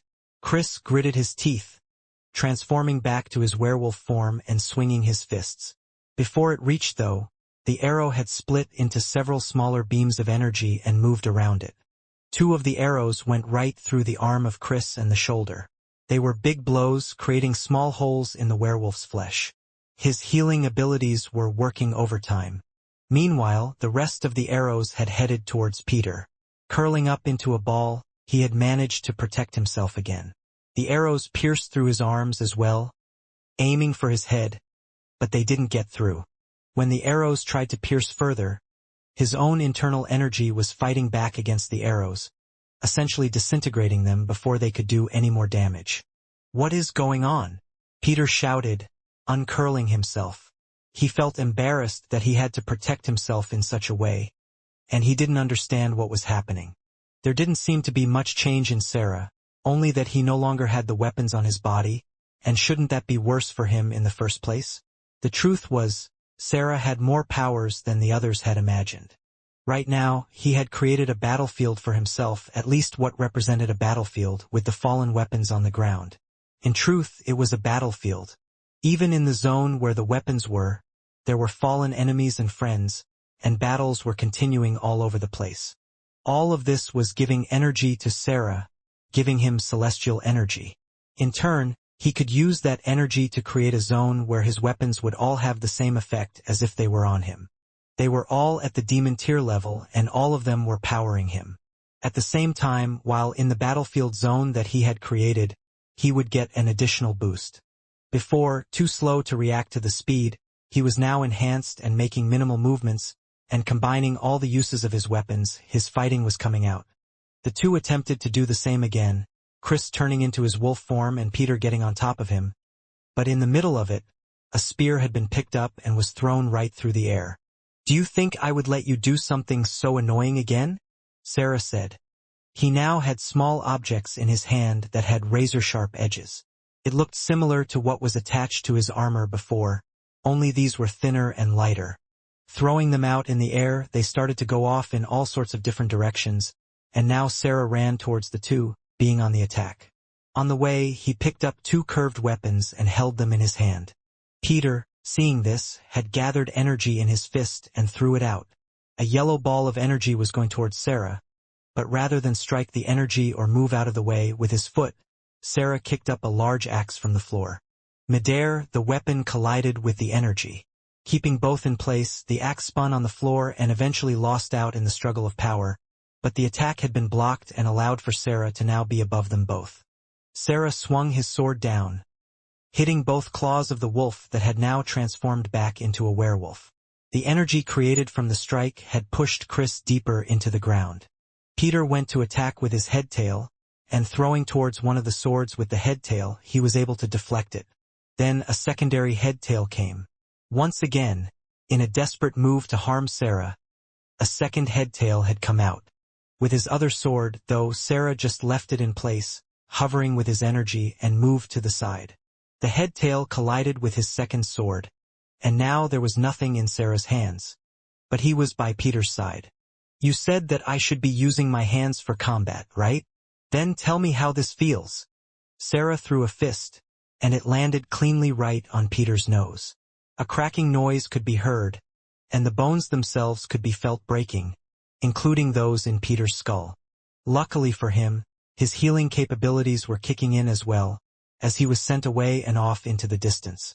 Turning back around, Sarah was ready to deal with the other one. But when looking at where he had last seen Chris, He noticed that he wasn't there, and only the imprint of his body on the ground was. Soon, though, Sarah could feel a rise in energy. It wasn't a power like he was used to. It wasn't celestial energy. Just what is going on? Sarah thought. That was when his eyes locked onto the energy. I thought that there might be more trouble that we would have to deal with, Chris said. The fact that you are here, I thought it meant that there would be others as well. I still don't understand why you are helping these aliens. But when my life is on the line, I don't have the time to be answering questions. A short burst of energy, a last-ditch effort. Chris had activated the fourth stage of Chi, using the pure invention of a soul weapon, and while doing this, he had completely transformed into his werewolf state. Both of these things combined made Chris the crimson-red werewolf. The red skin and fur of the werewolf standing in front of Sarah looked fierce. The power was something he had never gone against before, and he could feel how alive it was, how much vitality it had in front of him. It was almost as if all the attacks he had made before, the buildup of damage that had been built up from the fight, had disappeared in that instant. Rolling on the ground, Sarah managed to reach a large greatsword and pulled it out from the ground. He was ready to face whatever his opponent had to throw at him. That was until he had no clue where he was. Has he disappeared? Sarah thought.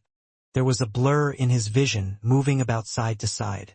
A clear view of the werewolf couldn't be seen. It was only because of the disturbance he could feel in his zone of power that he knew where Chris was.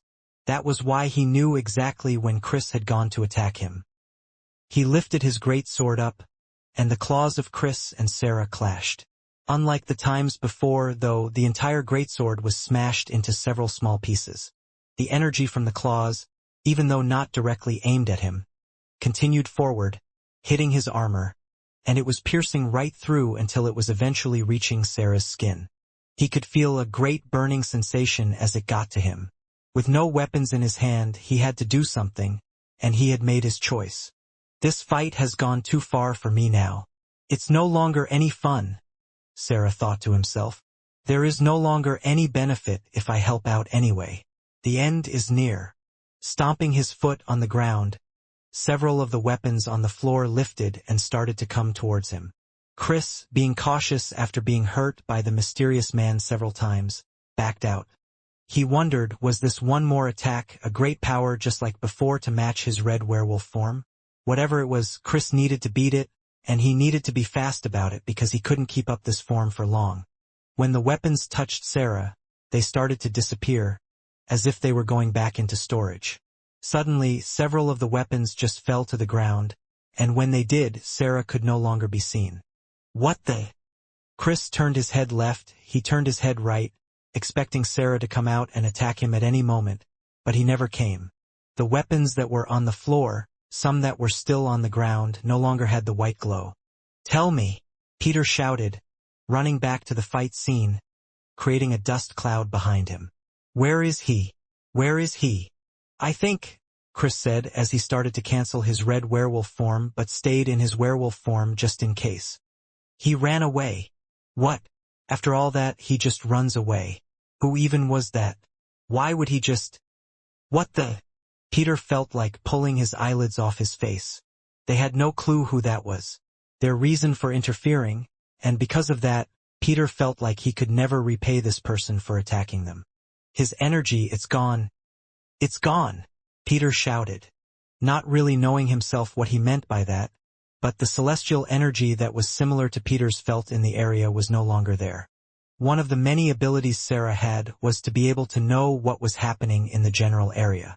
It was almost as if he had a bird's-eye view of the situation. It was one of the skills that helped him win many wars, being a great tactician. This was because he knew the movements of the enemy's side. It was more helpful than one would think in a large-scale war, but what he could see, there was no hope of turning around, not at least with his power. The vampire leaders had managed to push from all sides. There were vampires and a few Dalki. All of them had managed to push the armor back. If he had given it his all and won against Chris and Peter, then that wouldn't have changed the tide of the war, which was why as quick as he came, he left just as fast. Gio had come back from the situation, and with him, he was bringing back Nox's body. In order not to dishearten the other Amra who were fighting, He did this secretly and asked the vampire controlling the demon-tier beast to put him away. The situation they had come back to was worse than they thought, though. Thanks to Dober and the forgers from the tower, they had managed to survive this long by setting up a literal wall. Materials had been brought out from the tower, and in a mile radius around the tower, a wall had been made out of solid rocks. On top of that, there were rocks that had been given to the Amra. The enemy was now coming at them from all different directions, and the Amra didn't rest. They hurled rocks towards the vampires while others fought on the ground and front line. The owl demon-tier beast was seen striking, lifting up vampires, and hitting others with its long neck. Once in a while, though, a large attack would happen on one section of the wall with the Amra as the leaders got involved with their blood aura attacks. But rather than going in all at once, they would back off after doing some damage. "Do you not think this is cruel?" Edvard said, watching the situation. He was standing on top of one of the Amra houses from a slight distance. This way they could give better orders on the attack. For Edvard, though, he hadn't been involved in any of the attacks at all, and Hickel often stayed by his side. He was looking after his dear friend, who seemed to have changed so much after the attack on the Namriks. "When a beast is cornered, that is when it's at its most dangerous," Hickel replied. "We have lost a lot more vampires than I would have liked. I don't wish to lose more. If we continue like this, concentrating on strong attacks here and there, we will chip away at their armor." Hickel's plan was working. The moment Geo reached the area to help, the main attackers would have disappeared, and he could tell his people were getting tired. Their numbers getting smaller, 1,000, maybe 2,000, was that what was left of the Amra now? Seeing the enemy on the other side with their numbers unknown, it was a lot of pressure on their mental health. One of the Amra picked up a rock, and when he did, his arm felt incredibly weak suddenly. Tears were rolling down his face. "This is it, isn't it? This is the end for us. There is no way we can win." The Amra was disheartened, broken down, and a blood aura strike came toward him. He had almost accepted his fate until Geo stood in front, taking the attack. "It's only over when we say it's over, and it is not over," Geo shouted back. At that moment, a planned attack occurred and the wall that had been weakened in several spots. The leaders unleashed a flurry of blood swipes with great aura towards the made wall. The rocks that were pushed from the base had fallen, the wall had fallen, and the vampires were now freely able to attack them. The vampires were seen running toward the Amra people, and Geo reached out, wishing to help them all. Running past him, he could see several things collide right into the vampires. A bull-like beast pierced a vampire with its horns and then started to chomp down at its neck with its mouth. "Beasts," Geo said. It wasn't just one beast, but there was a whole army of beasts that had appeared behind the Amra. They were clashing with the vampires. Turning his head, Geo noticed that they were coming from the first floor of the tower, and it could only mean one thing.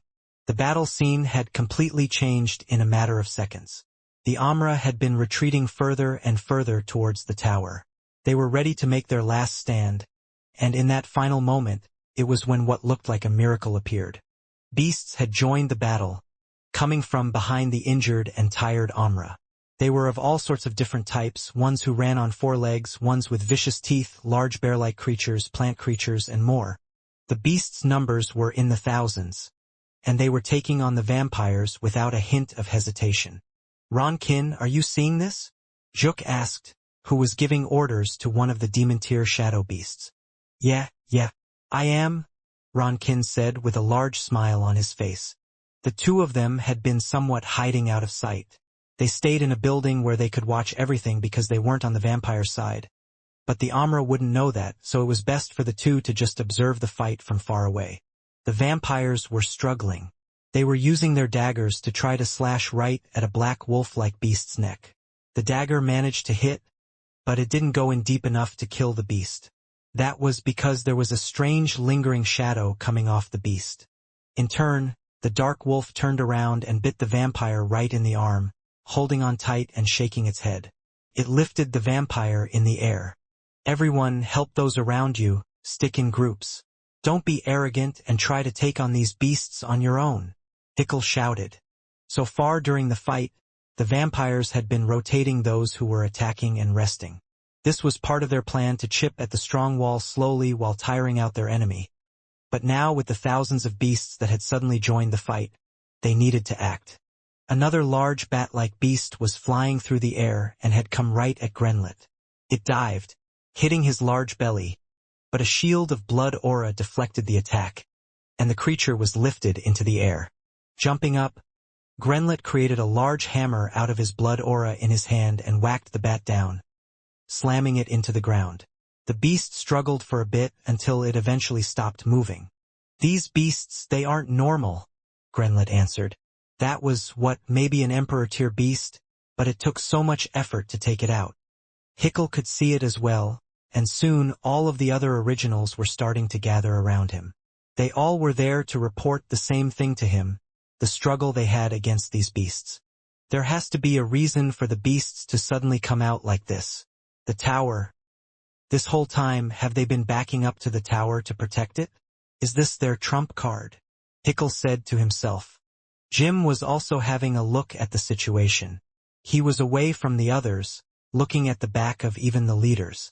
"I can't believe it, these vampires. They can't even take care of some beasts. But maybe this will be the push they need to finally evolve," Jim said to himself, and was wondering what was happening with another situation that had been occurring from before. The energy from the battle seemed to fade, so there had to be an outcome of who had won and who hadn't. "You idiots," Jim said to the leaders. "Seeing how all the beasts are coming from that tower, take it down." The message was transmitted through a telepathic vampire, and they all heard the order loud and clear. The original leaders had gathered, and now all of them were walking together towards the tower. The beasts came to attack them, but with their blood powers and abilities as well as physical strength, they dealt with them with relative ease. Their moment wasn't slowed as they went further and further ahead. Geo and Dober could see this. They were busy fighting as well and could see them walking toward the tower. "Should we stop them?" Dober asked. "No. It should be fine," Geo answered, because he knew. Right now, standing at the base of the tower, a certain individual had finally left. He stood there for a while, observing the situation in front of him, and quickly had to do something. "I was longer than I thought," Quinn said to himself, smelling the blood of the battle in the air. He could feel the blood that was being spilled everywhere. He could sense it, not just of the Amra, but also of his fellow vampires that were like him, and in this situation, it pained him that he was unable to do more before it had gotten to this point. Raising his hands, 2 large shadow portals appeared behind him, right by the base of the tower. All of the regular beasts that Quinn had gathered from the vampire settlement in his spare time and from the Pensui planet were unleashed onto the battlefield. The vampire leaders, the original vampires, the first that had been turned, all 8 of them that were still present and alive, continued to push down to the center, getting rid of as many beasts as they could on their way. They were still a large distance away from the tower, but now they could see someone standing at the base. "Who is that?" Bianca asked. Due to the distance, some struggled, and due to what the person was wearing, it was hard for them to recognize the person, but one of them was breaking down in a sweat once more. Grenlet fell to his knees. His entire forehead and the side of his face were drenched. His heart was beating fast, and he was in pain. This reaction, it's happened before, Hickle realized. Looking at the man in question, he was covered from head to toe in an armor set. It all looked like a single piece of armor, and no one would even imagine that they were made from multiple different crystals based on the way it looked. A dark red color had been used as the base of all of the pieces of equipment, with large engraved designs and accents of gold. It wasn't too bulky as it sat on top of Quinn's body, but looked fierce as ever. The boots were crafted perfectly, covering one's feet, and when it bent at the kneecap, there was an appliance, an illusion almost of fangs. If one bent the knee, then it would close these fangs to bite down. On the side of each of the boots, made in gold, there were what looked like 2 large feathers sticking out. From there, the chest piece was thick in the center, like that of a grand knight. Just like most of the armor, it was covered in a dark red, but engraved on the outside in gold was an image of a phoenix. However, this engraving didn't look normal. The golden phoenix looked to be moving, as if it was burning even now on top of the armor. Although separate, the design continued on the shoulder pieces as well, with two phoenixes that could be seen on either shoulder with the same glow. The chest piece had been made with the behemoth crystal and the phoenix crystal. Then, there was the mask that covered his face. Just like Quinn's original mask, he had gone for a traditional design. There were large fangs that covered his mouth, but at the side, close to the edge of the mouth, there were two large circular objects that stuck out slightly. Even while standing there, little sparks of lightning were going off.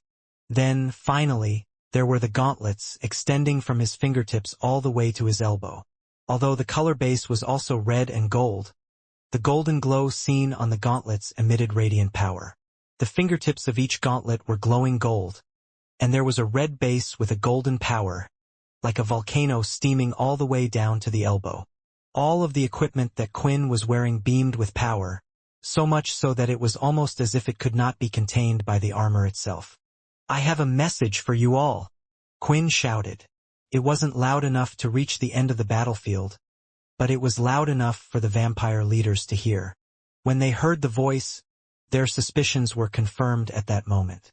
"I am Quinn. I am part of the Shadow Convent, disciple of Arthur, and the previous king of the vampires. With this information, choose what you will do next wisely." Raising his hand in the air, several shadow portals started to open up from the portals, and dropping out of them from above were shadow beasts. But unlike all the ones from before, all of these were demon-tier shadow beasts, ones that had been collected from the planet the behemoth resided on. Quinn lifted up both of his hands, and in doing so, large portals of shadow had been summoned all across the battlefield. Most of it had become a wasteland full of rubble. Nearly all of the buildings in the area had been destroyed, and the fighting was continuing on the hard ground, or on top of the rubble, but the large shadows had caught a lot of the vampires' attention. The vampires were still greater in number compared to the beasts and the Amra put together. Although the initial surprise had caught them off guard, they were adapting and learning how to deal with the beasts, but they weren't prepared for what was coming next. Falling out of the shadows were gigantic beasts.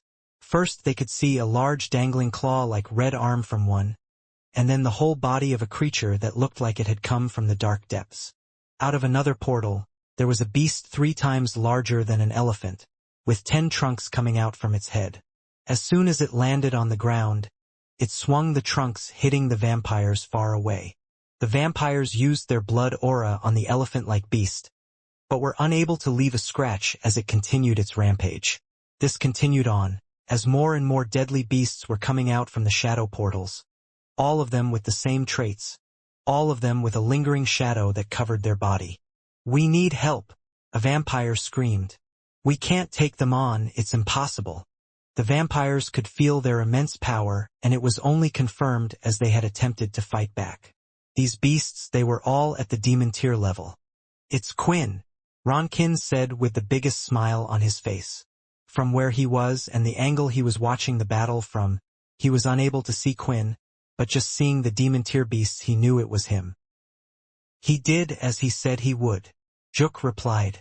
"With the beasts now supporting the Amra, especially at this level, there's no telling who will win this war."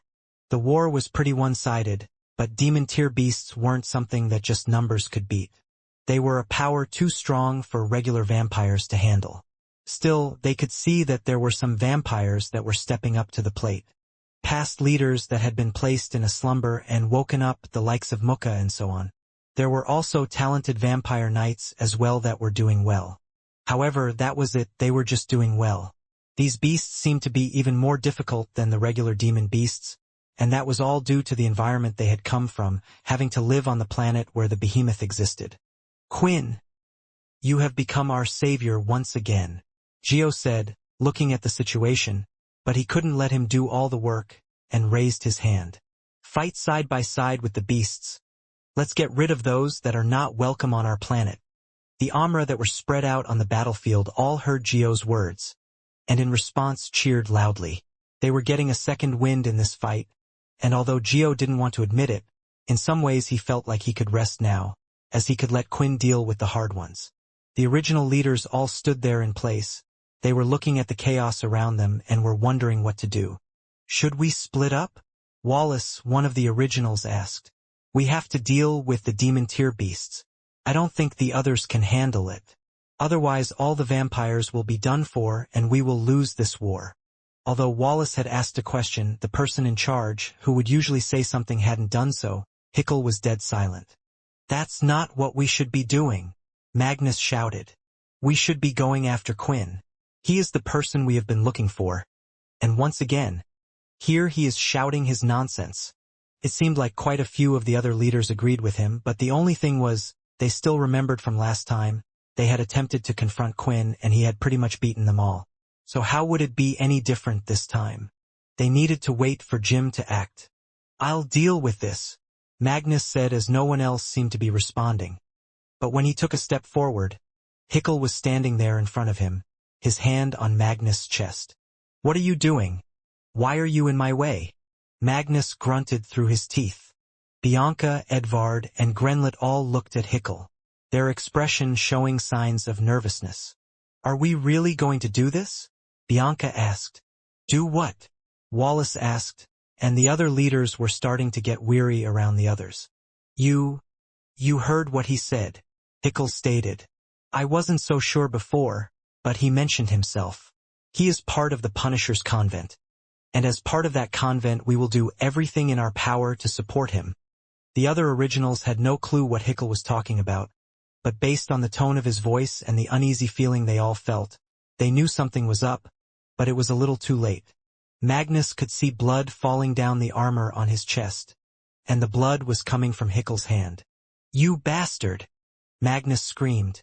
A huge explosion went off and Magnus was sent flying backwards. At the same time, the other leaders started to act. Grenlet had summoned a blood hammer, and threw out his blood needles trying to apprehend and stop the other originals. Meanwhile, Bianca skillfully kicked one of the other leaders in the head. Even Edvard, who had been quiet before, was acting, as he punched another original in the stomach, before receiving a hit himself. What is going on? The vampires shouted. They could feel the immense power from behind them. It was a power they recognized, so they turned their heads, and in doing so they could see their own leaders now fighting against each other. Just like how the Amra, having the beasts on their side, had boosted their morale, the vampires, seeing their own leaders fighting against each other, had lowered theirs. It was confusing for them all. Edvard was going against Wallace, the seventh leader, who boosted his strongest defense with his cape. He was able to transform and turn it into anything he wished. Edvard had been throwing punches, but as it hit the cape, his attacks felt like he was hitting nothing but soft air, and soon the cape would change shape. It turned into a spear and was heading right for his head. A pain could be felt running through Edvard's body at that point. There were deep injuries inside him, injuries that had yet to heal fully, that had been given to him by Jim. A slip-up in a fight between two originals, though, it would be the end for one. That was until a man stood in between both of them, Quinn holding out his hand. He held onto the spiked cape. Quinn! Edvard called out, confused as to why this person would help them. I know you probably don't remember me, Quinn said. Maybe you can just think of this as part of your powers. That fact that you were good to a person like me. Quinn then raised his hand up. It felt like almost no energy had gathered. But still, for some reason, Wallace felt like he needed to do everything in his power to stop this attack. He covered himself from head to toe in the cape. With his hand raised, Quinn slammed it down. The cape's strange substance did nothing. Its ability did nothing as Quinn physically felt Wallace's head with his fingertips, pushing down, until almost a pop sound was heard. The cape fell to the floor, and on the ground where Wallace once stood there was now nothing but blood. When this is all over, let's go for a drink together, like we used to. Quinn smiled. Edvard looked back at Quinn and stared directly into his eyes. He was pulled in by time, and didn't even look at the scenery around him, nor had he quite taken in what happened.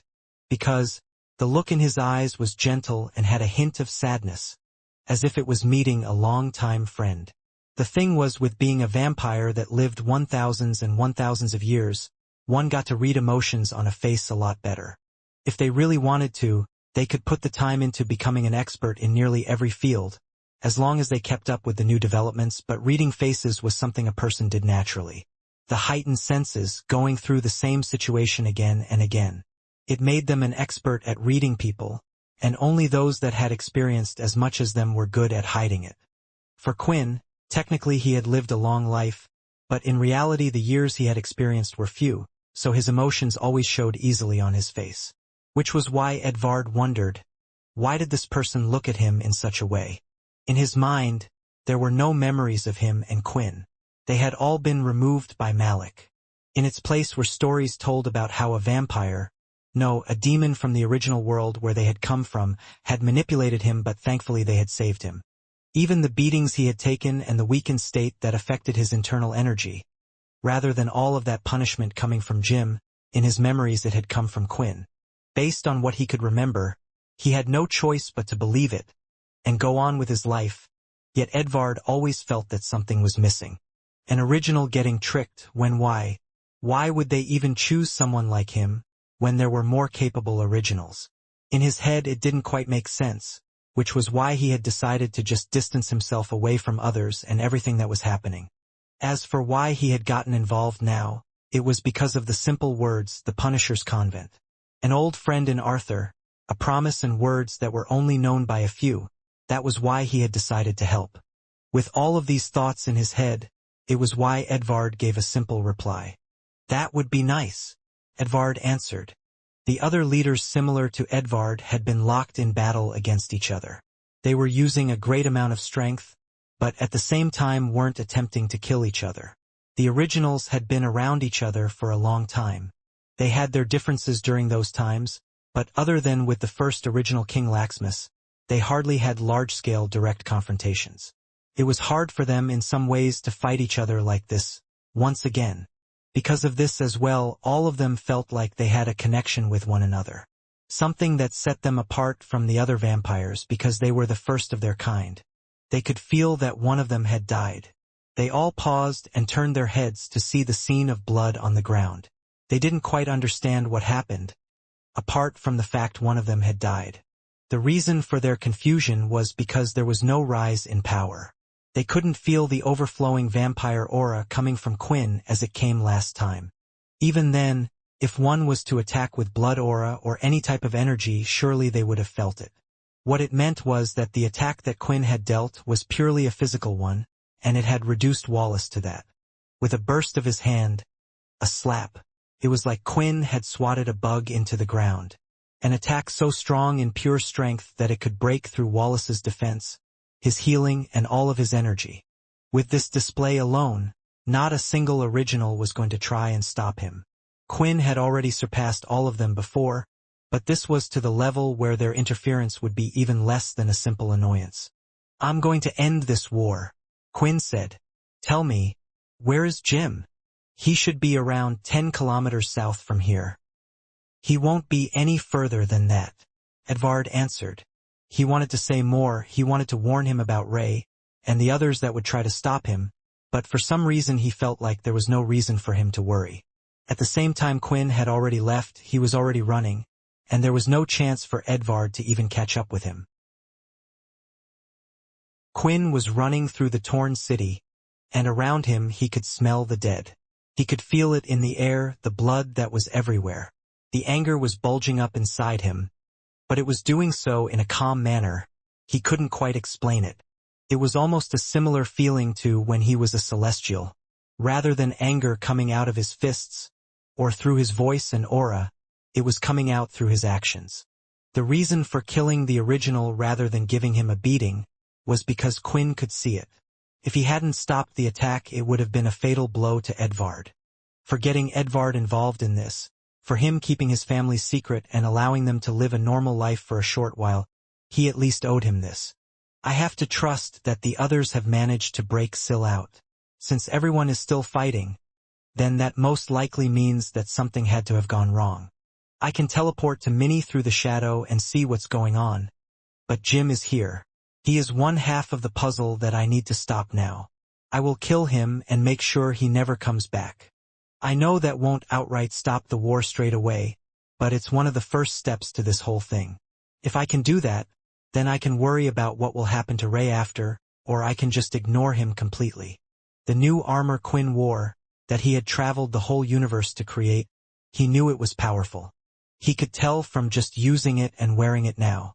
However, there were two problems that he had. One was Ray himself. His strength, it was hard to gauge. Even in the last fight, it never felt like Ray had been taking him seriously, as if he still had a lot more to give. His own armor was powerful, and synced up with him perfectly. I have to remember, he was a being that at one point gave all of his powers to humanity. The powers that were used and that stopped the First Dalki War. During the last fight though, Quinn did notice that Ray hadn't used any abilities. It seemed like even though he was using the Demon Tier Dragon's body as a host and his old armor, he was not at the level he was once before. This was not the Ray of the past he was going up against.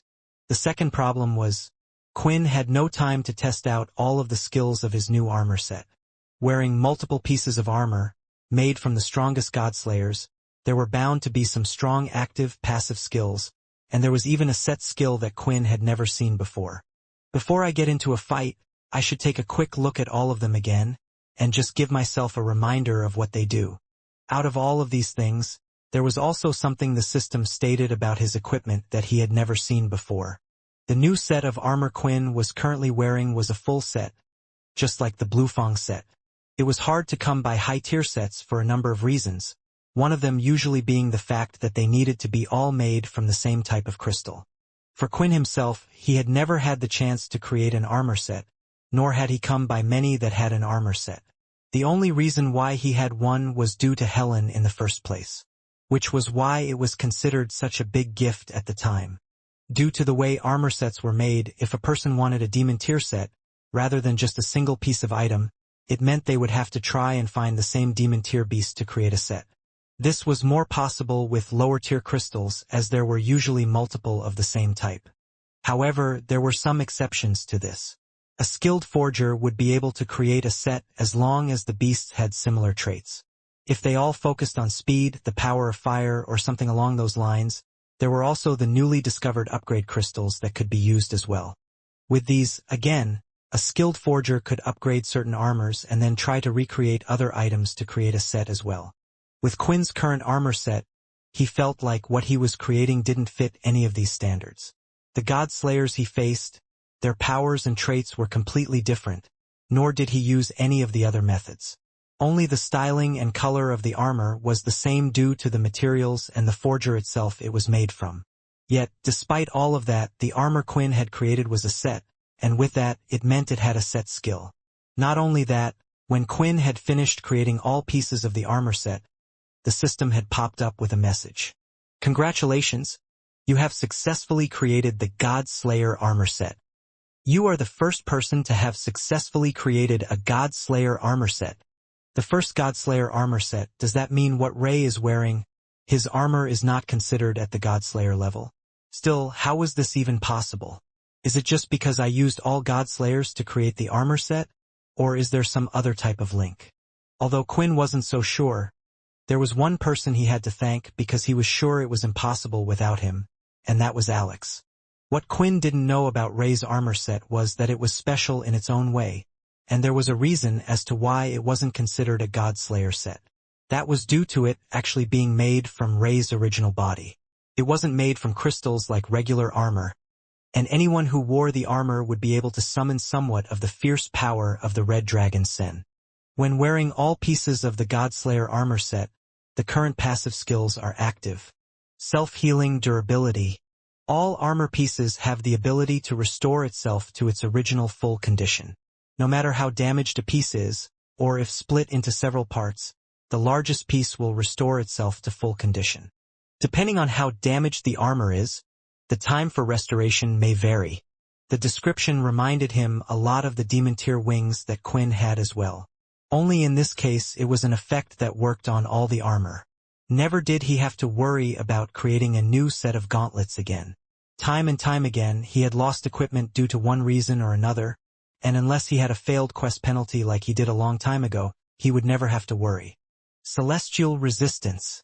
The will and hatred of all the Godslayers used to create the crystal have been passed onto the armor. In turn, the armor has great resistance to celestial energy. This is a skill that certainly suits the name of the armor. The best thing to go against celestial energy has always been other celestial energy.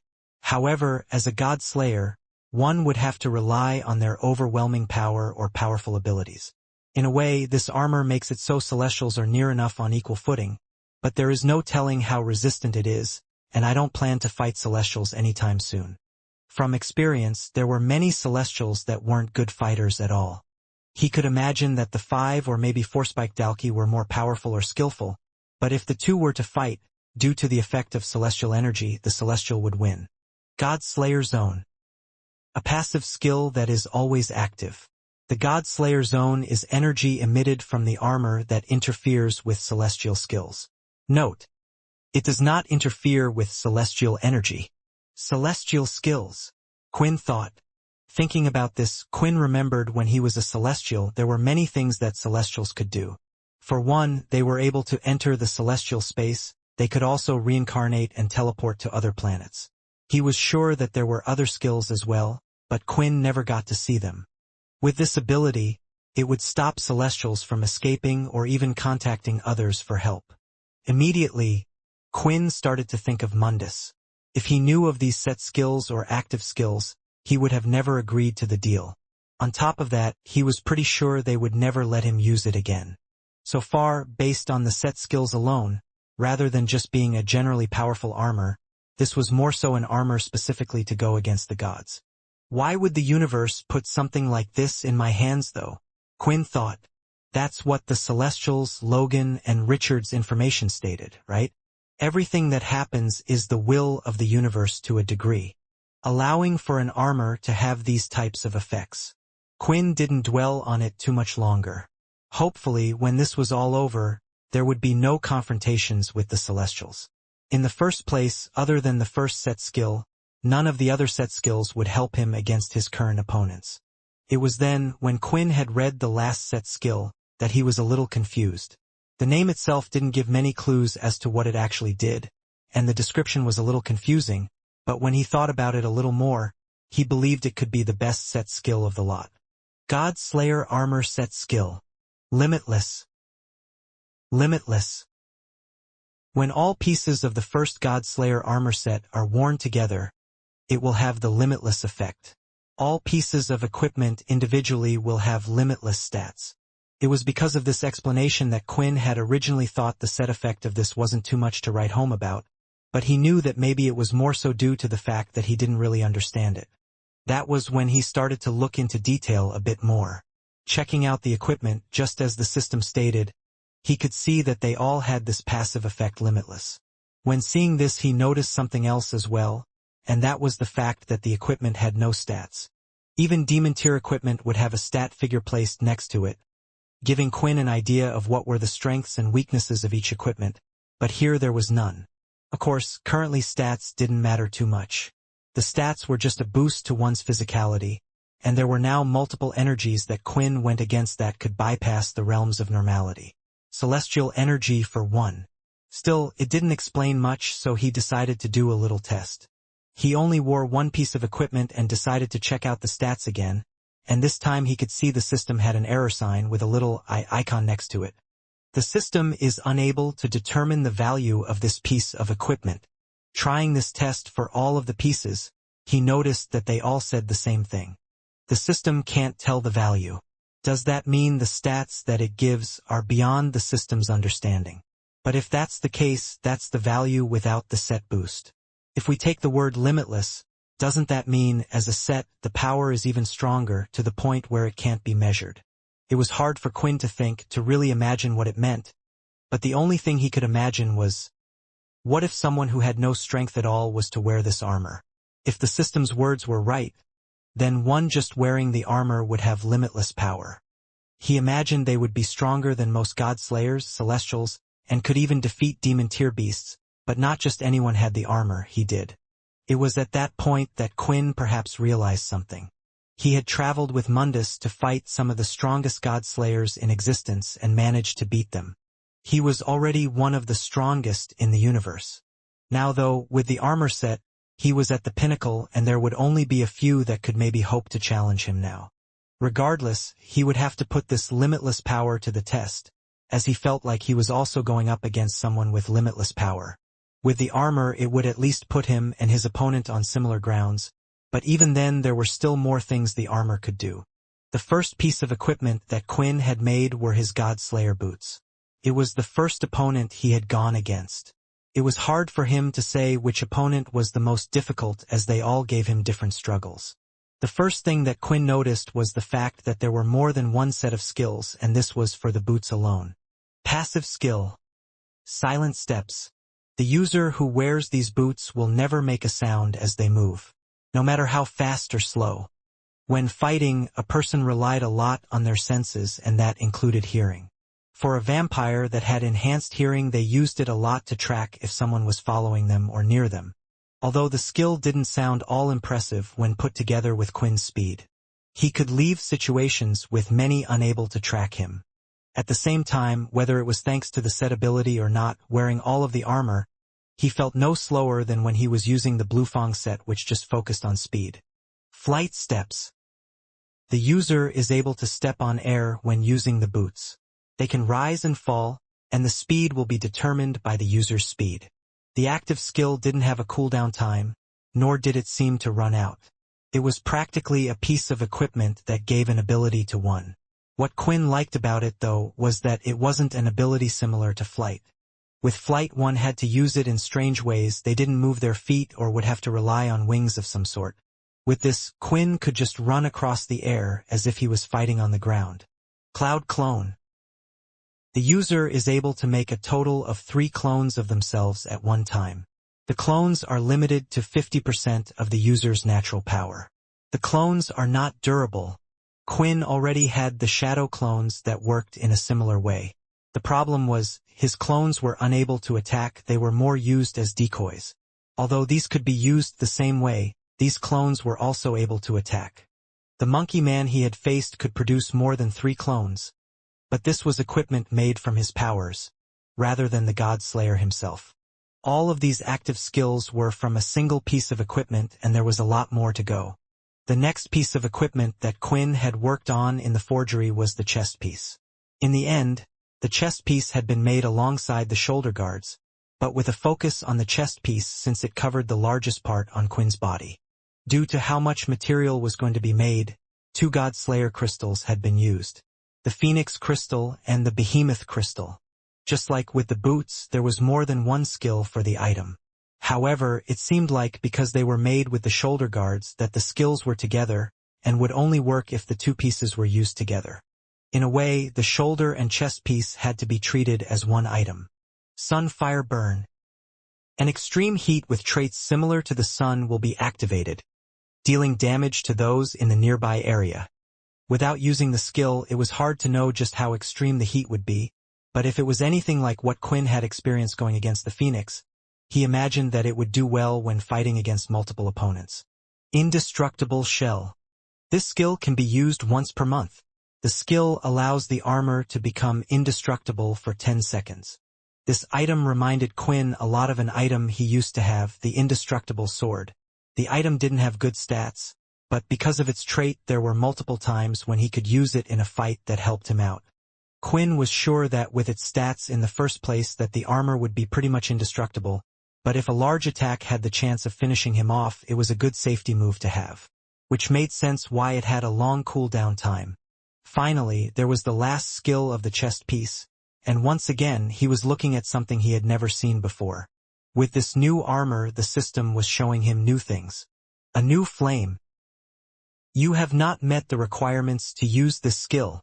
Other than that, the system gave him no more information. Quinn tried to use the armor on its own, taking other pieces away, but the requirements still had yet to be met. The skills so far all followed a similar trait to the crystals they were made with, so it made him have some ideas, but still, one of the skills on the armor for now were locked. With that, it left 2 more pieces of Godslayer equipment that made up the Godslayer armor set. 2 more items made up the whole set, the mask and the gauntlets. The mask was originally meant to be the last item that Quinn wished to create, but because of the situation with Alex, and how Alex was guiding him the whole way, it had become the second to last item he made. Because there was no telling whether or not Alex would still be there after the gauntlets. which was why the second to last item Quinn had created was the mask. It covered half of his face, and was designed like that of Oni masks that were made long ago in the past. This gave a vicious outward appearance and suited his armor as well as his vampire self well. The thing was, the crystal that had been used to create the mask was an unknown. The crystal had been received by the Dark Magus, someone that was powerful enough to even contain Mundus. Till this day, Quinn was unsure if the two of them were ever locked in battle, which one of them would win. This showed not just him, but even the Celestials, that the universe was incredibly vast and full of powerful beings. In the end, a God-Slayer crystal had been handed to them, but they had no clue what from. Was it a beast, a more humanoid God-Slayer? What were its powers, and what could it even do? There was a chance that the God-Slayer crystal was even a weak God-Slayer, and that was why he decided to have it placed in the mask. Masks often didn't have much in terms of stats to give to the user, but were considered more of an additional item, like a ring, earring, and so on. But knowing full well about how powerful Minnie's God-Slayer ring was, there was a chance that this could be special as well. Shifting mask. The mask's requirements to be powered change based on the user who is wearing it. Requirement: blood. Blood can be used and stored in the mask as an energy source. The amount of blood that can be stored is limitless.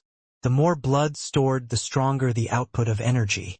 The mask had taken on the trait of Quinn being a vampire, which was why the requirement for him was blood. So far the mask seems similar to when he used his own blood powers.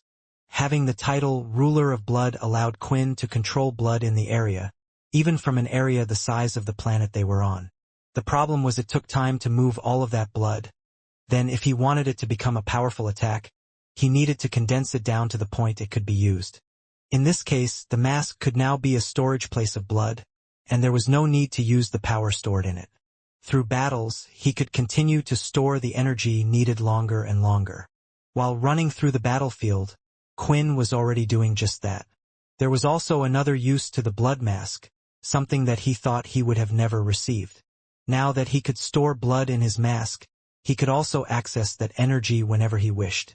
There was no need to use the energy all at once, it wasn't that type of thing, but what it practically meant was Quinn had an unlimited blood bank. He was able to take blood stored in his mask whenever he needed.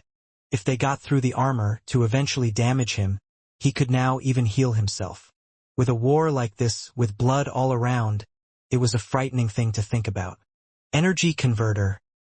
The stored energy can be converted into different types of energy.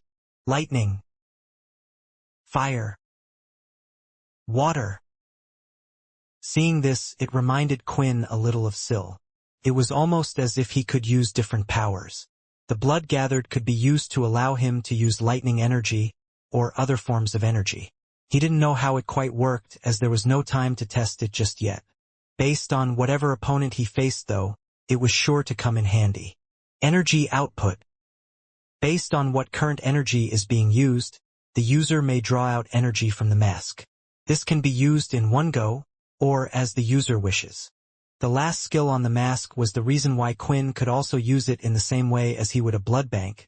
There was also no need for him to physically take the energy out. It was an automatic thing he could do with a thought of his mind. The mask, that he didn't expect much out of, had in the end become quite the valuable thing. Then finally there was the last item. The gauntlets made from the God-Slayer Azura. One that had frightening power in his fists, and like Quinn used his fists to fight. Honestly, Quinn himself wasn't sure what to expect out of this one. It just seemed right when making the crystals, but whenever he thought about the gauntlets, he had a heavy heart in doing so. That was because not only were they made with the God-Slayer crystal, but by using the celestial blood guns, where the soul of the best forger in the world, and his dear friend Alex was. The gauntlets were a success, but at what cost? Because, after creating the weapons, Quinn had yet to hear the voice of his dear friend, even now while using them. Alex, all of this in the first place is because of you. No matter what, I will never forget you exist. And wherever you are, I hope you can see what you have created, Quinn thought, just as he was about to remind himself of the skills and power of the gauntlets. There were two figures that had appeared in front of him. Immediately Quinn stopped as he looked at them. We managed to meet again. Chris said with a smile. The last time, we didn't really get to fight each other so much. I don't want to fight either of you. Quinn said, looking at the other person by Chris' side. It was Peter. I don't want to fight my friends. Friends? What do you mean? How can that be? Look at what has happened. Jim has gone planet to planet in search of you to stop you. You have caused this war. You are no friend. Chris stated. I caused the war? Quinn replied. The races that lived on these planets were innocent. So much so that they banded together to stop your stupid conquest. Have I ever attacked you? Have we ever been the ones to come after you? Forget it, this is pointless. I will be going off to see Jim. Chris's body started to transform and Peter turned into his celestial form as well. I'm sorry, but we can't let you hurt our actual friend, Chris said. Quinn tensed his fist as he looked at both of them.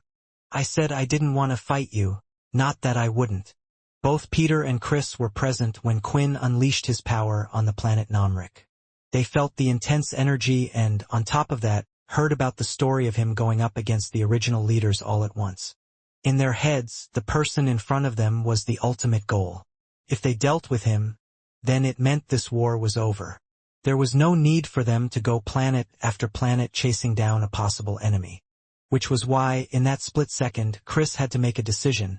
As his body was transforming into his werewolf form, his skin was starting to redden, from which was growing the fur on his body as well.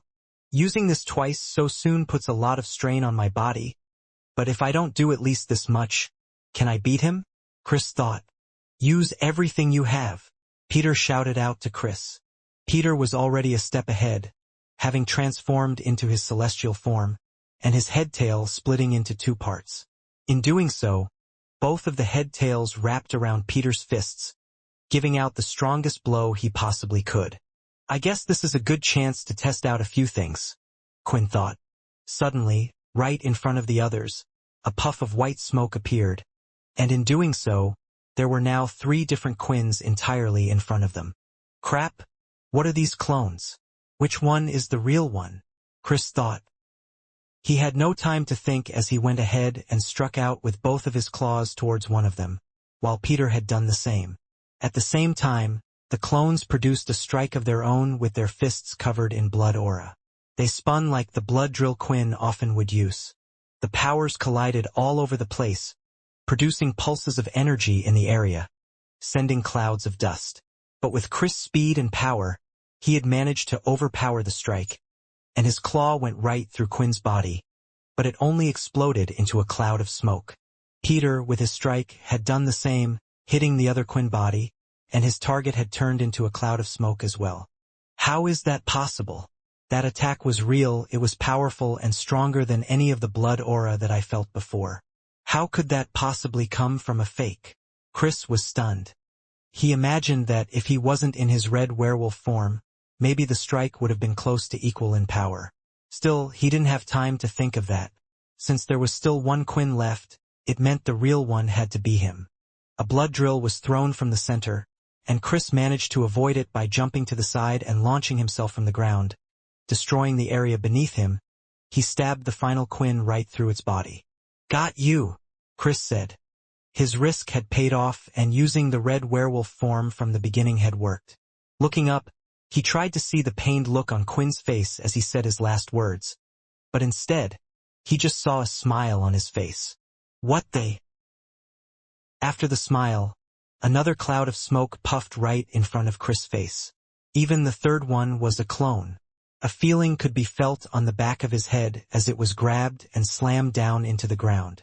It cracked the floor beneath Chris, and Quinn soon lifted him up and slammed his face into the ground once again. After that, with a lift of his hand, there were several blood swords in the air around him. Swinging it down, the blood swords went right through Chris' body, through his arms, legs, and his back, but avoided certain areas. I know you have good healing, so you will survive this punishment at least, Quinn said, as he got up off the floor and looked towards the other one on the field. Chris was in pain, his whole body was shaking, not just from the blood swords but from the head strike. He didn't understand why his body was hurting so much, and even now, it felt like it was getting attacked from the inside. His body was trying to heal while he was getting hurt at the same time. Because of this, he was finding it hard to even move his body. When he slammed my head into the ground, what did he do? Why is my body acting this way? Was it something in his gauntlets? What is going on? Chris was trying to think back to when he had gone wrong with the fight. Where was the slip-up? The main issue was the clones. Because they could produce a strong amount of blood aura, it was hard to tell what was real and what wasn't. Because in the end, the attacks, although weaker, were real attacks, so one would have to worry about the attack from the clones as well. There was one more trait of the clones that was annoying as well that Chris didn't consider until now, and that was the fact that when the clones were made, a puff of smoke would appear, and the same would happen when they were destroyed as well. The puff of smoke didn't last long, but it gave enough time for someone at Quinn's speed to do things that could be unseen. For Quinn, he entered his shadow at that moment and appeared elsewhere. While they were too focused on killing the fakes, he was always behind them, ready to strike at any moment. His new boots helped greatly, with his movements being silent as well, making it almost impossible to know where he was. The only reason why Quinn hadn't struck sooner was because he himself wanted to test his new skill out a bit. Peter turned his head, looking agitated that he had been tricked by a clone. "I'll kill you," Peter shouted, as he ran forward once again. This time, rather than wrapping his tail head around each arm, he wrapped both of them around a single arm. They twisted around each other, and spirals of yellow energy were flowing around them, heading straight for his fist. "Let's try and see just how durable this armor is," Quinn thought, planting his feet on the ground. He moved his body so the fist collided right in the center of his chest piece. It had hit the top of the Phoenix design. The yellow energy exploded on the spot, and sparks went off in all directions from the armor and almost disappeared in the air instantly. Even the energy from Peter's arm had gone, and he was confused by this. Looking down, Quinn could see that there wasn't even a dent on his chest piece armor. Nor had he gone flying back into the distance either. He just stood there firm and strong. "You have no clue, do you? The energy I gave you belonged to me. It's celestial energy, so of course it wouldn't work." Peter's attack was the perfect chance to see how strong the armor was. Peter was strong physically. He even used chi in his attacks, and it had celestial energy with his celestial form. The effect of the armor worked, dispersing the energy. Meanwhile, the armor could take the full extent of his blow without him doing anything. Quinn assumed this was all due to the limitless factor of the set. As he thought, as long as anyone wore this armor, they would be one of the strongest there were. Quinn quickly moved his hand right onto Peter's chest. "Just wait here, my friend. We can talk soon." Skill activated. Blood shock. The fingertips on Quinn's gauntlet lit up, and sparks emitted from them into Peter's body for a second. Just like Chris, it felt like almost his whole body was shutting down, trying to heal damage that was being done inside, and he fell to the ground, unable to move. "What have you done to me?" Peter yelled out. "You will be fine soon, and by the time you can get up, all of this will be over," Quinn answered.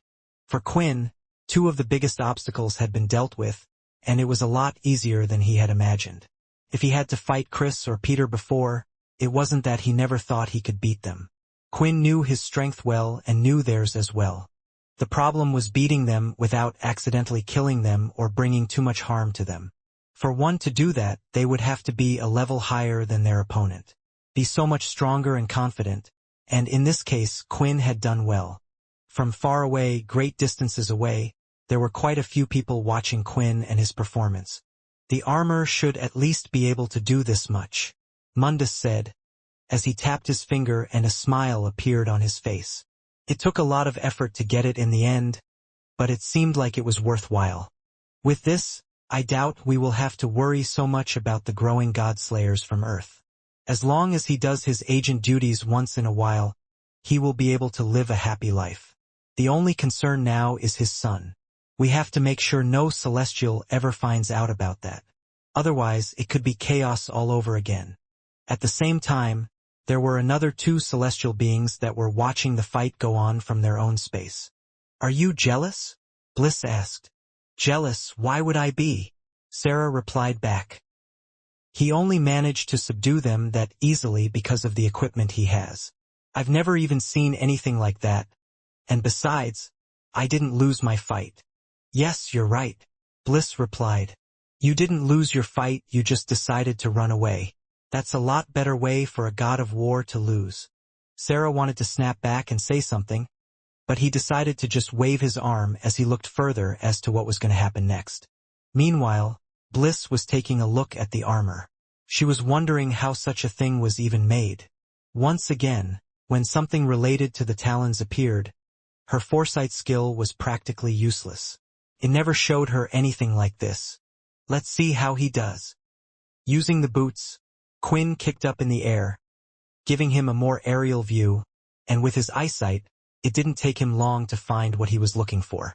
Running directly forward, in an area where there was nothing but rubble, he had landed around 50 or so meters from Jim. I should have known that you were behind all this mess, Jim shouted. These aliens, the beasts, they would have never been able to put up this much of a fight on their own. Why do you have to do this? Why are you trying to get in my way? In an instant, Quinn had moved from his position and grabbed Jim right by the neck. He was holding on tightly, allowing him only to narrowly breathe, and held him up in the air. You even try anything, and I will crush your neck before you can do anything, Quinn said. 2 blood swords were raised. One pointed at the back of Jim, aimed at the heart, and another at the top of his head. One way or another, Quinn was going to finish Jim off. You are asking me why am I getting in your way? Quinn shouted back, and a wave of red blood aura erupted, passing through Jim's body and pushing pieces of the building behind in the air and sending them crashing down. You were the one that created the Dalki in the first place and started this whole war. Even then, after getting rid of your mess, you managed to wriggle your way back in somehow. You then changed everyone's memories, taking my place. But I still chose not to get in your way, to not get involved, but you just had to. You had to make everyone around you suffer, including my friends and me, just to get what you want. What do you even want? Why are you even doing this when your time ended a long time ago? Quinn started to pour his chi energy directly into Jim, and in doing so, he wanted to suppress all of the energy that was inside his body. But when he did that, there was an energy he could sense, one that he had become quite familiar with. With his other hand, Quinn ripped off the sleeve of his coat, and he could see that there his bare skin filled with crystals. Not just any crystals, but they were all nest crystals. From his senses, he could tell that there were even more in Jim's body. What have you even done to yourself? Why are you going so far? Quinn asked. He could tell that Jim was trying to speak, so he loosened his grip a little to hear his words. At one point, this was the man who worked by Vincent's side, and the two of them shared part of the same blood. He also wanted to know the truth because he needed it to make sense why Aaron, why Leo, and all the others had to die. Because, I'm trying to take it all back, Jim answered. I'm sure you've seen it. Power that is beyond our understanding. Even these crystals. There are entities out there that have the supreme power to change anything. Being as strong as you are, I'm sure you might have even met them. For us, there is one thing that we vampires can never escape, even if one is immortal, and that is time. Vampires could live a long time, so Quinn wondered if he meant that vampires couldn't escape death. But that wasn't true because Jim and even the originals were able to live forever. So he couldn't have meant that. For us beings, there is something that never changes no matter how powerful we are, and that is the fact that time passes and moves in a straight line. But I've seen it, I've experienced a glimpse of it with my powers. Time can move freely. It's just, for us, time moves straight. For a second, Quinn started to think about what Jim was saying. These supreme beings, was he referring to the Celestials, or he might even be referring to the Ancient Ones? It was true that they had some control over time, even Quinn did when he was a Celestial. The space where the Celestials went to was said to be created by one of the Ancient Ones, and their time moved several times slower. There was even Mundus who could stop time and even speed up time in a certain area. What Jim was saying didn't sound too crazy. There was also the second original's power, to reverse time to a degree on an object or person. If powers like so really did exist, then were the Ancient Ones able to do what Jim was stating? Did one of them have the power to turn everything back? Did it mean he could see the faces of the others again? They do nothing because they don't care about us. But I will find one way to make them care. And when I do, I'll tell them to revert everything back to that day, the day when I made the Dalki. Is that why Jim has no problems doing the things he does, sacrificing the lives of the vampires, killing the innocents, all because he thinks he can turn it all back? Quinn gripped Jim's throat tighter once more. You are not different from them, Quinn shouted. You are seeing these lives as nothing. The pain and experiences they are going through is real, all of the suffering. Even if you turn things back, the suffering they have experienced is still there. And what if you're wrong? What if you can't do anything after doing all this? You took a chance and ruined so many lives just so you could have a chance at repeating yours. Even if you could change it, it doesn't change what happened. And me and you will always remember. I can't let this continue. Goodbye, Jim. The blood sword pointed at his back went right through his chest, piercing through to the other side, covered in blood. The battlefield in front of the tower was still an intense one. Gio was still looking after the Amra. He would use his strong legs and jump from one side of the battlefield to the other, and using the momentum he skidded across the floor while throwing his arm out, hitting the vampires right in the face. His strong hits could take out most of the vampires in one blow. Thank you, sir. The Amra thanked him. Gio looked the Amra up and down. Parts of his flesh had completely been cut off. He wasn't in a good state. You should fall back. Let the beasts do most of the work. I know you want to help your people, but you have already done a lot. Gio answered. I could say the same for you, sir. As long as you are out here, I will continue to fight as well. It was an expected response from the stubborn Amra. Fine. But then let's focus on helping our Amra friends, and then we will rest together. Thanks to the demon-tier shadow beasts, Gio himself no longer had to deal with the troublesome vampires, and the originals were fighting against each other. This gave him the perfect chance to save as many of the Amra race as he possibly could. His fellow soldier was right though, he was incredibly tired, he had been fighting a lot and had been in tough fight after fight. His arms were no longer even glowing with celestial energy. Scouting the battlefield, Gio started to look for the other Amra, and that's when he saw the large owl-like beast land directly in front of him. Dust was blown from all sides before its feet hit the floor. On top of the beast's neck, though, there were 3 people. Jumping down was Dober, as well as the 2 vampires that had helped the Amra for a while now, Juk and Ronkin. These boys, they bring a message for us, Dober stated. It's not exactly from us, Ronkin replied. The beast, it's telling us that everyone should head back into the tower as soon as possible.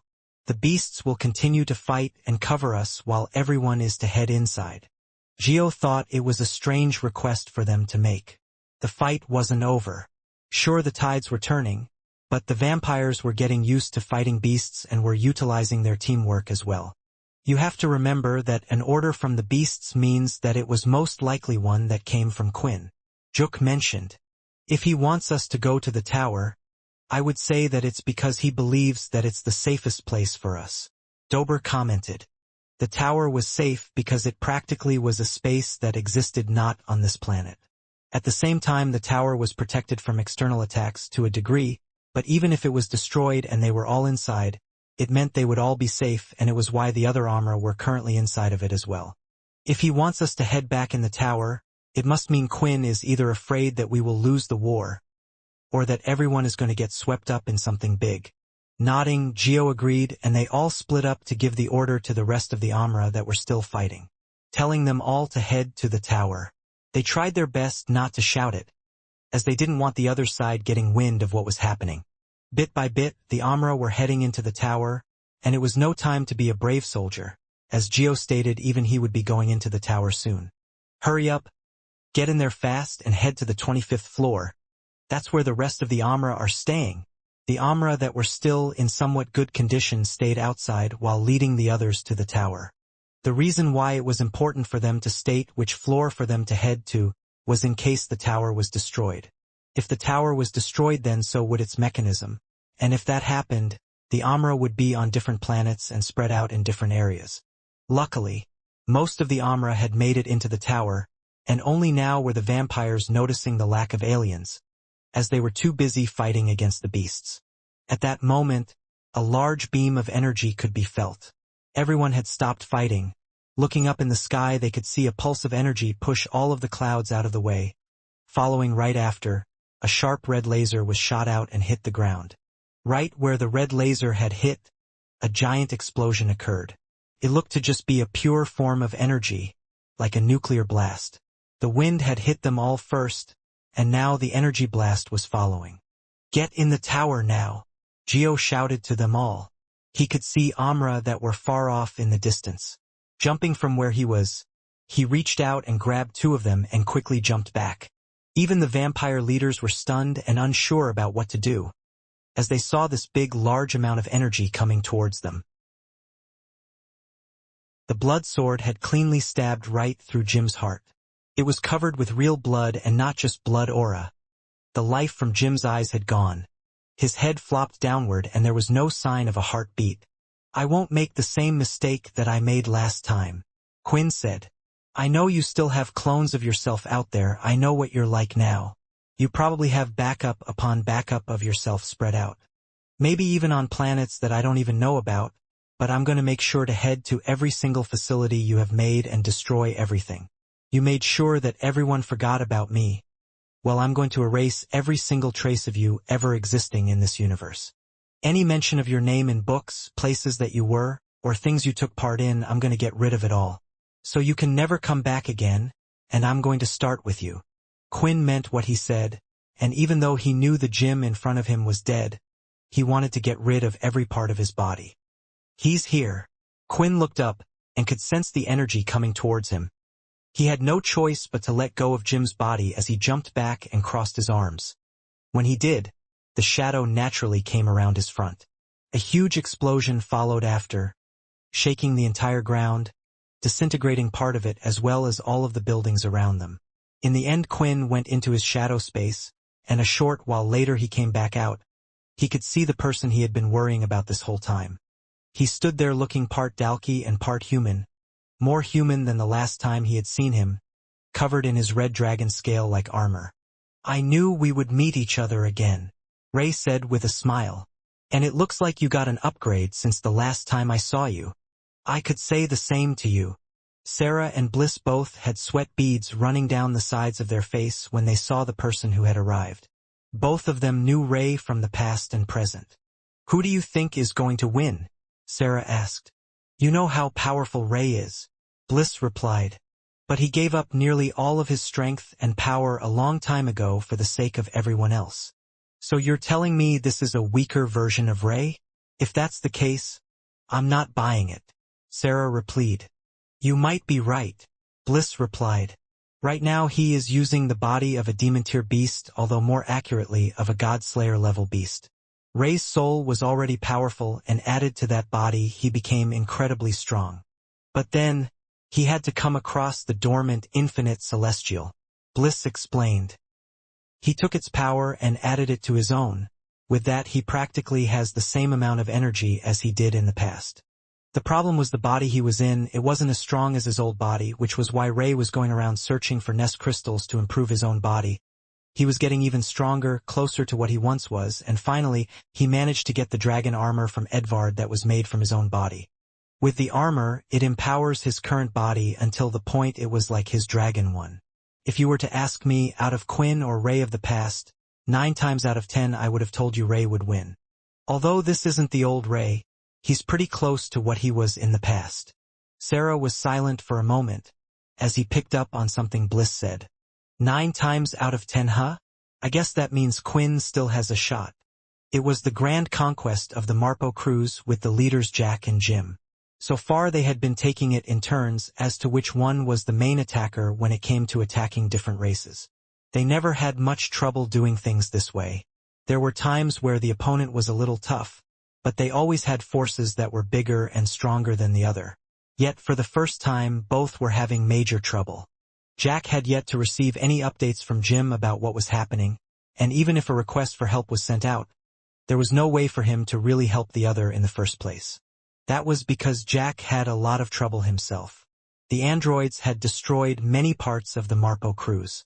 The strong Dalki were struggling against their opponent, and in the end, he had to use his trump card, H and the 6-spike Dalki, but he had confidence in them that they would be able to get the job done, even if Pine couldn't. The Dalki known as H and the 2 6-spike Dalki had landed in the market square. The fighting had virtually stopped all around, but those that were fighting the 5 spikes just moments ago were still close by at the edge of the market. Nearly all of them knew of the being called H.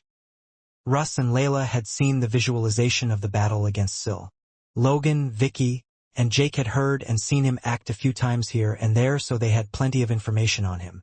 As for the Blades, Shiro, and the others, they were there during the battle as well. Seeing H standing there caused all of them to freeze. It had already taken a lot out of them all. Nearly all of them had pushed themselves to the limit just to defeat the 5 spikes as well as Pine, and now they had H. However, what were they to do? If they tried to run away, there was nowhere to go, and surely he could catch them all, other than Stark, who wasn't there. Could they try to talk and beg for their life? That would have been foolish. This was war, and they had already killed Pine. All of this meant they only had one choice. They had to fight, knowing full well that there was a high chance of dying, that they would die. Which was why Wince had made the first move. She had ultimately realized this before everyone else, and if she could get a hit in to damage H in any way possible, then maybe it would give them a chance to survive, or maybe at least the others. However, the results were devastating. The trident used in the attack had been grabbed and was hurled right back at Wince, creating a large hole in her stomach. Cyril, her dear sister by her side, could see no life in her eyes. No, what are the Mermerials meant to do now?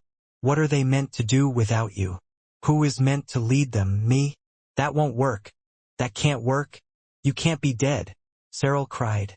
Don't worry, you can join her, Itch said. One moment he was in the center of the marketplace, the next as if he had teleported and he was right next to Cyril, with his hand raised above her head. Only H's hand didn't look regular. It had a sharp edge, his entire hand looked like a giant sword, and that was because he was using the transformation ability. The transformed hand, although looking like a sword, had the Dalki outer skin and hard scales. Swinging it down, Cyril could see the attack with her half-vampire self. She tried to move out of the way, using the blood water to push her, the power of her own legs, but it was far too slow. The bladed Dalki hand went right through the center of her body, and the two halves split apart. Right in front of their eyes, they had all witnessed it. Another one of the pillars of the group had been eliminated in front of their eyes, and with such ease as well. We can't beat him, Shiro said. He's stronger than last time, Vorden added, speaking in the mind. He has more spikes than before. He has 10 spikes on his back. From the tail running up, there were spikes all along. Then on H's shoulder, 2 spikes could be seen sticking out, even larger than that of the ones running on his back. Never had they ever witnessed a 10-spike Dalki before. When they met him on the ship, they hadn't seen his back apart from when he was chasing Stark, and he had done so too fast in the first place. Now they could count the number of spikes easily. The problem was, not only would going up against a 10-spike be difficult in the first place for all of them, or near enough impossible, this was not an ordinary 10-spike. This was infused with parts of the Blade family, and had remnants of Hilston's DNA. One of the most fierce and cruel blades to ever live. Then he also had multiple abilities running through his body. All of these things were stacking up. Even if they hadn't gone against Pine and the 5 spikes from before, they felt like they would have stood no chance. We were idiots. Shiro clenched his fist. To think that we could rescue Syl from them. We trained so hard, thinking that all that hard work would have enabled us to do something, but we would have never been able to rescue Syl. What are you talking about? Vorden shouted in Shiro's head. We did rescue Syl, and we were all there, so the hard work was not in vain. Does any of that really matter? Ratton said. At the end of the day, no matter what we cry about, we need to fight this bastard, and somehow live. In other areas in the marketplace, there were those that were contemplating what to do. We have to get out of here. If they found out we helped Logan, we could be done for as well. The humans shouted, already running away. I think that's our cue to get out of here as well, Vicky said, putting Logan on her shoulder. What are you doing? Logan said. Didn't you want to take revenge? That person is made up of your family. When we found out, You said you would do everything in your power to take him out. They are already dead, Vicky replied. But you, Logan, you are still alive. Right now, I care about those that are still alive a lot more than the dead. I already nearly lost you. I'm not going to lose you. Then what about Jake? Logan replied. He is still down there, and it looks like he's ready to fight. Meanwhile, there was one more group of people arguing with each other. We have to go, Russ stated. We can't face that person. I was in charge of protecting you and your family. So I'm telling you now we have to leave. If we leave now, then that means everyone on this planet dies. Everything will have been lost. Layla argued back. And how are we going to beat a guy like that in the first place? Russ shouted back. You beat Pine, didn't you? You were strong enough to beat him, so you can do the same again.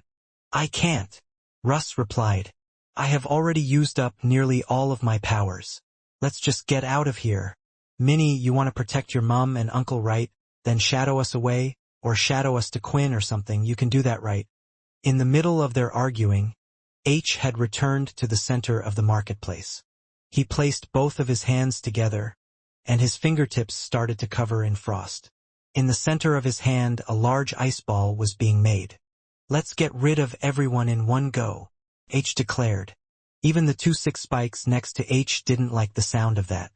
No one was quite sure what H was doing as the misty energy gathered in his hands. But soon there was a chill in the air that could be felt by all. Some thought about going in and stopping H. It was clear he was charging up a big attack, yet no one moved. They were worn out from fighting already, and if they did go in, wouldn't it just be speeding up their death? My sword. I can stop it with my sword, Layla said, as she got up and picked it up off the ground. Russ had thrown it to her after he was done with it. Although he did want to keep it to himself, he didn't like the feeling he had before. It almost felt like he wasn't the one in control. As Layla went to walk forward, Russ quickly turned around and kicked her in the stomach, sending her right back down to the floor. What do you think you're doing? Russ asked. You can hardly move. Going outside would be suicidal. Layla was holding her stomach. In some ways, Russ was right because she couldn't even see his kick. So even with the sword, how would she even touch a 10-spike Dalki? How are you even able to hit me? Layla asked.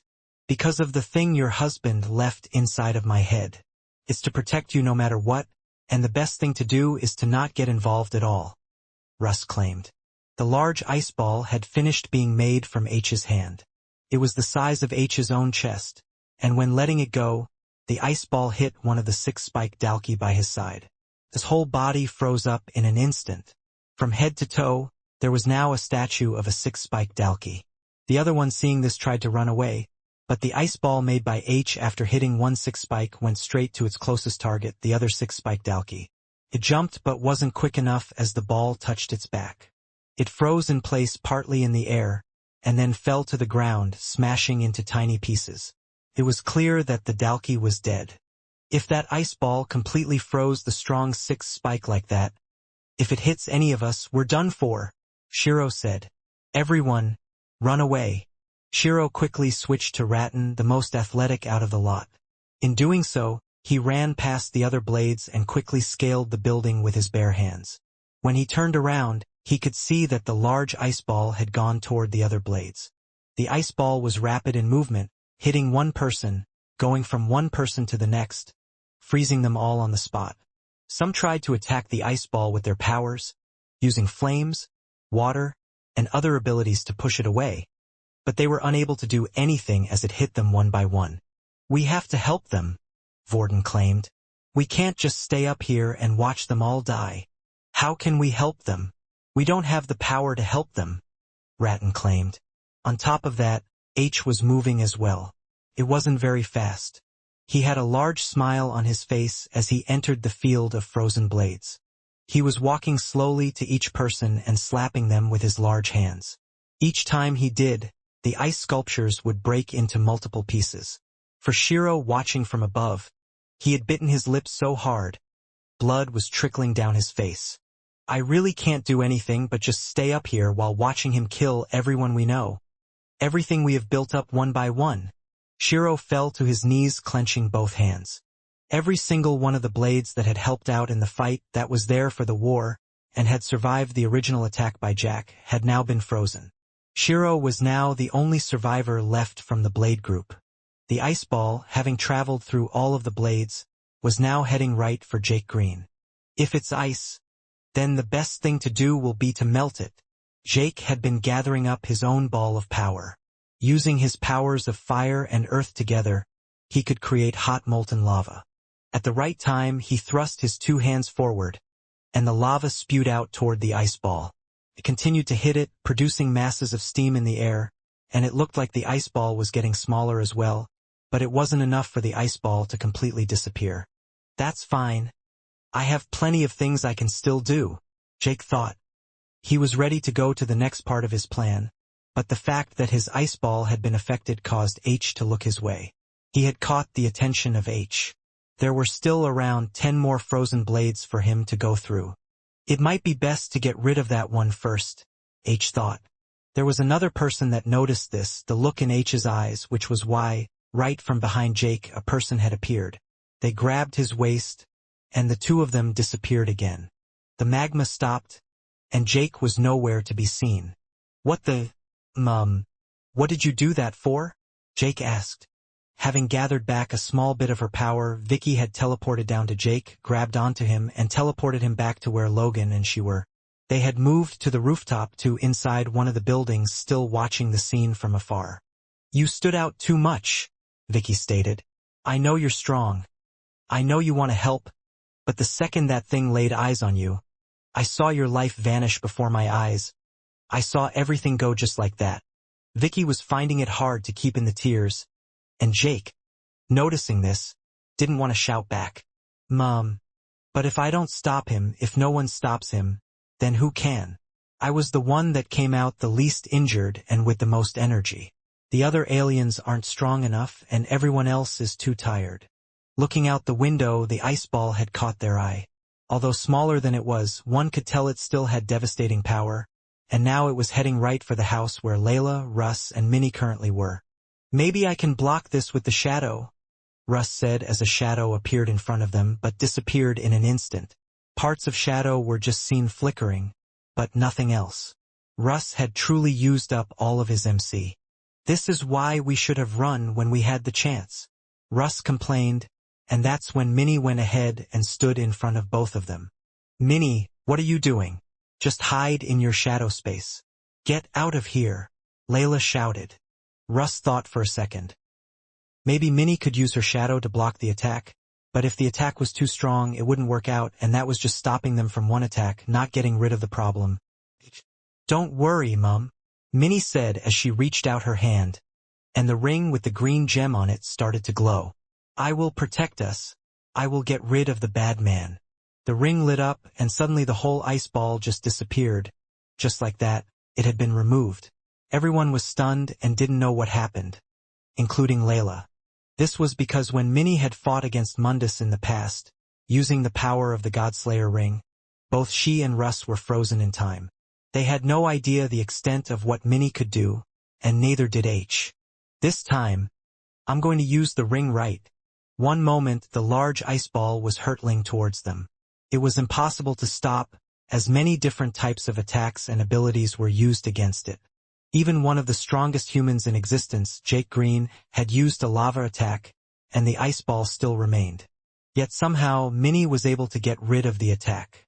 What was strange for those looking at the situation, though, was that there was no trace of the attack at all. The ice ball hadn't crashed into the ground. They didn't see it clash against any type of energy. Instead, it completely disappeared. Minnie, what did she do? Layla raised an eyebrow and noticed the ring on her hand. She hadn't seen it before. It was an item that had been kept in her shadow space. It was very important to her since it was given to her by her father, and it was why she would only bring it out in a situation like this. It turns out that there are far more difficult ones than I originally thought, but it doesn't matter. There are many things I can do, he said as his hand started to spiral with lightning. The attack went straight out from his hand, and the blue lightning bolt was going toward the small little vampire. But showing no fear, she lifted her hand up again, and with the ring lighting up, the attack had completely disappeared. The same thing happened and there was no trace of the attack at all. Now Minnie herself had transformed, and she was in her celestial form. Using her large claws, she was charging up a blood aura attack. She threw it out, and a large celestial blood claw attack came out. It looked like a normal blood swipe, only with more condensed energy, and it had the power of celestial energy as well. Seeing this, H was not afraid. As a 10-spiked alky, he had incredible physical capabilities, including that of speed. So much so, before coming down, he had decided to not take a speed-based ability. Looking at the attack, he was ready to move out of the way and attack Minnie directly. That was until the attack was suddenly right in front of him. The red aura hit his face and scratched against his hard outer body. Small ripples of red power exploded as the attack managed to hit. However, the attack had barely managed to singe H, and instead, he just had the look of annoyance on his face. Fine. Let's see how your strange power exactly works. H stomped on the ground, and the whole floor was instantly covered in ice. Russ picked up Layla and rushed to the upper floors. The ice hit the building and was slowly climbing up, but it had soon stopped, as H had done what he needed to do. Minnie, avoiding the attack, had jumped up in the air. She couldn't stay in the air forever and would eventually have to land back down in the attack. As for H, unlike Jake, he was unable to use two abilities at the same time. As he stopped putting power into the ice, he started to put power into his lightning strike again and threw out, this time, 2 lightning bolts towards her. Minnie quickly moved her hand with the ring, one lightning bolt disappearing and then the other. When she landed back down on the ice, she was completely fine as her feet were covered in shadow, stopping the attack from affecting her. This little one is full of tricks, H said to himself. For now, neither H nor Minnie were going full out against each other. After the first few sets of attacks not working, it was almost as if the two of them were testing each other out. It was incredibly intense for everyone watching as they were waiting for the next one to make their move. So far, though, against all odds of everything they had seen, Minnie was holding her ground. I haven't completely figured it out yet, but I'm getting close, H thought. She didn't bother to do whatever she had been doing so far against the ice attack. There has to be a reason. Maybe she was unable to block the ice attack. Then, when making my lightning attack disappear, she was only able to make one attack disappear at a time. Does this have something to do with her attacks as well? In the middle of his thoughts, Minnie had stored up power in both of her claws again and threw her attacks out.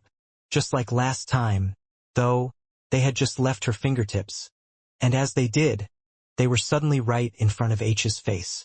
This time he was ready, and emitting a large amount of energy from his body, a slightly yellow aura came out and dispelled the red energy. I can't believe it. That 10-spike even knows chi. What are we meant to do? Layla said. She didn't like the fact her daughter was out there fighting, but she was the only one who was able to go against him so far, and she knew it was because of the Godslayer item that had been gifted to her. It happened again, H thought. The attack didn't suddenly get faster. It was almost as if the attack teleported. Either way, there's no need for me to figure out how she's doing her attacks. What I need to figure out is a way to counter them. If her far attacks can suddenly get close, then this might as well be a close fight. H stomped his foot on the ground again, and a spike of ice rose up from the icy floor right below Minnie. She moved quickly, with the tip of the spike scratching her red celestial skin. It wasn't strong enough to do damage, and part of it frosted for a bit before the power eventually evaporated. Spikes of ice started to come up, chasing Minnie all over the place. But if there was one thing she was confident in, it was her speed. She continued to run across the ice, zigzagging from one side to the other, to dodge the spikes. Then, jumping up, she lifted both feet and pushed off the ice pillar, heading straight toward H. And just like with the attacks, one moment she had pushed off the ice, and the next she was directly in front of H. With a bloody-clawed celestial-powered strike, she swiped right at H, making a fist as hard as she could. Her claws were unable to pierce against the hard scale skin of H, but it had caused his head to move slightly. In retaliation, with his fast reflexes, H swung his arm out, which transformed once again into that of a blade, ready to slice Minnie in half. But the attack had hit nothing but air. From the movement of H's hand, the sheer power emitted from the strike was large and powerful, cutting right through the ice, going through the buildings off in the distance, and continuing on, cutting everything that got in its path. Minnie had regained distance between the two again and was standing right next to the large strike in the ice. Her heart was beating fast because she knew if she had been hit by that, she would have been killed in an instant. I got a hit. I managed to get a hit. But if I get hit once, I die. This thought was running through her head, and she was starting to feel immense pressure. I want to run away. I want to call Dad for help. I want Mommy to fight instead. All of this is really scary. But I promised Dad that I can do this. I can do this, Minnie said, looking back at the large strike mark that went on further than she could see through the city. When Quinn had originally made the Godslayer ring, he believed it was one of the most powerful items in existence, because it essentially allowed the user the ability of space.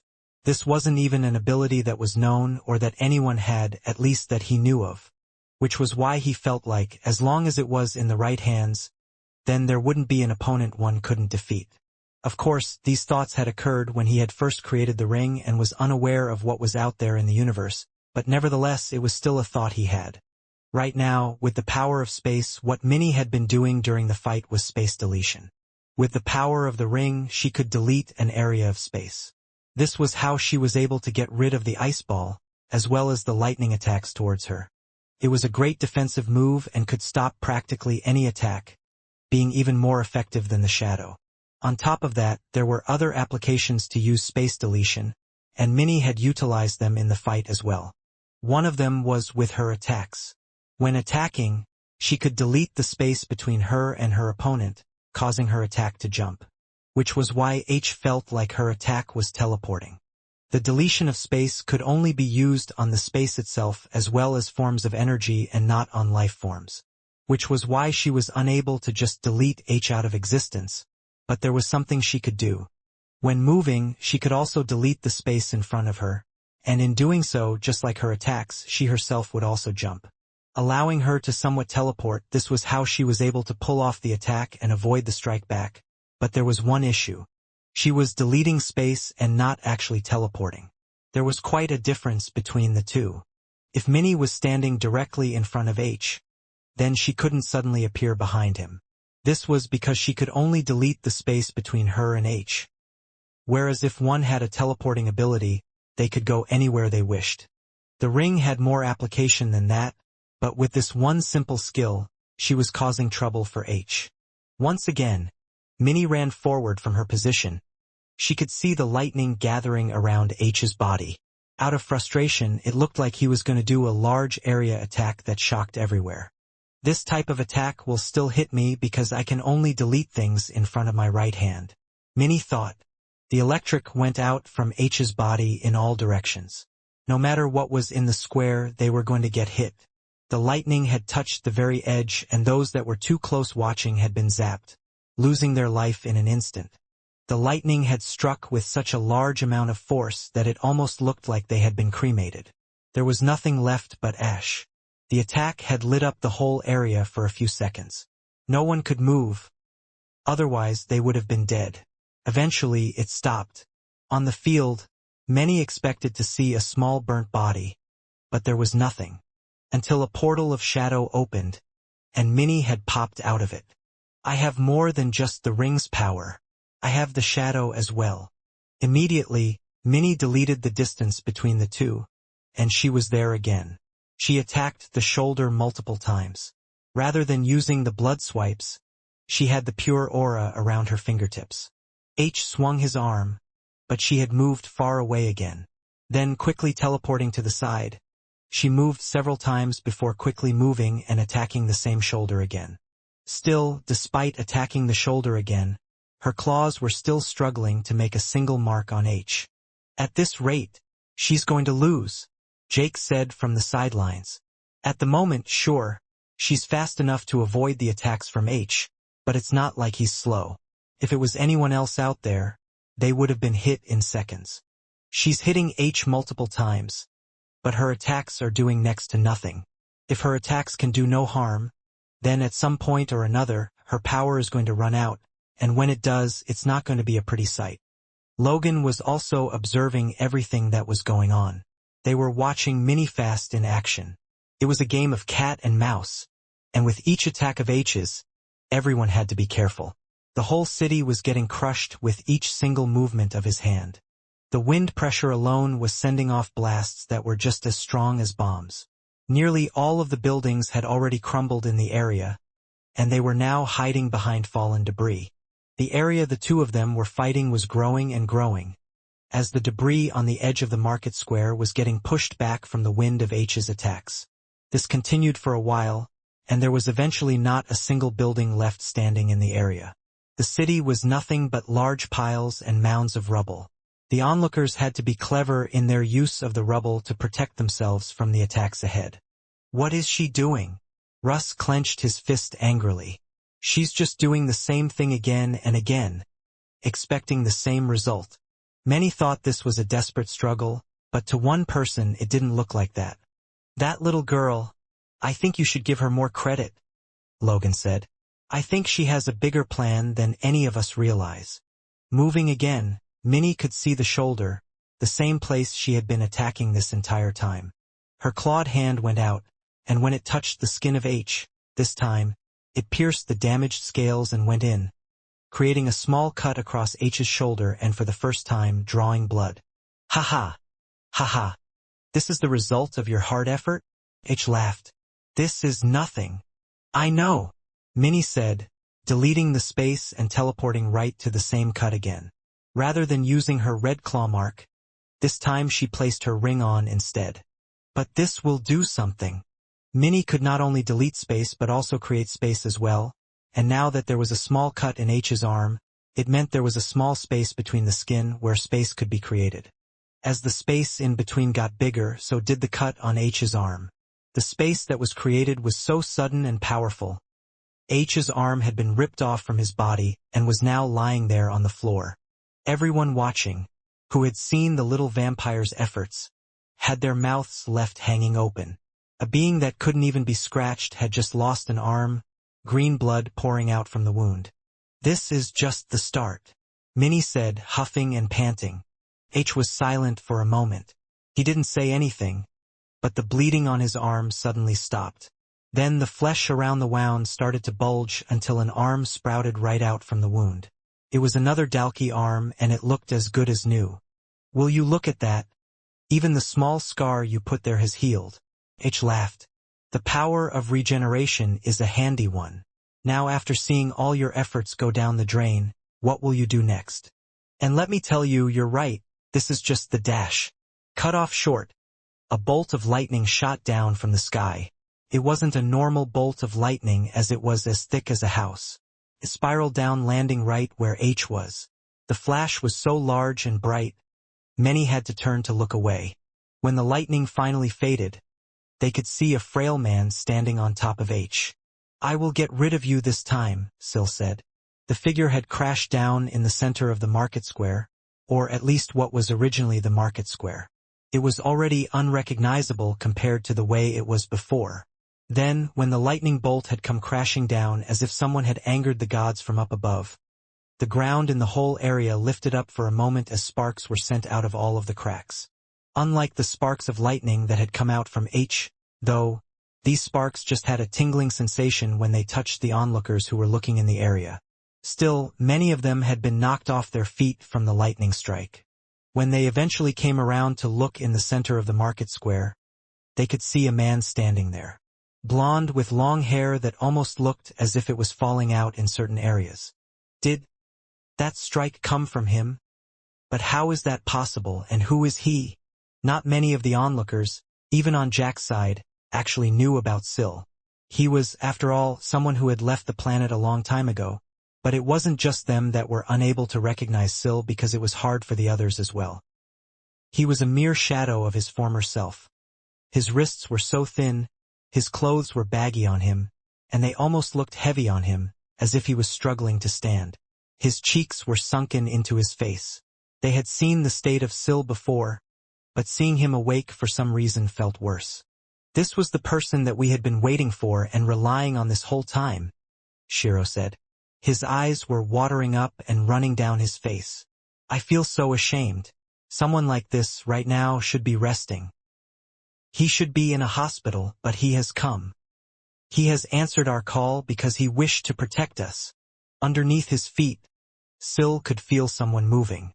A large ice shard rose from below, but teleporting away, Syl was able to avoid the attack and was now by Minnie's side. You have done very well fighting him so far, Syl said. I saw what you did from above. You can leave the rest to your uncle. Even though Syl said this with confidence, even Minnie wasn't so sure about his words, based on looking at him. In fact, Syl had taken the teleport ability because he knew that using superspeed with the way his body was now would be a disaster. Crashing through the ice, H was seen in the air for a few moments before landing on the ground, and his eyes laid on Syl. I see, so you have decided to go against me once again, H stated. Didn't you learn your lesson last time? In fact, you were lucky to have even come back alive. You won't be so lucky again. I'm sure Jack won't care what I do to you this time. Syl started to gather lightning in his hands. It was in some type of strange rings that went over his forearm, going all the way up to his shoulder, and he got in a fighting stance of all things. I will use all of my power this time. I can see that all of those that I protected. In the end, they still ended up perishing. The right thing to do back then was just to get rid of you no matter what, and then none of this would have happened. Up above, there was a ship that was already riding away from the planet, and on the ship was none other than Stark. Good luck, my friend. I hope you can do your very best to beat him. But just in case, there is something that I need to do as well, Stark said. The ship in question was heading back to the large Marpo cruise where Jack was currently present.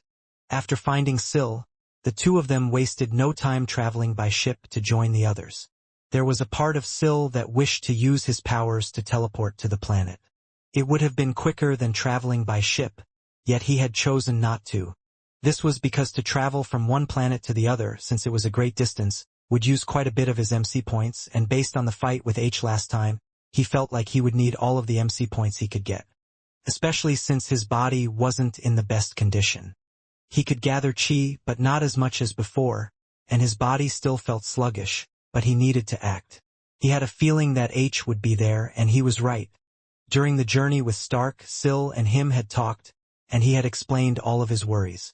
This brought back a memory for the Pensui Star about what he had overheard the others talking about. I'm sure that Syl will be able to overcome the monster known as H. I could tell he is a powerful one, Stark thought. But this war is more than just one overcoming their worries or seeking vengeance. It is one that we have to win at all costs. Which is why if I can get to Jack and get him to take H's powers away, we can win this fight. There was a lot of attention on the fight below, and a lot of damage had been done to the Marpo crews from the androids, so much so that Stark had next to no trouble at all getting onto the ship. He soon found a large hole in one of the sides and put on a space helmet.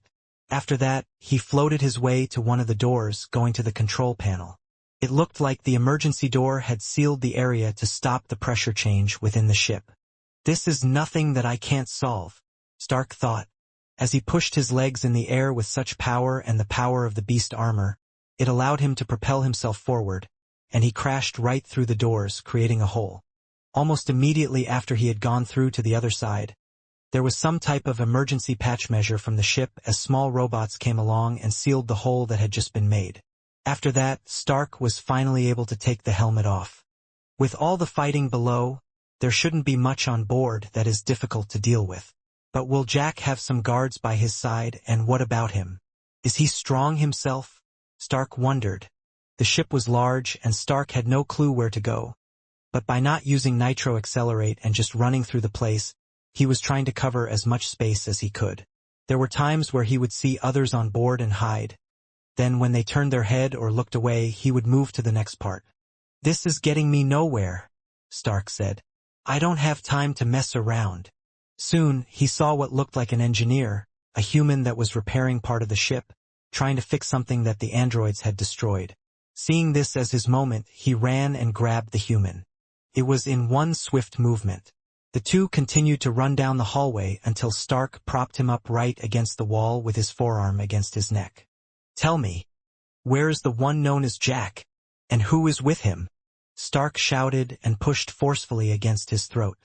Easing off the pressure, the human could breathe slightly, and the fear in his eyes showed that he was going to answer. "Jack, he's most likely in his own separate command room. He likes to watch the videos of what's going on below. As for who is with him, I'm not sure. Sometimes he's alone, sometimes he's not," the human answered. "Tell me what direction to go in. If you do, I'll let you live," Stark stated. The man pointed and explained a little of what the room would look like. "Please let me go," the man begged. Stark, with his sharpened hand, thrust it forward right through the human's head, killing him in one go. "I'm sorry. I made your death as painless as possible. If I were to let you live and you inform someone, there's a chance that I would get caught, and if that were to happen, then everything would be all over. I had no choice in the current situation," Stark said, as he was ready to head to Jack. There was only so much time until they would find the dead body. Syl stood opposite H, a good distance away, with the lightning rings around his arms. He was getting ready and waited for H to get restless, and that's exactly what he did. "I'll pay you right back for what you did to me and personally." H didn't run forward. Instead, he jumped from his position and was high up in the air, exactly like that of the Amra when moving positions. Seeing this, Syl aimed both of his arms right at H. Syl's arms started to light up with lightning powers, and lightning was passing through the rings until reaching his fingertips. Then a surge of power exploded from his hands, and two of the rings, one from each hand, left. It moved as fast as a regular lightning bolt and smashed into H's stomach right in the center. As it hit, the lightning exploded from his body in all directions in the air, creating even a ring of lightning behind H. The Dalki's body had jolted, something that hadn't happened with the attacks with Minnie. It was a mistake staying in the air like that, Syl shouted as he continued to fire out the remaining rings of lightning. Each one hit H cleanly, and each one responded with a large bang every time. As the rings hit him and the damage built up, blood could be seen spilling slightly from the corner of the Dalki's mouth, but a smile still remained. "You should at least be able to do this much." Powering through, H's arm had transformed into that of a hammer, and he swung it down ready to smash it on top of Syl's head. However, Syl had appeared right behind H, teleporting away. Now, instead of rings of lightning, he had rings of flames as well. Just like before, when using the power of lightning, the same happened with the flame rings. Fire powered through Syl's arms, and they lit up orange in color. Then fire started to travel through the rings in the arms, and like a powered gun mechanism, the flames shot out a devastating blow right on the Dalki's back, hitting him towards the ground. H didn't fall to the floor though, despite the strong attacks hitting him. He even turned around and took a large circle of flame right on his chest. The flame ring burst around the area so intensely everyone could feel the heat on their faces, even though they were so far away. Still, H was able to take it, even though Syl was pouring a lot of power into these powerful abilities he had. He perhaps was using the strongest flames he could muster in the existence of ability users put together, but with the strong 10-spike Dalki power and the power of Chi running through his body, it still had done next to no damage. "You are annoying." H's body lit up, and the whole area was covered in sparks. Syl attempted to use his teleport ability, but moving to one area was hopeless as the range of the lightning strike was in the entire area. The second he had appeared from his teleportation, lightning went straight towards him, shocking his body. "Arg!" Syl screamed, his arms dangling towards the ground. A direct hit on his body with no protection was bad, and since he wasn't able to muster a lot of chi, it had hurt more than it usually would have compared to before. "You have no idea who you have decided to face," it shouted. The two spikes on his back, close to his shoulder blades, stuck out more and had suddenly grown in size. At the same time, it was almost as if the weight of H had increased as the floor beneath him indented more. Both of his arms had transformed, turning into two deadly blades, and from a distance, he threw them through the air. In doing so, a large wave of energy, unlike any other, that would take up half the city had appeared. Crap, I can't dodge this without getting closer, Sil thought. Thinking about what the best thing to do was, he opened up his book and was ready to go through the abilities he had until he saw a little girl appear next to him. "You can be the sword," Minnie said, as she held out her hand. The green gem on the ring lit up, and a big part of the wave of energy had been removed right there and then, and a clear path could be seen in front of Sil. "I can be your shield," Minnie said. Sil had no idea what power this was. But it didn't matter. He had no time to care as multiple clones of him had been made. In the area there were 100 Sils, each of them with a demon weapon grabbed from the portal in their hand. Meanwhile, 4 of the Sils had ring elements spinning around their arms. Fire, water, wind, and lightning. They were charging up with strength. "That didn't work before, so why do you think it will work this time?" H shouted as he swung his arm out, and a large sword of energy came out. All of the people who saw the attack moved, as the last attack had already killed and destroyed whatever was in the area. The Sils that could see the attack lifted up their arms and weapons. Using all of their powers, they struck against the attack. Around 15 of the clones were eliminated, having taken out the attack. "That's how much power is in his attack," Sil thought. "If I get hit by that, rather than his powers, then I will be done for." H leapt into the many different Sils, and with a swing of his leg, the energy was able to eliminate a good chunk of them again. The demon weapons were swung with power and clashed against H's skin. But some of the attacks even bounced off as the power of his body was far too strong and devastating. During the fight with the multiple clones, the Sil with the strong elemental powers started to teleport around the area. Charging up their attack, they fired them right at H. Sensing the attack, H tried to fire his own powers against the attack, but when his lightning had clashed against Sil's, there was a clear winner. At the end of the day, Sil had more MC cells and was more powerful in terms of ability than H. The pulse of lightning broke through H's own lightning attack, but that didn't matter. With a swing of his sword-like arm, it broke through the pulse. Sparks hit his body but were unable to do any type of damage. The other attacks were still coming towards him.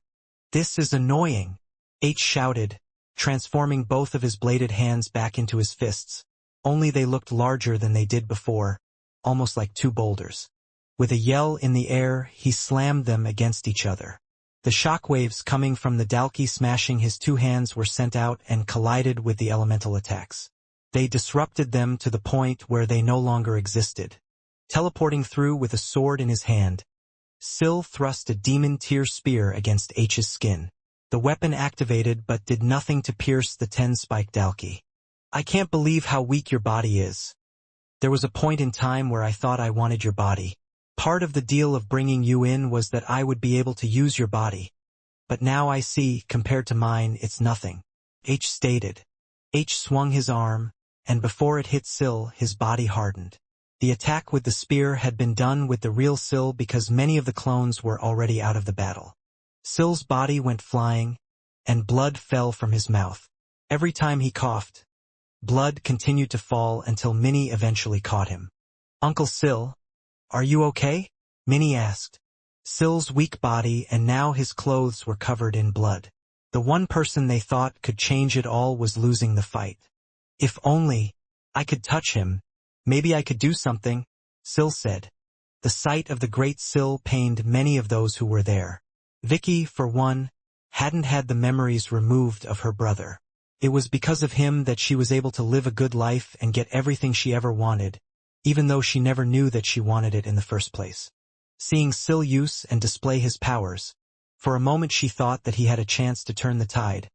But anyone who was an experienced fighter could see that one was far superior to the other. No ability in his book would be strong enough to deal with H, who had only had a trickle of blood appear from his mouth.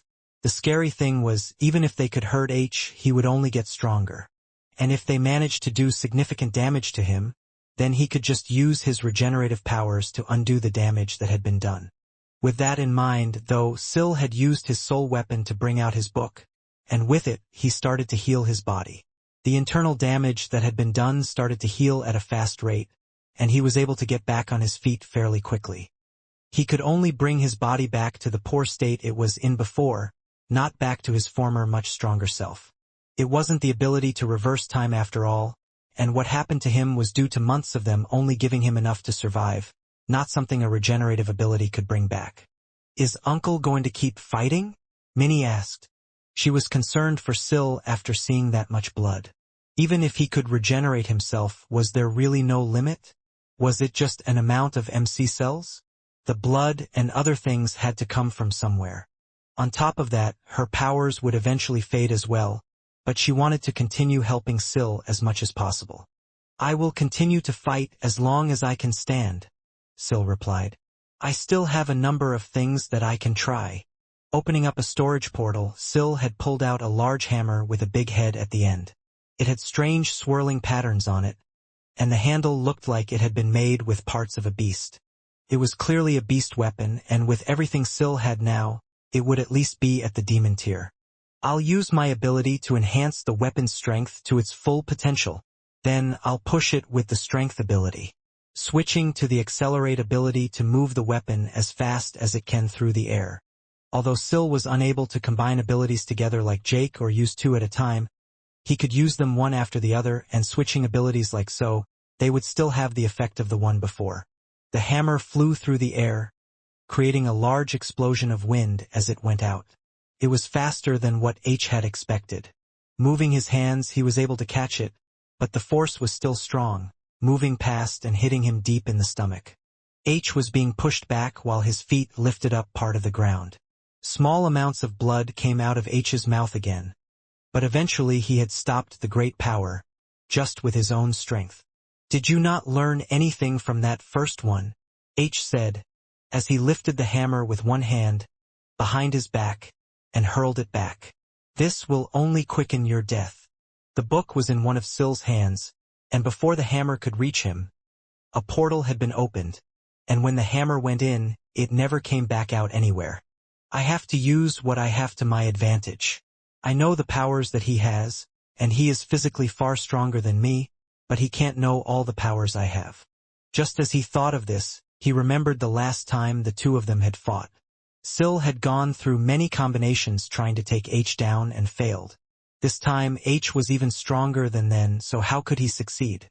There was one ability he had gained since then, the ability to change memories. If he was able to touch and hold H for long enough, maybe he could get them to stop fighting. Layla, who was still watching on the sidelines with Russ, had heard what Syl had said in the conversation with Minnie about how he needed to touch. She was trying to think of what Syl meant by this and had come up with her own conclusion. "Syl's body is incredibly weak right now," Layla thought. "If it was the same as it was before, then he might stand a chance. Out of all the abilities I know, there is one that can drastically not just change the appearance but also make them stronger as well." Her head at that point turned to Russ. From what she had seen, he was one of the most powerful ability users that she knew and had an incredibly powerful ability. On top of that, he was human, meaning that Syl would have no problem copying his power. "Russ," Layla said, "you have to let Syl touch you. If he does, he can use your power. He can do what you did before when going against Pine and win this fight." Russ looked at her for a few seconds, as if what she was saying was completely mad. "Are you crazy?" Russ replied back. "Do you even know who I am? Remember who I am. I hate the Blade family. If there is anyone that I would never help out, it's them." Layla knew the history well.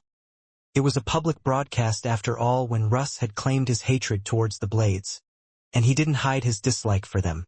"Can't you see the situation we are in? Would you rather not help and end up dead? Right now, this is our only option." Although most might have been convinced in this dire situation, it didn't change for Russ, and there was a core reason for that. "No, and it's not just about him copying my power," Russ explained. "I can tell from that book. It's a log of all the powers he can use. Most likely, Syl is special in the fact he can use any ability he has come across. If it was a normal blade, I might consider it, since they would eventually lose the power to use my ability. As you said, I don't want to die." Layla was unsure what excuse he would come up with, because if his life was so important, what other reason could trump that? If I let him use my power, it would mean I would never ever be able to get my revenge against them again, Russ explained. What do you mean? Look, I don't think your revenge makes sense in the first place, but you can always go against the Blades after surviving today. If you don't, then you would never be able to get revenge, Layla explained, thinking the logic was simple. Not achieving my revenge and never being able to get my revenge are two different things. I wouldn't be able to live with myself, Russ replied. You see, if he copies my power, then it would be impossible for me to beat him. He would have not only the same power as me but also a large number of other powers at his disposal. The one thing that I have is my ability, and anyone but the Blades can have that. Taking a step back, Layla understood his stubbornness. But then, if Syl couldn't touch Russ, could he really win this fight? Because she didn't believe that to be the case. But what other way or method could she use to let Syl and Russ touch? The Marpo cruise was so large that it could be considered the size of a city inside. There were multiple rooms, facilities, and different areas filled with a number of different things. For a normal person or even a vampire without using the onboard equipment to travel, it would take days to explore every single area. Yet, for Stark, he was able to travel faster than even the moving equipment on board. For him, it was the perfect job if one needed to find somewhere, and when there was a battle going on below, and a race against time, this was needed. After forcing one of the humans to reveal the location of where Jack was, it didn't take long for Stark to find where he needed to be. There was a large locked door with no sign for him to get in other than a hand scanner. This door can't be any thicker than the outside of the ship. If I run at full speed and harden my hands, I should be able to break through, Stark thought. He had run down the hallway, giving himself some room to run up to it so he could get to his full potential, but before setting off, he hesitated for a second. From what I heard, Jack himself isn't that strong of a person. He has a strong ability that allowed him to reach a certain position. If that's true, would a leader like that really just go around with no one by their side? Stark thought. Entering like this gets rid of the element of surprise, and if that happens, I'll have to face whatever is inside. Giving himself time to think, the nerves were getting to him a little bit. When thinking about the enemy, they were stronger than he had expected, and still, he had yet to fully go up against one. This whole time he had mainly been running away, only picking off those he was sure he could beat. If there was a high-level spike Dalki inside, would he be able to beat it? Look at me! Stark laughed at himself. I never used to get this nervous whenever I competed before. For just being the fastest, I was always classified as the hero of the Pensui. But have I even done anything deserving of that title? The images of the dead Pensui on the planet appeared in his head. So many of the forces sent had been killed.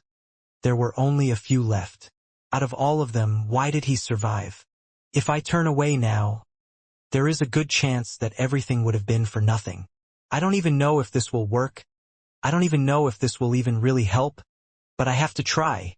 With that thought in mind, Stark moved his legs, the power of the Fong-set armor empowering him and allowing him to move faster than speeds he ever imagined. When he was at the perfect distance away from the door, he jumped up, spinning his body. This move was something similar to that of the Greylash family with their lightning abilities. With both his arms stretched out and the pointed ends of the Pensui hands at the tip, he crashed into the door and ripped a clean hole right through it. Immediately, Stark stopped himself on the other side, skidding across the floor and creating a trail of smoke from the friction with his feet. He needed to quickly get his bearings of the area. Where is he? Where is the one known as Jack? Stark moved his head in all corners of the room. The room was more like that of a large office. There was a single large table inside with a few tables on the side filled with drinks and food. On one side of the room was a wall of screens, cameras that had zoomed in and were showing everything that had happened below.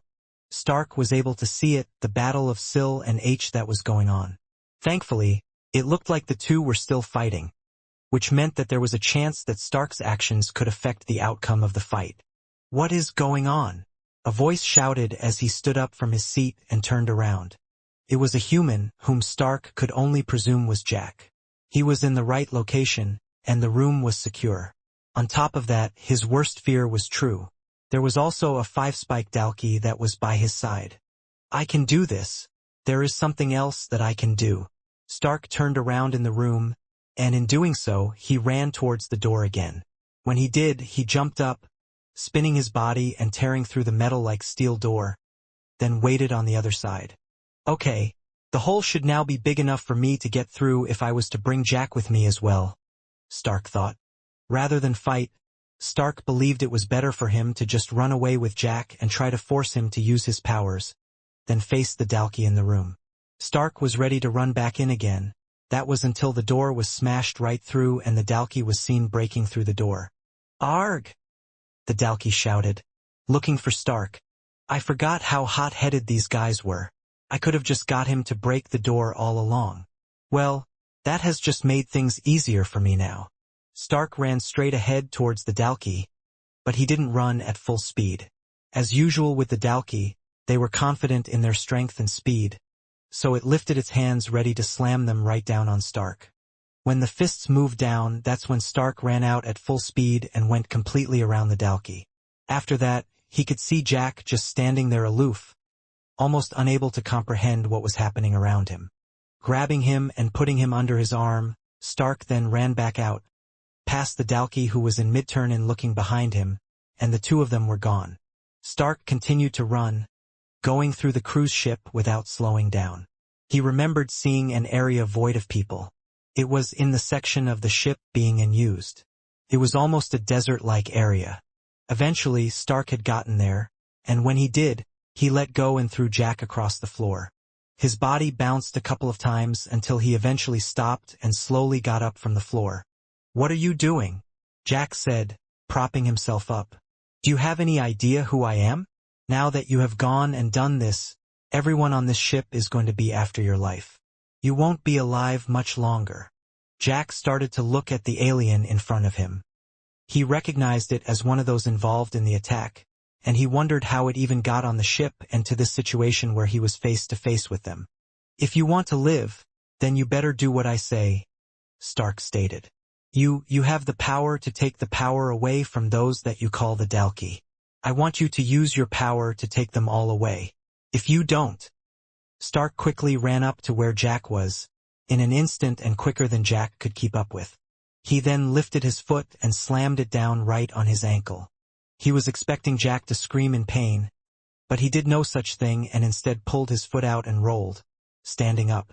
"Do you really think that I would be completely defenseless?" All of the clothes that Jack was wearing started to light up. They looked like ordinary clothes, fitting close to the body and not like beast armor at all. But judging from the power coming from the armor, it was beast armor, and at a high-tier level as well. Convincing Jack wasn't going to be as easy as Stark thought. Syl was back on his feet after using the regenerative powers, but at the same time it didn't seem like H had been hurt at all. If Syl could turn the tides, it seemed unlikely to all those around, but he wasn't going to give up. In Syl's mind, little by little, he was finding things that worked, just like the hammer he recently used. He would have to open his mind a little when it came to fights. Once again, clones had been made from Syl, but this time he had only made 5 in total. One of them had a shield in their hands, another a large greatsword, a hammer, a bow and arrow, and finally Syl himself, he had a staff in his hand. "These are different?" H raised an eyebrow.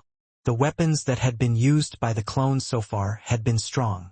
Even though they were unable to pierce his skin, he could feel their power. Which was why H could feel the energy coming off these weapons. They were slightly different. "This staff isn't something I like using it a lot because it feels a bit cheap. But in this situation it's for the best." In one hand Syl held the staff with a strong glowing crystal at the top, and in the other, he had his sole weapon, the ability book. "I'm sorry to ask you this favor, but if you could protect them, to the best of your ability, that would be a big help," Syl asked, looking at Minnie. She nodded. If it was just protecting, then she would have enough power in her ring for that. H, still a distance away, lifted up his 2 hands. One of them transformed into a large hammer head, while the other had turned into a sharp blade. Once the transformation was done, lightning was covering both of the weapons held in H's arms. The first thing H did was lift his large hammer hand and slam it across the floor. Lightning was sent everywhere, and the only other things the clones of Syl could do including Minnie, was jump. The problem was they hadn't jumped high enough and the lightning in the ground was shooting up, almost chasing them. Seeing this, all of the clones used another ability they had, teleportation, and teleported themselves even higher up in the air. For Minnie, she had great strength in her legs and had already jumped high enough, and for the real Sil, with the book constantly held in his hand, he could easily change to the ability of flight and raised himself off the ground. "Idiots!" H shouted, swinging his bladed hand, and the large energy left it. The attack was a single line of aura. It somewhat looked like a blood swipe but was 10 times bigger in size and had a lightning coat around the attack. The clones, 2 of the abilities they had was teleportation and strength to make the attacks with the weapon stronger, and of course one of the abilities that was claimed to be the strongest, the lightning ability. At that moment, a coat had appeared on all of the clones of Sil. This way the lightning from the attack wouldn't outmatch them. Sil was confident that his ability powers were stronger than H's, but what about the raw energy of the attack? All of the clones were ready with their weapons, and all of them went to strike the same point of the attack, hoping to break through it, but there was a little vampire behind them, with her hand held out, who had other ideas. What Sil didn't realize was just how strong and helpful Minnie could be. Delete! Minnie thought in her head, and the attack had disappeared. It was at the perfect time, as everyone else had swung their weapons and fired the bow. All of the attacks went forward and were heading straight for H. Seeing this, his hammer had transformed into that of a large shield and all of the attacks hit the shield straight on. It's the first time he's blocked like that in this fight, rather than just using his body. Sil didn't have time to be amazed at what Minnie could do, and instead pointed his staff forward, firing out a lightning strike hitting the shield arm. All of the attacks hitting one part of H had managed to break a scale and a clean wound had been made as blood started to pour out. The attack had stopped there. All of those attacks. And you have just damaged a scale on my body, H exclaimed, putting his shield away and turning it back into a hammer. Everything has to start from somewhere, Sil said, teleporting to the other side. His staff lit up again and underneath H's feet, he started to sink into a mud-like substance. After that, large ice pillars appeared from the ground. They had done so in such a way that they restricted H's movements. All of the ice pillars were dense and carefully sprouted from the ground, so he was unable to move and build up momentum, and his feet were now stuck in the ground as well. The demon tear staff that Sil was using went incredibly well with his powers, because it allowed him to use certain abilities at a distance without having to use his own hands. For instance, the ice ability would have to be formed from one's hands, leaving a trail on the ground. It was the same with the earth ability, which was why they stomped the floor, and the mud ability. With the staff, he was able to use all those abilities from a distance as if he was right next to H. Now that he's trapped in place, and Minnie's done her job, it's time for the others to attack. All of the clones teleported in and swung their weapons, fired, or bashed their shield into the different parts of H. With the added strength and the demon tier weapons, they were making large scratches on H's body with every hit. They attempted to go for his head, but H was able to transform part of his shoulder into a spike. It hit one of the clones with a shield and sent him flying up in the air. Minnie had grabbed him with her shadow, stopping him, before allowing him to teleport and get back in the fight. They attacked and attacked, trying to finish off the fight desperately, and Sil used all the range power he could of lightning, wind, fire, all hitting H. More blood was being spilt from H because of this, and it was having an effect. Moving his muscles, powering his body, he was breaking the ice and the hard mud from underneath. Lightning was coating the outer part of his skin. "Arg!" H shouted, and all of the ice shattered in that moment. He swung his bladed hand immediately and sliced 2 of the clones in half. Swinging the hammer down, the Sil clone lifted up his shield. But the moment it made impact, the shield shattered and the clone was squashed. Finally, with a swing of his leg, a large amount of energy left hitting the bow and arrow user, killing him in an instant as well. Now, once again, only Sil and Minnie were left. "Thank you for allowing me to reach this much power," H smiled. This was one of the major problems with fighting a Dalki. If a last stand attack of powers weren't enough to kill a Dalki, then it would mean they were now only at their strongest.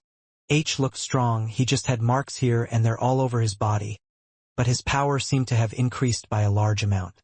"That's it, I can't take it anymore," Layla shouted. If you aren't going to go out there and let Sil touch you, and you're just going to let us all die including Minnie, then your life might as well be useful for something. Layla held out her hand. One pointed toward Russ, the other toward Sil. Russ almost laughed, wondering what she could do. That was until he could feel the energy being drained out of his body, and him falling to one knee almost. Layla was using her soul weapon and giving Russ's chi energy to Sil. Russ was already in a weakened state, after using nearly all of his MC cells, and transforming into whatever it was that was in the black sword. His body was in good condition since he hadn't taken the brunt of the attacks himself, but it was more so his ability form, which was why he was still able to stand well, walk and so on, which was why he found it so strange when his body started to feel weak. It felt like something was reaching deep into his stomach and pulling it out his insides, and as time went on, he was getting weaker and weaker until he eventually fell to one knee. Looking up, covered in sweat, he could only assume it was the doing of someone. "You bitch!" Russ grunted. "What are you doing to me, after everything I've done for you? I saved your life and now you're trying to kill me." Layla ignored Russ's cries because she needed to focus on what she was doing herself. Using her soul weapon was a difficult task due to the way it worked. Technically, she was using her telekinesis ability, and with her soul weapon she was also able to control what was inside one's body, and that was chi. Right now, she wasn't just taking chi from Russ and giving it to Sil, but trying to spread out her power far and wide and getting the energy from everyone in the area. Russ doesn't even have a lot of chi energy in the first place, but if I use my powers I can gather energy from everyone else. Since the others were further away, the effect of the drain was lessened on them, but they all could feel themselves weakening. Since they weren't taking part in the fight, they didn't see it as such a big deal. As for H himself, Layla was also taking power from him. However, he had a strong sense of chi and it was powerful, alive. It was harder for one to take energy when the chi itself was attached to the person so strongly. It was easier when they were weakened. This is what made Layla realize the large difference between the two. She could see it, and even though she was giving power to Sil, there was a huge concern. How much had Sil weakened from that time he spent on that ship? He has all this amazing power inside him, but it's almost like he can't utilize it because of his body. Thinking about this, there was a worry about what she was doing. Just in case, she decided to move some of the chi that was in the area, and started to power her own body as well. Sil had lost all of his clones, and using his clones took up quite a bit of his MC cells, so instead he decided to try his best to focus on fighting with the staff as well as using his powers. H was faster than he was before with his injuries, and was charging right after Sil. Each time Sil would set up a number of abilities to use against H and teleport out of the way. However, from those watching, they could see each time H was catching up as well. Moving faster, using powers to try and trap Sil. Even encasing areas with ice. Sil was getting away, but just barely, and the tension from watching the fight was making everyone's heart beat faster. "I can feel my body is getting stronger. Is it from one of the others?" Sil thought as he rapidly teleported around the place. The use of H and his powers was getting quicker, better and stronger, and now there wasn't even a chance for Sil to attack his opponent. "If I continue like this, I should be able to produce stronger attacks." Although most abilities just relied on the use of MC cells for them to be powerful, that wasn't the case with all abilities. One could get a good boost with a strong body with some abilities. Especially at the advanced level, Sil had learned how to push powers through his body to give them more power like he had done with the lighting rings, but he couldn't use them to their full potential. With this in mind, and since he was unable to use the skills of the staff, Sil placed the staff away. He then quickly gathered strength and several lightning rings around his arm, powering the power through him. Teleporting right behind H, he threw out his fists, hitting him in the back. Anticipating this move though, H had turned around as well and had his lightning hammer. He swung it out while Sil swung out his fist. The two collided and the lightning rings around Sil's fist bunched up together. Large electric pulses emitted in the entire area one after the other, and each time it was pushing the hammer back slightly. But in the end, the hammer's power won out. With the immense strength that H had, the two spikes on his shoulders extended, growing again, and a surge of power whacked Sil away. His arm had collapsed in on itself. All of the muscles were damaged, tendons ripped. At that point Minnie had captured Syl again, and decided for the two of them to go into the shadow space, disappearing from the battlefield. "Uncle Syl, you need to heal yourself," Minnie said. While they were in the shadow space, he could use his powers without worrying, but they needed to be quick, otherwise it would mean those outside would suffer. Outside was looking around the place and searching for them. He had no clue how the shadow worked. "Do you see what's happening now?" Layla asked. "If Syl can't fight, then H will go after us. Do you even know who that is?" "What do you mean?" Russ replied. "We found out the information that thing right there is not just any Dalki, but a Dalki that's made with the Blade family, not just any of the Blades but also has the DNA of Hilston. The one who was behind the whole chain in the first place. If there is anyone that hates the Blades as much as you do, then that would be Syl. Syl would do anything to get rid of the past of the Blades. And now, there is nearly no one from the Blades left alive, of the group trying to change their name." Russ, who liked to talk back a lot, and was now down on both knees, didn't say anything. There was no way for him to confirm this was true, and inside him it just felt wrong to do it. "Anyway, I've given up on convincing you," Layla sighed. At that moment, Syl and Minnie had come out of the shadow. She continued to give some power to Syl, but not all. She knew it was dangerous for his current body to take everything in, and that even with the boost of chi that Syl wouldn't be able to win. She was going with her own plan. Having gathered enough energy herself, she picked up the black sword and grabbed Russ by the scruff of the neck. "If you really don't care about dying so much, then we should head out to the battlefield." Layla, grabbing Russ, ran out, with the black sword in her hand. She wasn't drawing power out of it, but just kept it in front of her. The energy from the battle and clashes were so intense that she might be blown back if she didn't have the sword. Now, with the two of them on the battlefield, Layla only had a last few words to say to Russ as she let go. "Now you choose. You either die by the one you hate, or help Syl and live, you decide." Stark had been given some information about the one known as Jack. He had been informed by those such as Logan as well as Quinn and the others. However, when they did update the Pensui Star about all of this, they informed him that the information they had might be out of date, so to say. A lot of what they knew about Jack was from before, when everyone thought he was dead. His powers, they were strong, but he himself was weak. He knew almost nothing about chi, and although he was one of the Big Four, he had no demon tier items.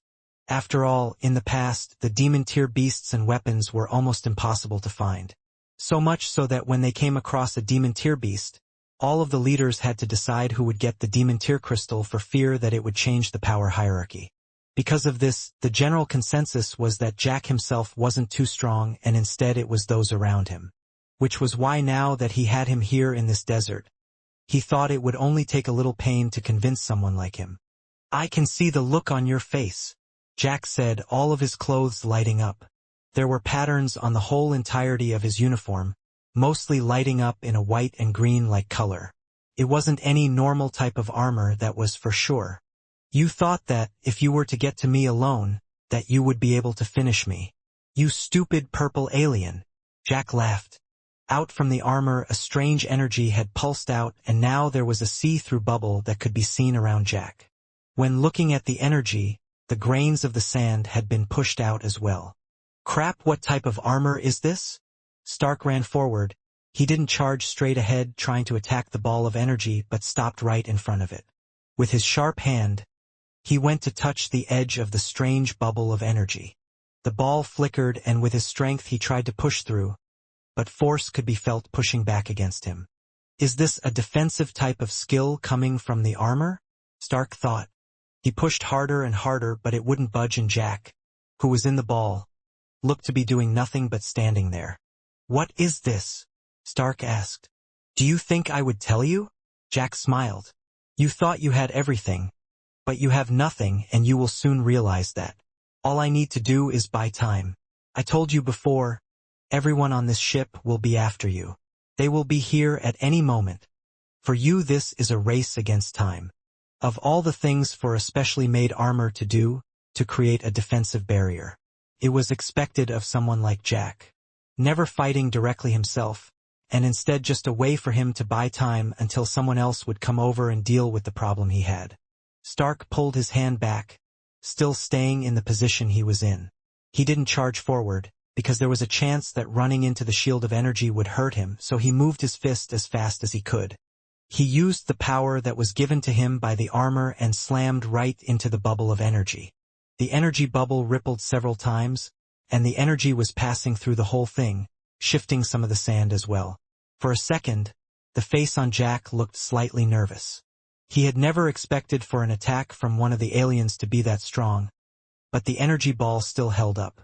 Stark's hand was sore, it felt like he was punching a wall, but at least a wall would give or break with that type of punch, but this one didn't. It was on the cusp of nearly breaking his fist, and if he punched the energy ball a few more times like that, then his hand would probably break. "Why are you doing this?" Stark shouted. "How can you just stay there standing with a smile on your face? And even now you don't even fight yourself. People are dying out there, those that won't be able to go back home to their families now. There is no reason for you to do this. What do you even get out of this killing those you don't even know?" Stark shouted.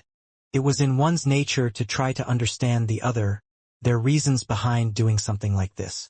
It felt like, if they actually knew the reason, they would be able to forgive them a little bit. Because in one's mind they couldn't imagine someone doing this for a petty reason, a small one or anything like that. "Why do I do this?" Jack started to laugh. "Wouldn't you like to know? A person in your position who has never reached the top would never know what it's like to be like me, to feel the way I feel. Even if I explained it to you, you would never understand. Look at our situation right now. I am here while you are there. I have gone through my whole life doing what I want," Jack said. "And all I have ever had happen to me is good things in my life. That's when I started to realize this life is for me. Whatever I do, things always work out for me in the end. I am the one that matters. Everything is about me." The words spoken by Jack didn't even make a lot of sense to Stark. This was just causing him to be even angrier. What the fuck reason was this? There were no consequences for his actions. Did Jack just feel like he was the chosen one, someone playing the main character in some type of movie? So none of his actions had consequences, just because he had never been punished before. But he had been punished, yet after that punishment his life had only gotten better. Is this what power does to a person? Stark, filled with this rage, ran back through the sand a great distance away.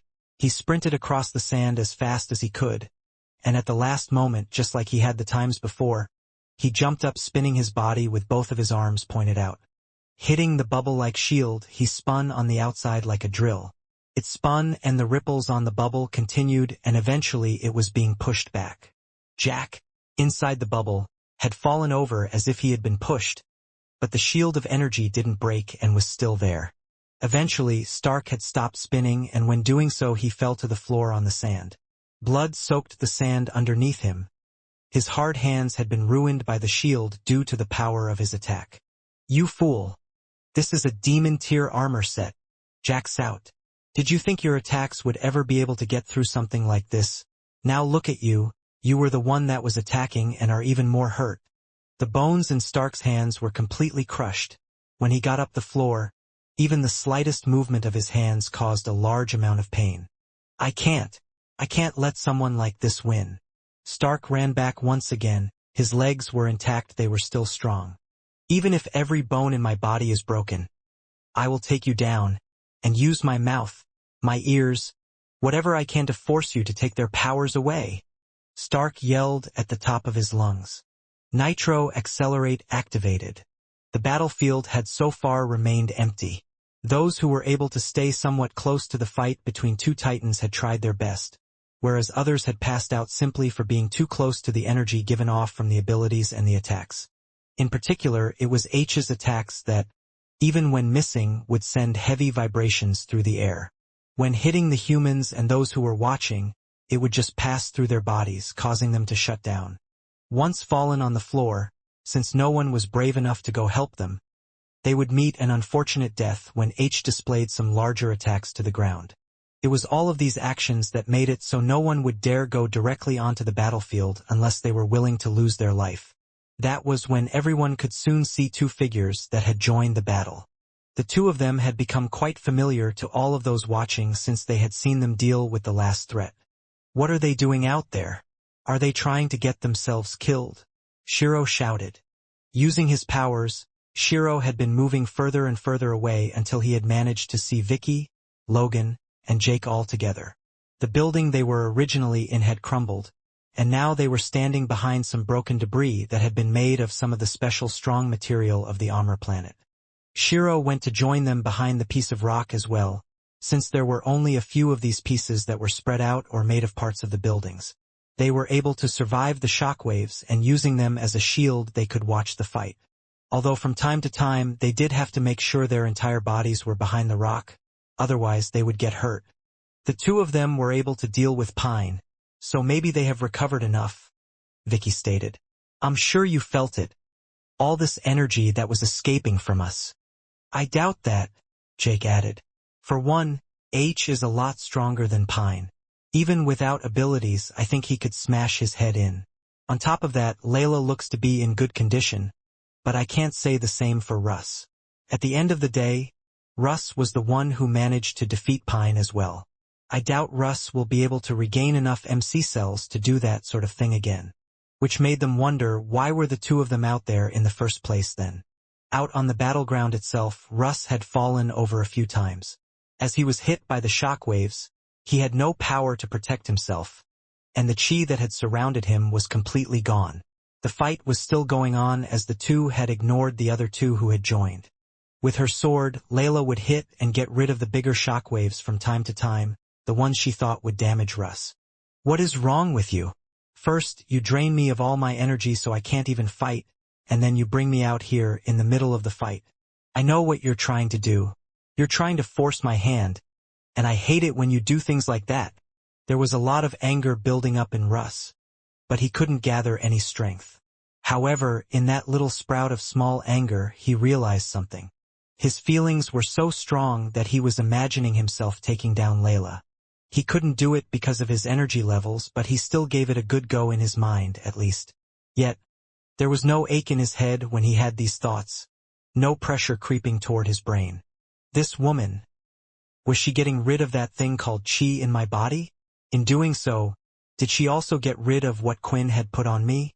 Does this mean I'm free? I don't have to worry about the Talon family anymore and can get out of here. Standing up to his feet, this thought gave Russ a new form of energy, until he was hit by a shockwave, this one with a trace of lightning powers. It hit his whole body and his legs, knocking him down on the ground.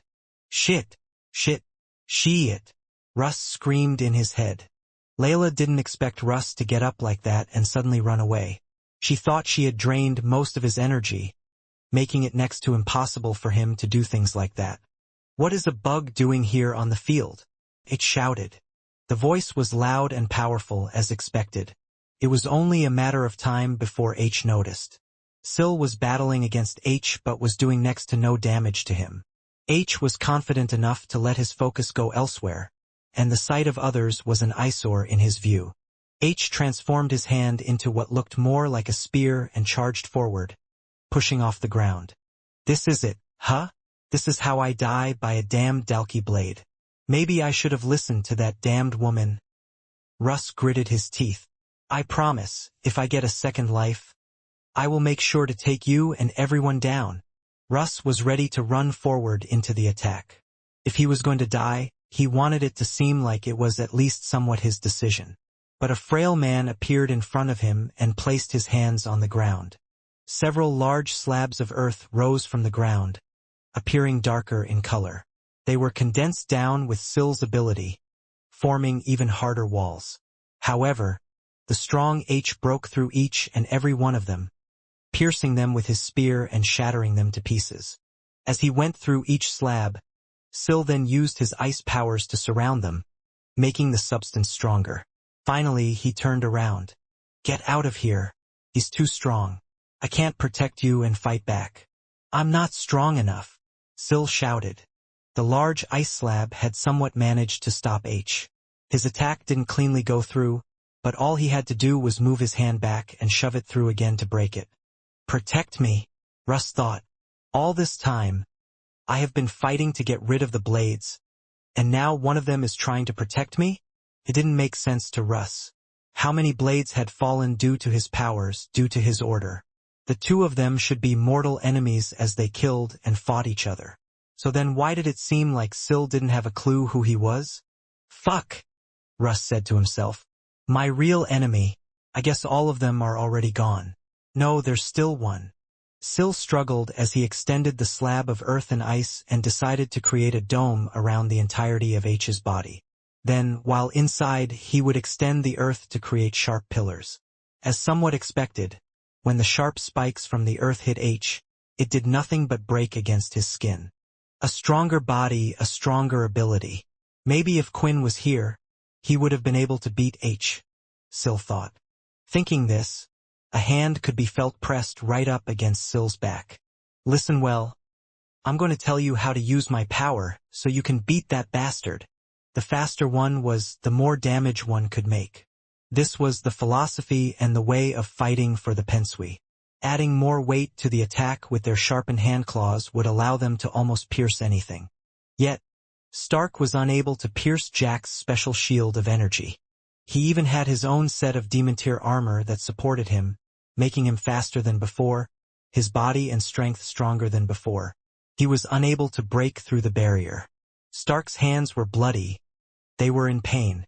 Even when moving his legs, the small movement in the air caused shocks of pain through his body.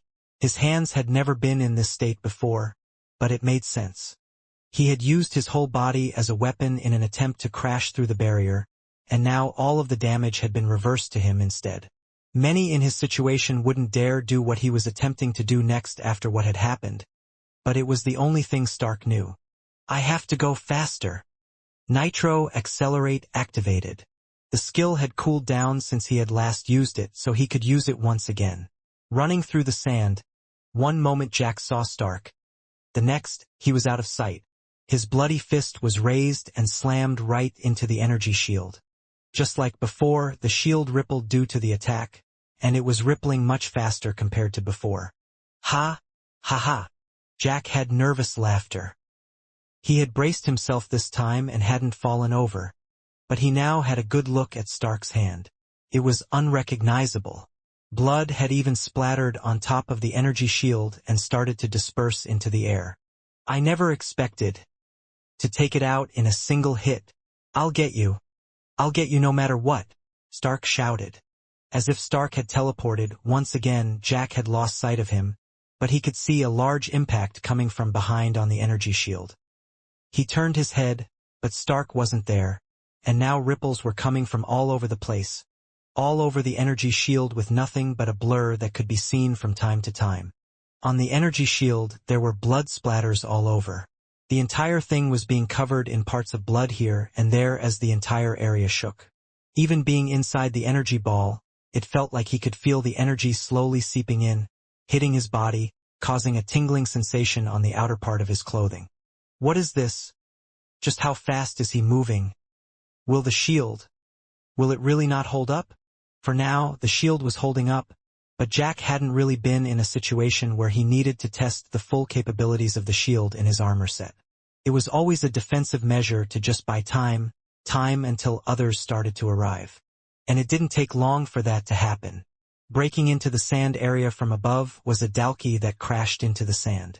Meanwhile, a few humans had entered from the regular entrance and were running towards Jack. You might have thought you got me, but I knew all along that I would be safe. Look at this, it looks like you lose. Jack laughed. However, the smile on his face soon started to disappear because, completely ignoring his words, Stark continued to attack the shield again and again. There was no sign of slowing down, and it seemed like he was completely ignoring those who had just arrived. The Dalki had arrived, and it was moving its eyes back and forth. It had stopped just short of the two, but it had no clue what to do. It then raised its fist and attempted to hit the blur it could see. The fist had gone straight ahead, and the Dalki had hit the outside of the barrier, causing a ripple of his own. What are you doing? You big stupid monster! Jack shouted. The Dalki turned again but was unable to keep track of Stark. He was simply too fast. Soon others had arrived, and they too continued to use their powers in an attempt to catch him. For Stark, he didn't even have to focus. Everything, their attacks, their movements, all of it was so slow to him. It was easily avoidable, and in truth, he perhaps could have spent some time dealing with them, but he was so focused on one thing and one thing only, and that was getting to Jack. Stark continued to go through the attack, attacking the shield of energy, not sure if it was doing anything or not, but he didn't care. I've lost all feeling in my legs. Using the armor's speed, it's even tougher on my body. But I can't give up here. If I fail, there's a good chance they will continue onward and get rid of all the Pensui, all those people that supported me. Stark pounded the energy shield, and the shield seemed to flicker at that point. Whatever it was he was doing, it was working. I can tell I'm so close. Nitro Accelerate has ended. Unlike Quinn, Stark didn't have a system, so he didn't see any such messages, but he could feel that he lost the power from the armor. Screw it, Stark said to himself as he saw this message. Using his regular speed, could he avoid the attack still? It was quite possible, but there was still a big worry in his mind. Would he be able to do enough damage to the shield? His own hands were no longer sharp. His bones were practically sticking out of the end of them. His body could handle the speed, but when attacking, strong shock waves would travel through his body, and now not just his hands were being affected, but everything. I know, Quinn said. That the armor, there was a way to force it to use its active skill.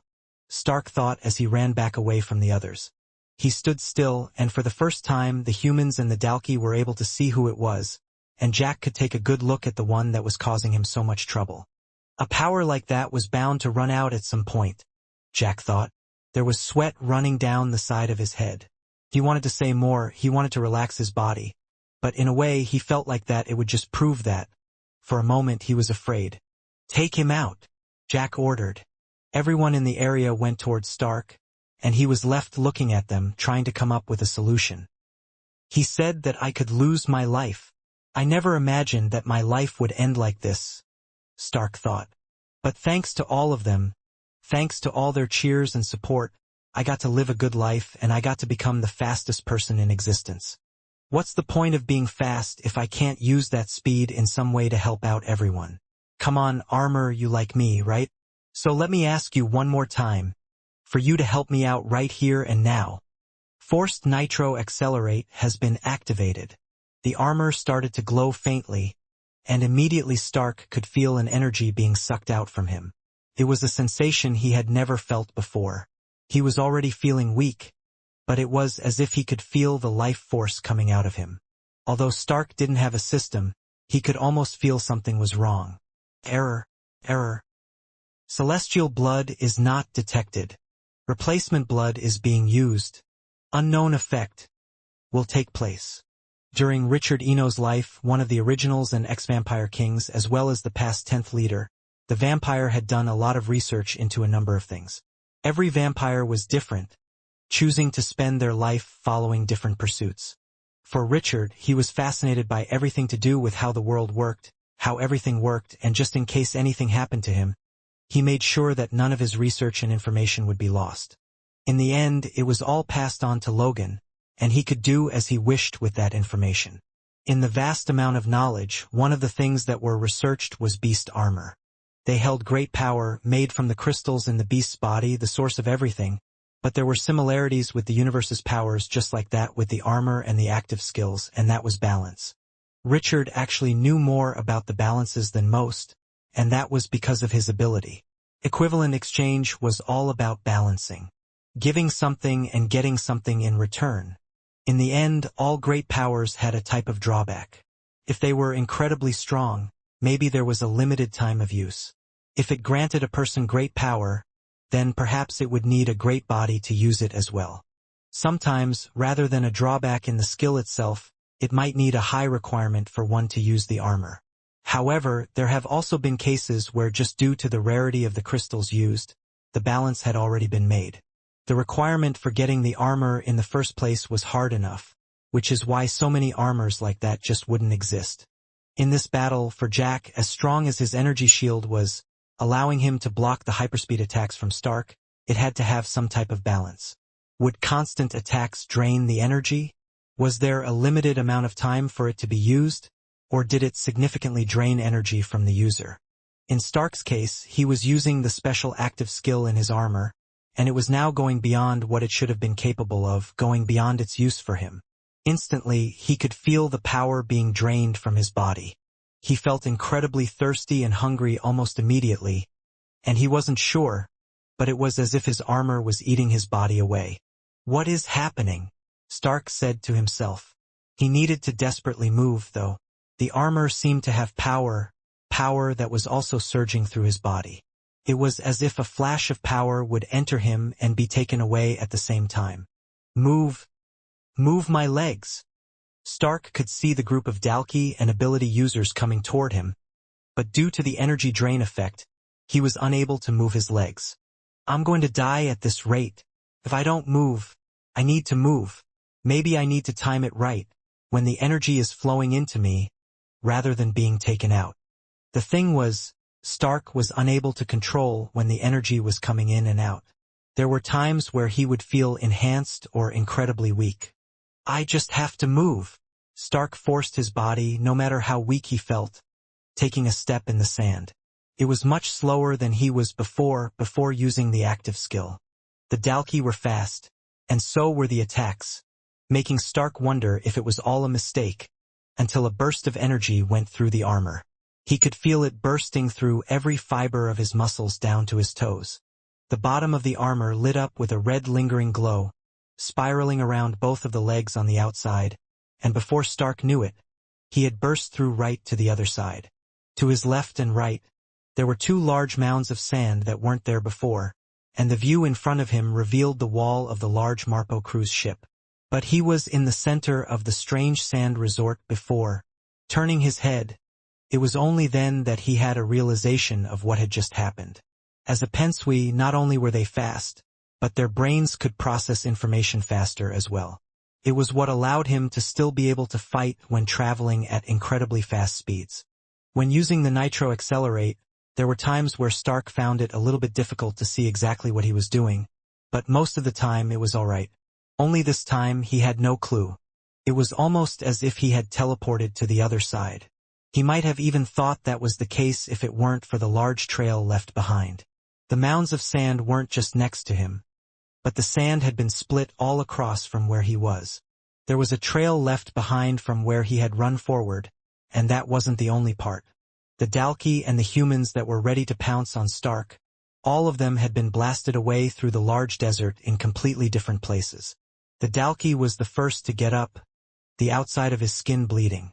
It looked almost as if someone had ripped off part of the scales on his body. It hurts, the Dalki shouted. What was that? His legs, they were covered in a red mist, and when he accelerated forward, all that power just escaped and hit us all. Jack hadn't seen Stark. His eyes were unable to keep up, but he did see all of the others blasted away just from the force that Stark made from running. Whatever it was that Stark had suddenly used, it was stronger and faster than the power of the armor from before.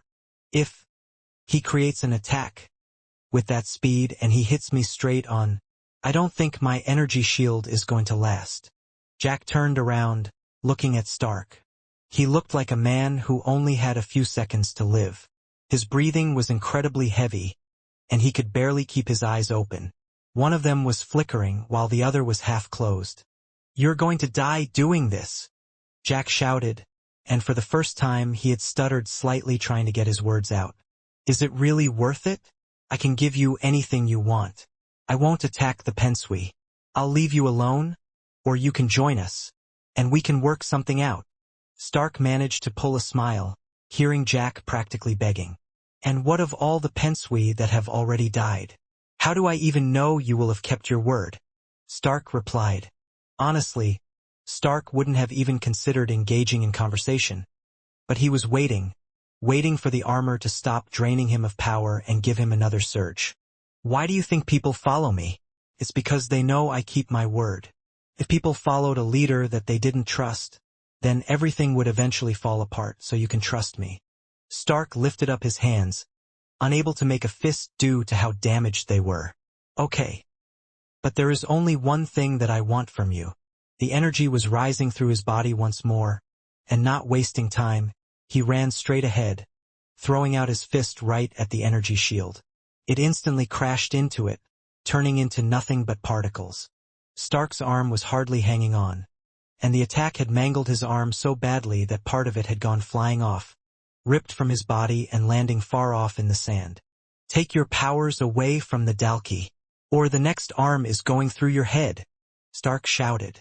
The decision had finally been made on Russ' end. He would allow Syl to use his power. Whether it was the right thing to do or not, well, only time would tell. And if they were all to die here, then he would never find out. There was one thing Russ was sure about, though. He had only done this because of Syl. When his life was saved, Russ felt like he could sense a bit of Syl's character, and during the fight, he could see the anger behind his actions and in his eyes. Syl was like Russ, wishing to defeat the great person in front of him. I've given you my power, but you need to buy time until I explain everything to you, Russ shouted. It wasn't as if H was just going to let him explain in the middle of the fight, and from the looks of things, H had transformed both of his hands into two giant hammers, both of them spiraling with lightning. Syl placed his hand on the ground, and it soon turned to mud. The mud was then shifting all over the place, pushing H back. With his strength, H had jumped out of the mud with relative ease. But when he landed on the ground again, he noticed that the whole ground was the same. This is annoying, H shouted. Changing his arms back, H now froze the mud around him, making it solid so he could stand on it. But in the middle of doing that, a large amount of water landed right on top of him, pushing him away and mixing with the mud. As soon as the water touched his skin, it started to freeze as well, and now H was just trapping himself. With a 10-spike strength, though, a simple movement of the muscles would be enough to break the ice. It was more of an annoyance than anything. Syl was doing as Russ said. Instead of using his powers to try and hurt H, he was almost delaying him instead. There was a reason why he had decided to somewhat trust Russ, who was a stranger to him. For one, when Russ touched him, Syl could feel his MC cells changing, and in turn he was able to acquire a new ability. This was a rarity. After so many years had passed, it was rare for Syl to ever come across a new ability, but it had happened here. On top of that, when Syl copied an ability directly from a person like this, he also was able to know the amount of MC cells a person would have. This wasn't just a high-level ability. This was beyond any ability he had felt before. Has this person increased their power? Maybe the same way I did? If that's the case, then this person is no ordinary person. The fight was being lost, and something had to change. There weren't many options, so he would just have to go ahead with this. Tell me, what's your power? How do I use it? Syl asked desperately. Russ was grinding his teeth before he opened his mouth. He had never quite explained his ability so clearly to someone before, but he had to now. My ability allows you to access the minds of those around you. Depending on the amount of MC cells you have, you can either summon those with the power or change your own body based on those memories. Out of the powers you use, they can only be used in the way the person has remembered them, even if they remember them wrongly. So in some way, you have to have seen or know what the powers do in order to use them properly. Also, this is the important part, you are drawing out the power of their memory. What this means is that the power that has been drawn is only as strong as they think it is. In some cases, this is stronger than the actual power, while in other cases, it's actually weaker, so it's a risky game. Based on what Russ was saying, even if Syl were to transform himself into H, a 10-spike Dalki, there was also a chance that H didn't know his full strength. Going head-to-head, Syl might push H into a corner he has never been in before, and in that case he would have no memory of when he was at his strongest and would lose. But there was another way, using his MC cells to transform himself and summon others as well. The power sounded incredibly strong, but as with strong powers, Syl could only imagine that it would require a large amount of MC cells to do such things. He had already been fighting H for a while, and although his MC cell pool was incredibly large, it wasn't anymore. If Syl had obtained the ability at the start of the fight, then he would have been able to summon another H for H to fight against, and then using his own powers defeat the enemy. But he couldn't think about what could have happened and needed to think about how to solve the situation now. Erupting in the center of the area, a large flame appeared. It was gigantic in size and reached the clouds. The water in the area evaporated from Sill's abilities, while the ground H was standing on was starting to melt. The intense heat could be felt by the others, and they were in pain just being in the area. The large fire soon condensed down and was now just emanating from H's skin, still covering his entire body. The power of fire, that's his fifth ability. I should have known he would have picked something like that, Sill thought. Although the lightning ability was considered one of the strongest elements, the fire ability, in many cases, was considered the most dangerous due to its destructive nature. With such power, one could eliminate entire armies and cities. However, to be strong, one had to have a mix of powers to use, and too many elemental abilities weren't always the best bet unless they were able to carry a high number of abilities. That was why Sill thought the fire ability wouldn't be chosen, yet here it was. His MC cells? I have underestimated them myself. Can't be. The more he is damaged, the higher the power of the Dalki. Is that also increasing his MC count? Is he getting stronger the more hurt he gets in this fight? Sill was unsure about his thoughts, but it reminded him that he was fighting against H, not Hilston. Who knew how many powers he could hold or what the limit of the Dalki was? At the moment, H didn't look to be damaged at all, so there was a chance he could grow even higher. Look, I don't know what that woman is trying to do, Russ said, staring at Layla. But I think she's trying to give you extra power or something. With your body the way it is now, it can't take that power. So the best bet would be to just turn yourself into that 10 spike. Take whatever power it is that she wants to give you, and beat that guy, summoning a bunch of others around you to help. Although the Black Swordsman was strong, its power to negate abilities might work against Sill if the swordsman's form wasn't strong enough to defeat the current H in front of them. Thank you, but I have another idea, Sill said as he slapped Russ on the side of his arm, and he was teleported back away from the fight. Teleporting himself, he soon moved Minnie out of the way and teleported to Layla, tapping her and moving her back as well. In everyone's mind here, there is someone that we all see as the strongest. Even now, I can tell that you are all thinking about him because it's the same for me. He is someone who has never failed us, and he won't fail us now. Shadows covered Sill's entire body, and when they spread out and disappeared, a completely different person stood in his place, with black curly hair and red glowing eyes. The facial features weren't quite the same, as it was just something that Russ' ability couldn't completely do.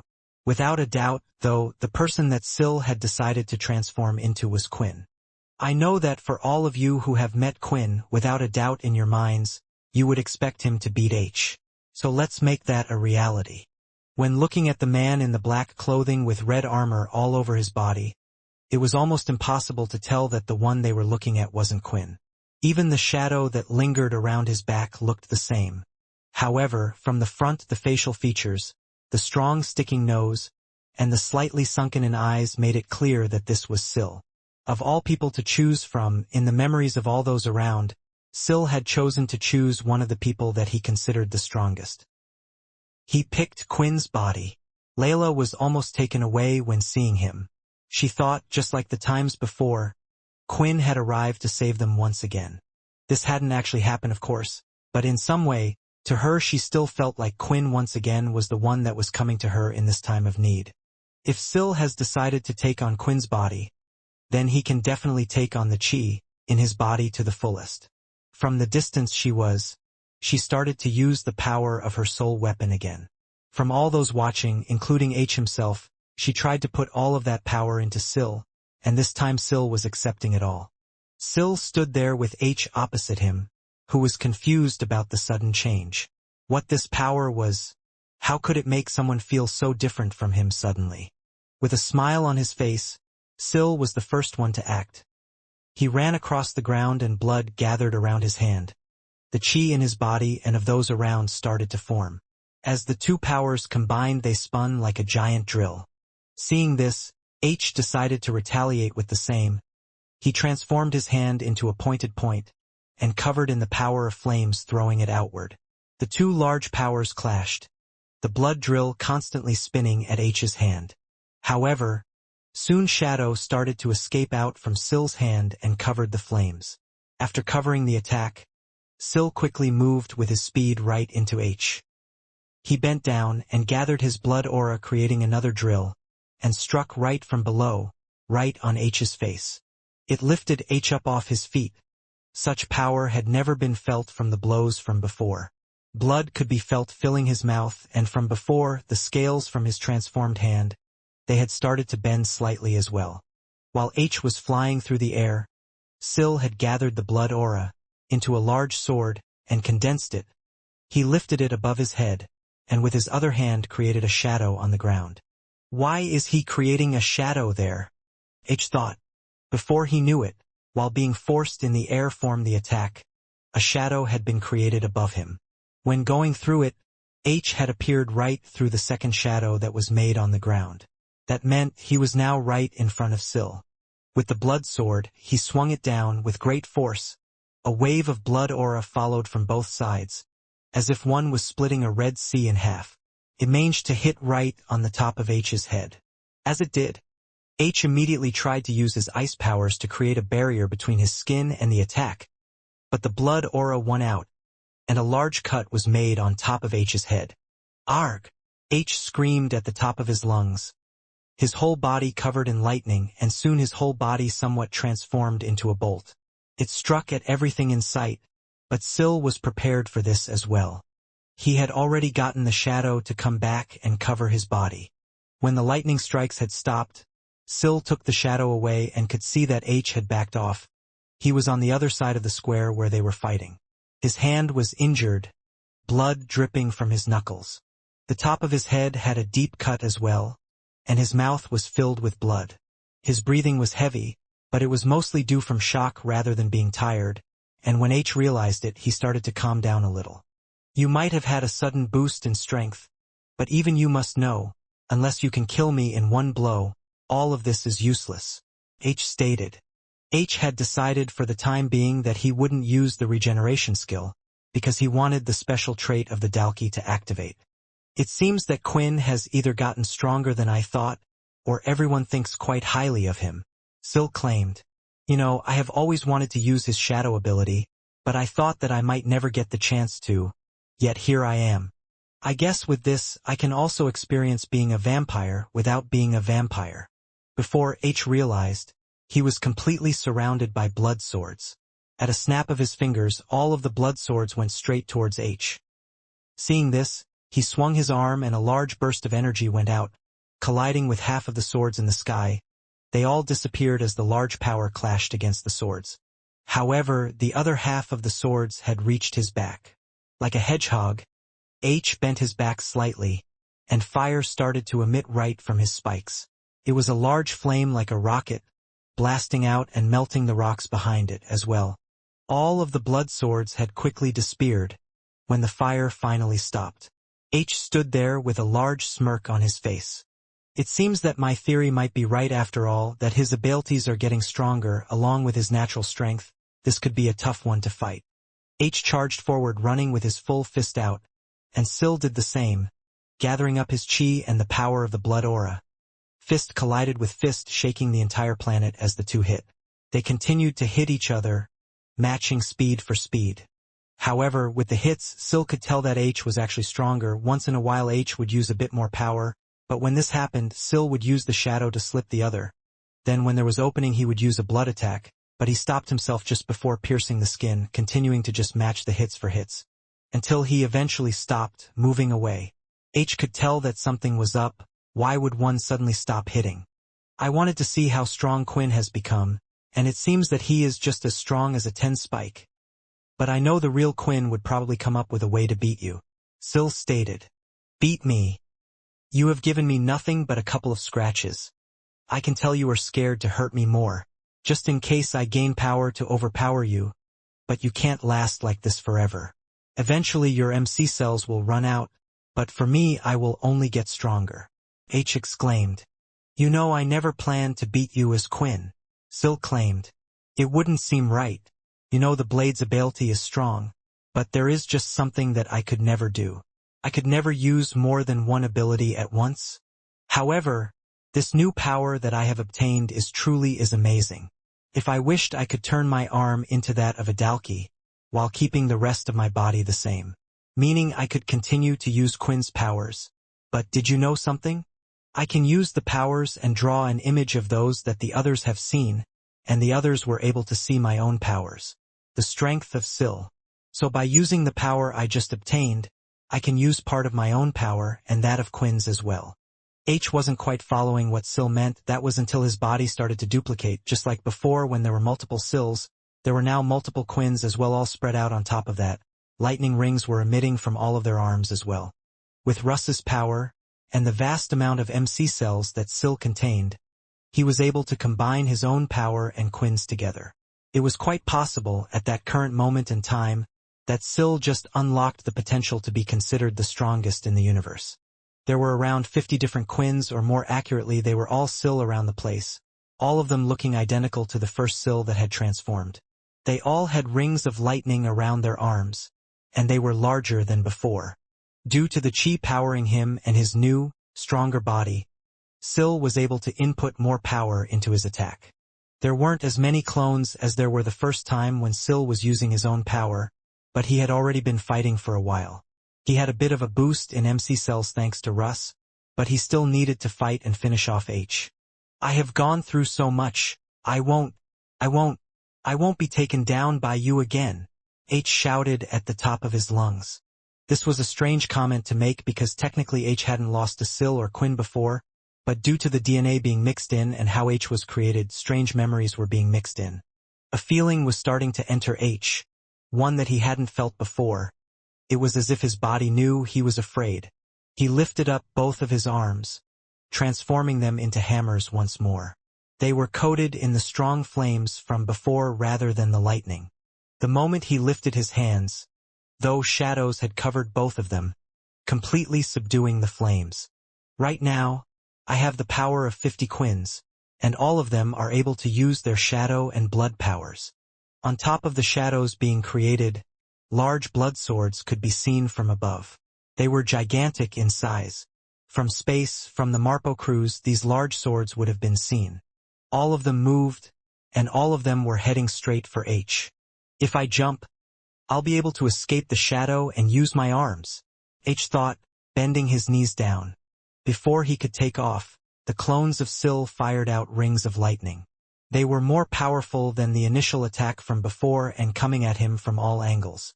As the rings of lightning hit H's body, a pulse of lightning in a ring shape emitted throughout the whole area. This was going off again and again as each ring of lightning hit H. He was unable to move no matter what he did, and each time the lightning struck him, blood splattered out from his mouth. This is impossible. How can I be unable to do anything? I have become a 10 spike with great power. From H's back, the flames emitted like a rocket once more. He lifted his legs, hoping it would propel him forward and defend against the attacks or at least get rid of the lightning circles that were hitting him. However, when the flames came out, instead of lightning strikes, large amounts of shadow created a wall, blocking out the flames. They were unable to harm anything, and now more lightning strikes from the front were fired, hitting H directly.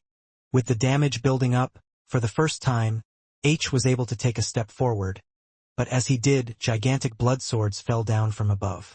The first one hit H's arm, slicing through his thick skin, going a few inches deep. Before he knew it, the rest of the large blood swords had struck H all over his body. The blood swords, upon touching H's body, condensed into a raw form of blood power, smaller in size but continuing to exert pressure. Each sword continued to strike at H. The energy, it's still rising in me, but with all of these attacks at this rate, I'll be dead soon. With this in mind, H did something he perhaps never should have done and started to use his regeneration ability. Pinned down on the ground by the condensed blood swords, he tried to lift himself up. That was a big mistake, Sil said as all of the Quinns charged in with large blood drills around their hands. The drills spiraled as they descended to strike H. He covered his head, hissing as he used both of his forearms to shield himself. He had managed to pull himself out of the blood swords just in time, but all the devastating strikes crashed into him. The waves of power were sent out far and wide, causing the planet itself to react to the attack. Storms brewed, clouds rained, thunder rumbled, and lava spewed from the cracks created by the fight. In an instant, it was as if the whole planet's scenery had changed as the force of multiple blood drills hit H's body. As quickly as H was being injured, he attempted to heal his body as much as he could. Dalki were very resilient, and being a 10 spike meant he was even more so. However, he was barely hanging on as the damage continued to accumulate, and his healing abilities were unable to keep up. After the Sills had attacked with the blood drills, they moved out of the way. Now, levitating in the air, there were several Sills with flame rings around their arms. I know that it might not be enough to kill you. I need to make sure that you are never able to come back again. I need to ensure that every last bit of you is burnt up. The rings of fire came out from each Sill, and just like with the lightning, as they hit H's body, giant rings of flame aura spread out through the area. These pulses of power were all aimed below, further and further into the ground, hitting H relentlessly. The onlookers were unable to see anything as flames erupted in one particular place, and the heat was too much for them to handle. Eventually, though, sweat could be seen running down Sill's face. He was getting tired, but he continued to use his powers, and soon one by one, the clones of Sill started to disappear. Sill stayed in the air, continuing to fire out rings of fire. You killed them. You killed everything that I tried to protect. Why did you have to take everything away from me? Sill shouted at the top of his lungs.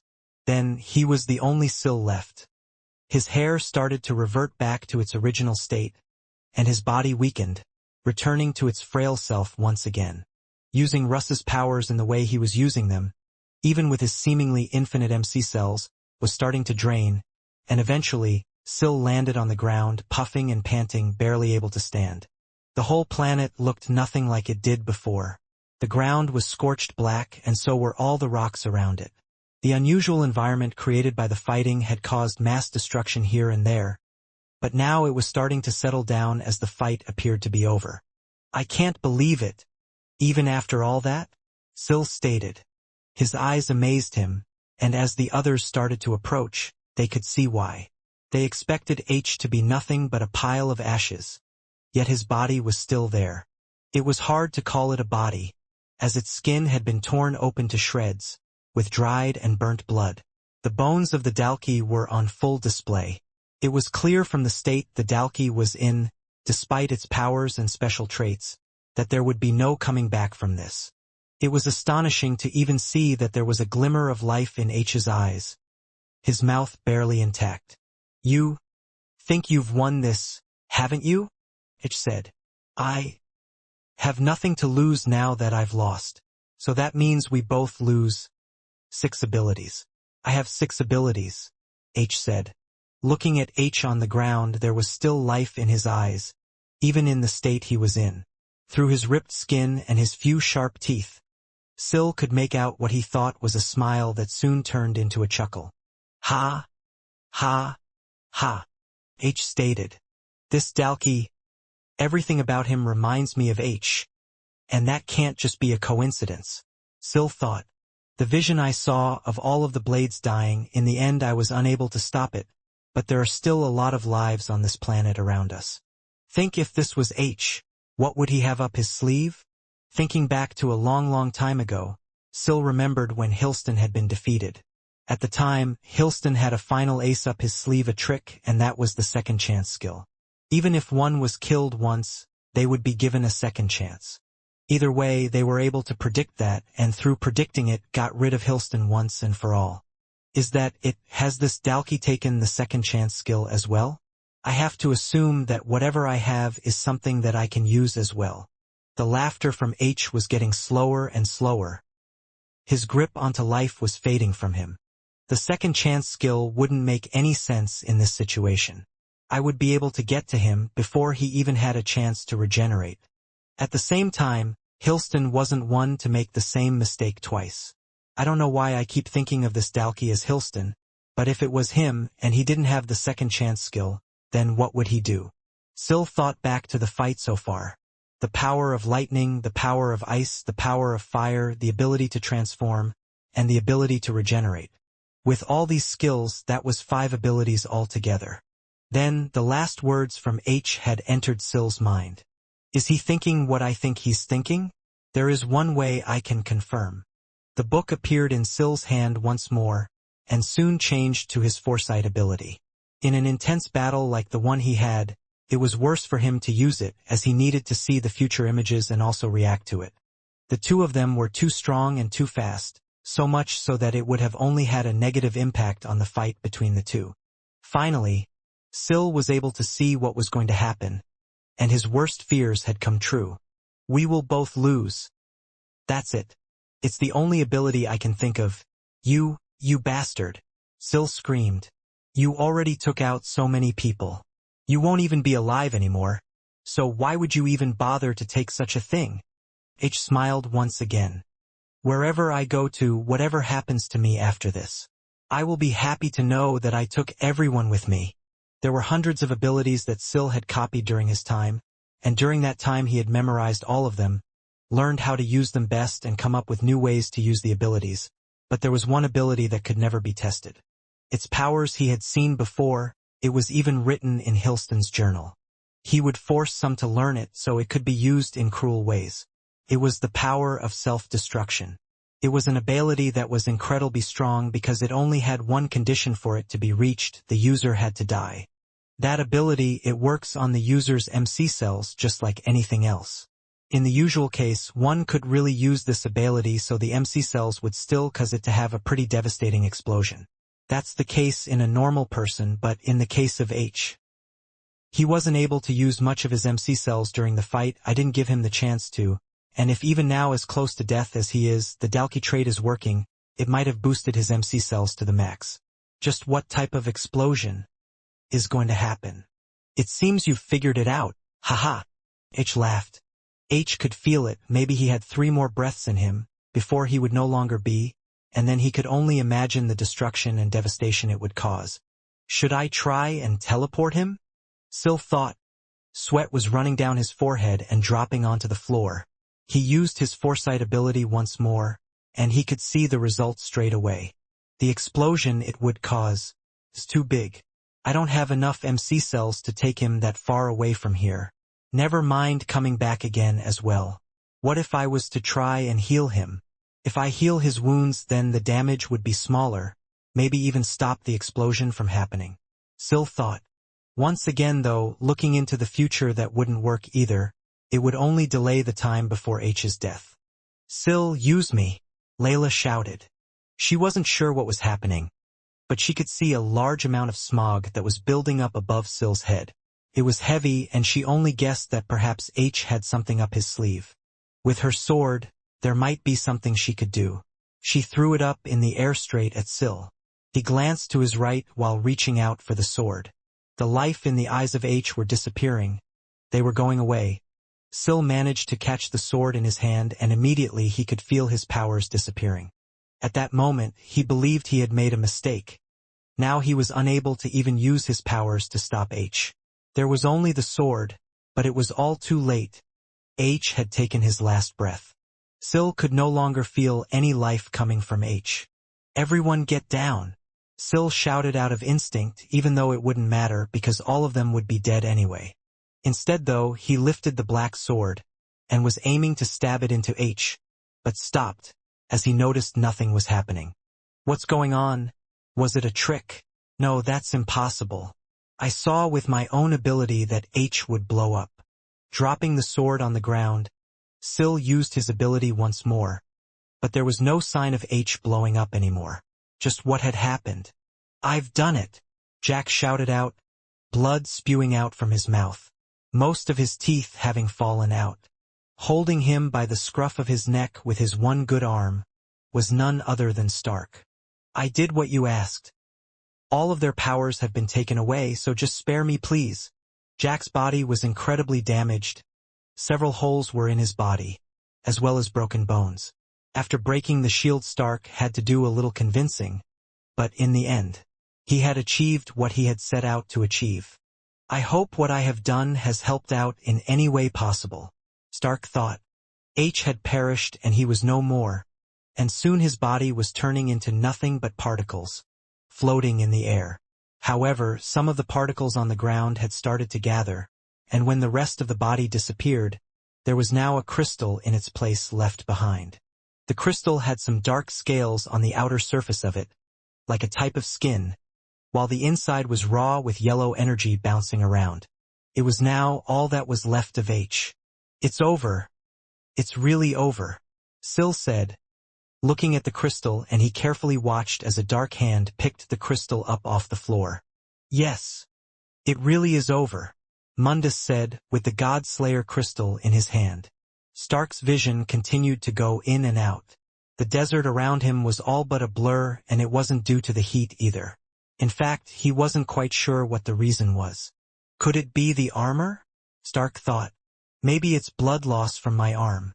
The wound. It stopped bleeding, but I lost a lot of blood during the fight. The Pensui didn't have amazing healing capabilities like the vampires, but unlike humans, if they were to lose a limb, the area around the wound would seal off to stop them from bleeding to death. The problem was, while using the armor's strange skill that was taking the life out of him, he could feel that his arm hadn't healed. It wasn't healing during his confrontation with Jack, and only now that he had stopped drawing power from the armor had his arm healed up. Let's try and look on the bright side. Without an arm it means I weigh less, so I should be able to move faster now, right? Stark thought. He stumbled a bit, but managed to catch himself. He imagined that the effect of the demon tier armor was the only thing that kept him standing, and the fact that there was still unfinished business. In the sand lying in front of him, Jack had a hole in his shin, a hole in his arms, and holes in other places of his body. All of these had been made with Stark's good arm. It was done so Jack wouldn't run away, and also to convince him to take away the powers of others. While attacking, Stark did also notice something else. A crystal that was embedded in his body. It was next to his chest, glowing with power. I'm not so sure what that is, but if I was to guess, it is one of those crystals that Quinn had asked for. A nest crystal? It's not glowing as bright though. Maybe its power was already somewhat used. Without realizing it, Jack was also powering his own armor with the power of the crystal, but with Stark using the celestial armor and his own strength, he managed to break through the barrier. Although nest crystals were somewhat considered an unlimited source of energy, even they needed time to recover their energy. Stark started to move toward Jack, and eventually lifted him again, pulling him up with his one good arm. The strength of the armor was still working, allowing him to do so with ease. I did what you asked. You said you would leave me alone, Jack shouted through a swollen mouth that was only getting bigger. I need to confirm you did as you said, and besides, if anyone else comes after me, I'm going to need a hostage, Stark replied. Stark made sure that Jack was unable to do anything, checking that the bones and the tendons in his arms and legs were slashed. He was unable to move and then placed him on his back. 2 of Jack's arms fell past his neck, and with his one good hand he held Jack's hands together close to his chest. After that he moved his legs, sprinting forward. He ran through the sand before stopping after half a kilometer. Stark coughed and blood spilt out of his mouth, falling onto the floor. If you force yourself to move you'll die, Jack said. If I stay put, and your people find me, I'll die, Stark replied. He continued to run, going back the way he came, but unlike before he would have to take frequent breaks and rest for a bit. Each time Stark had to take a break, the intervals were getting shorter while the breaks were getting longer. My damned eyesight is just getting blurrier. How much longer can I hold out? With one last stint, Stark had eventually made it back to Jack's personal control room.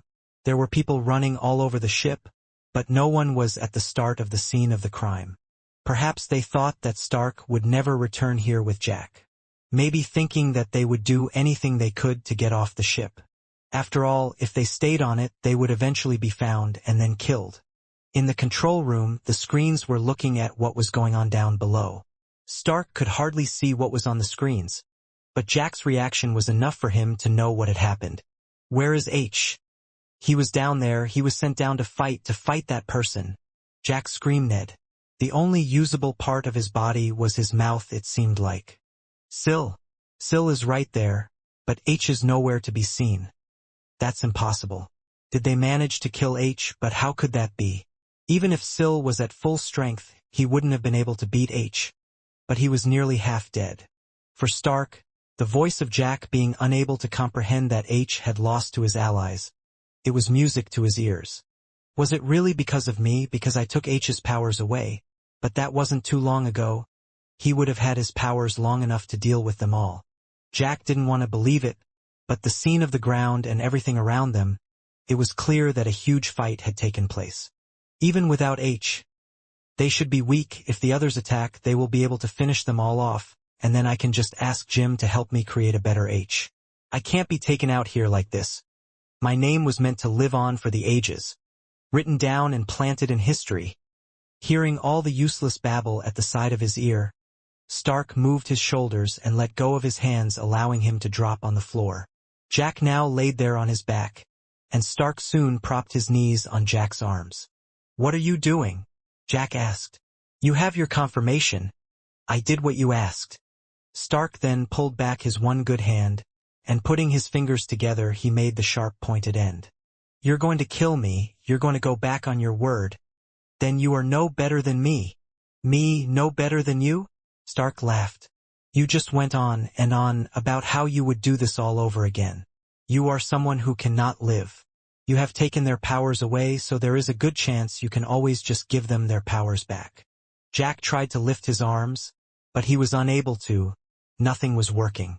No, I can't give them their powers back. I have to touch them. I have to transfer powers through my mouth.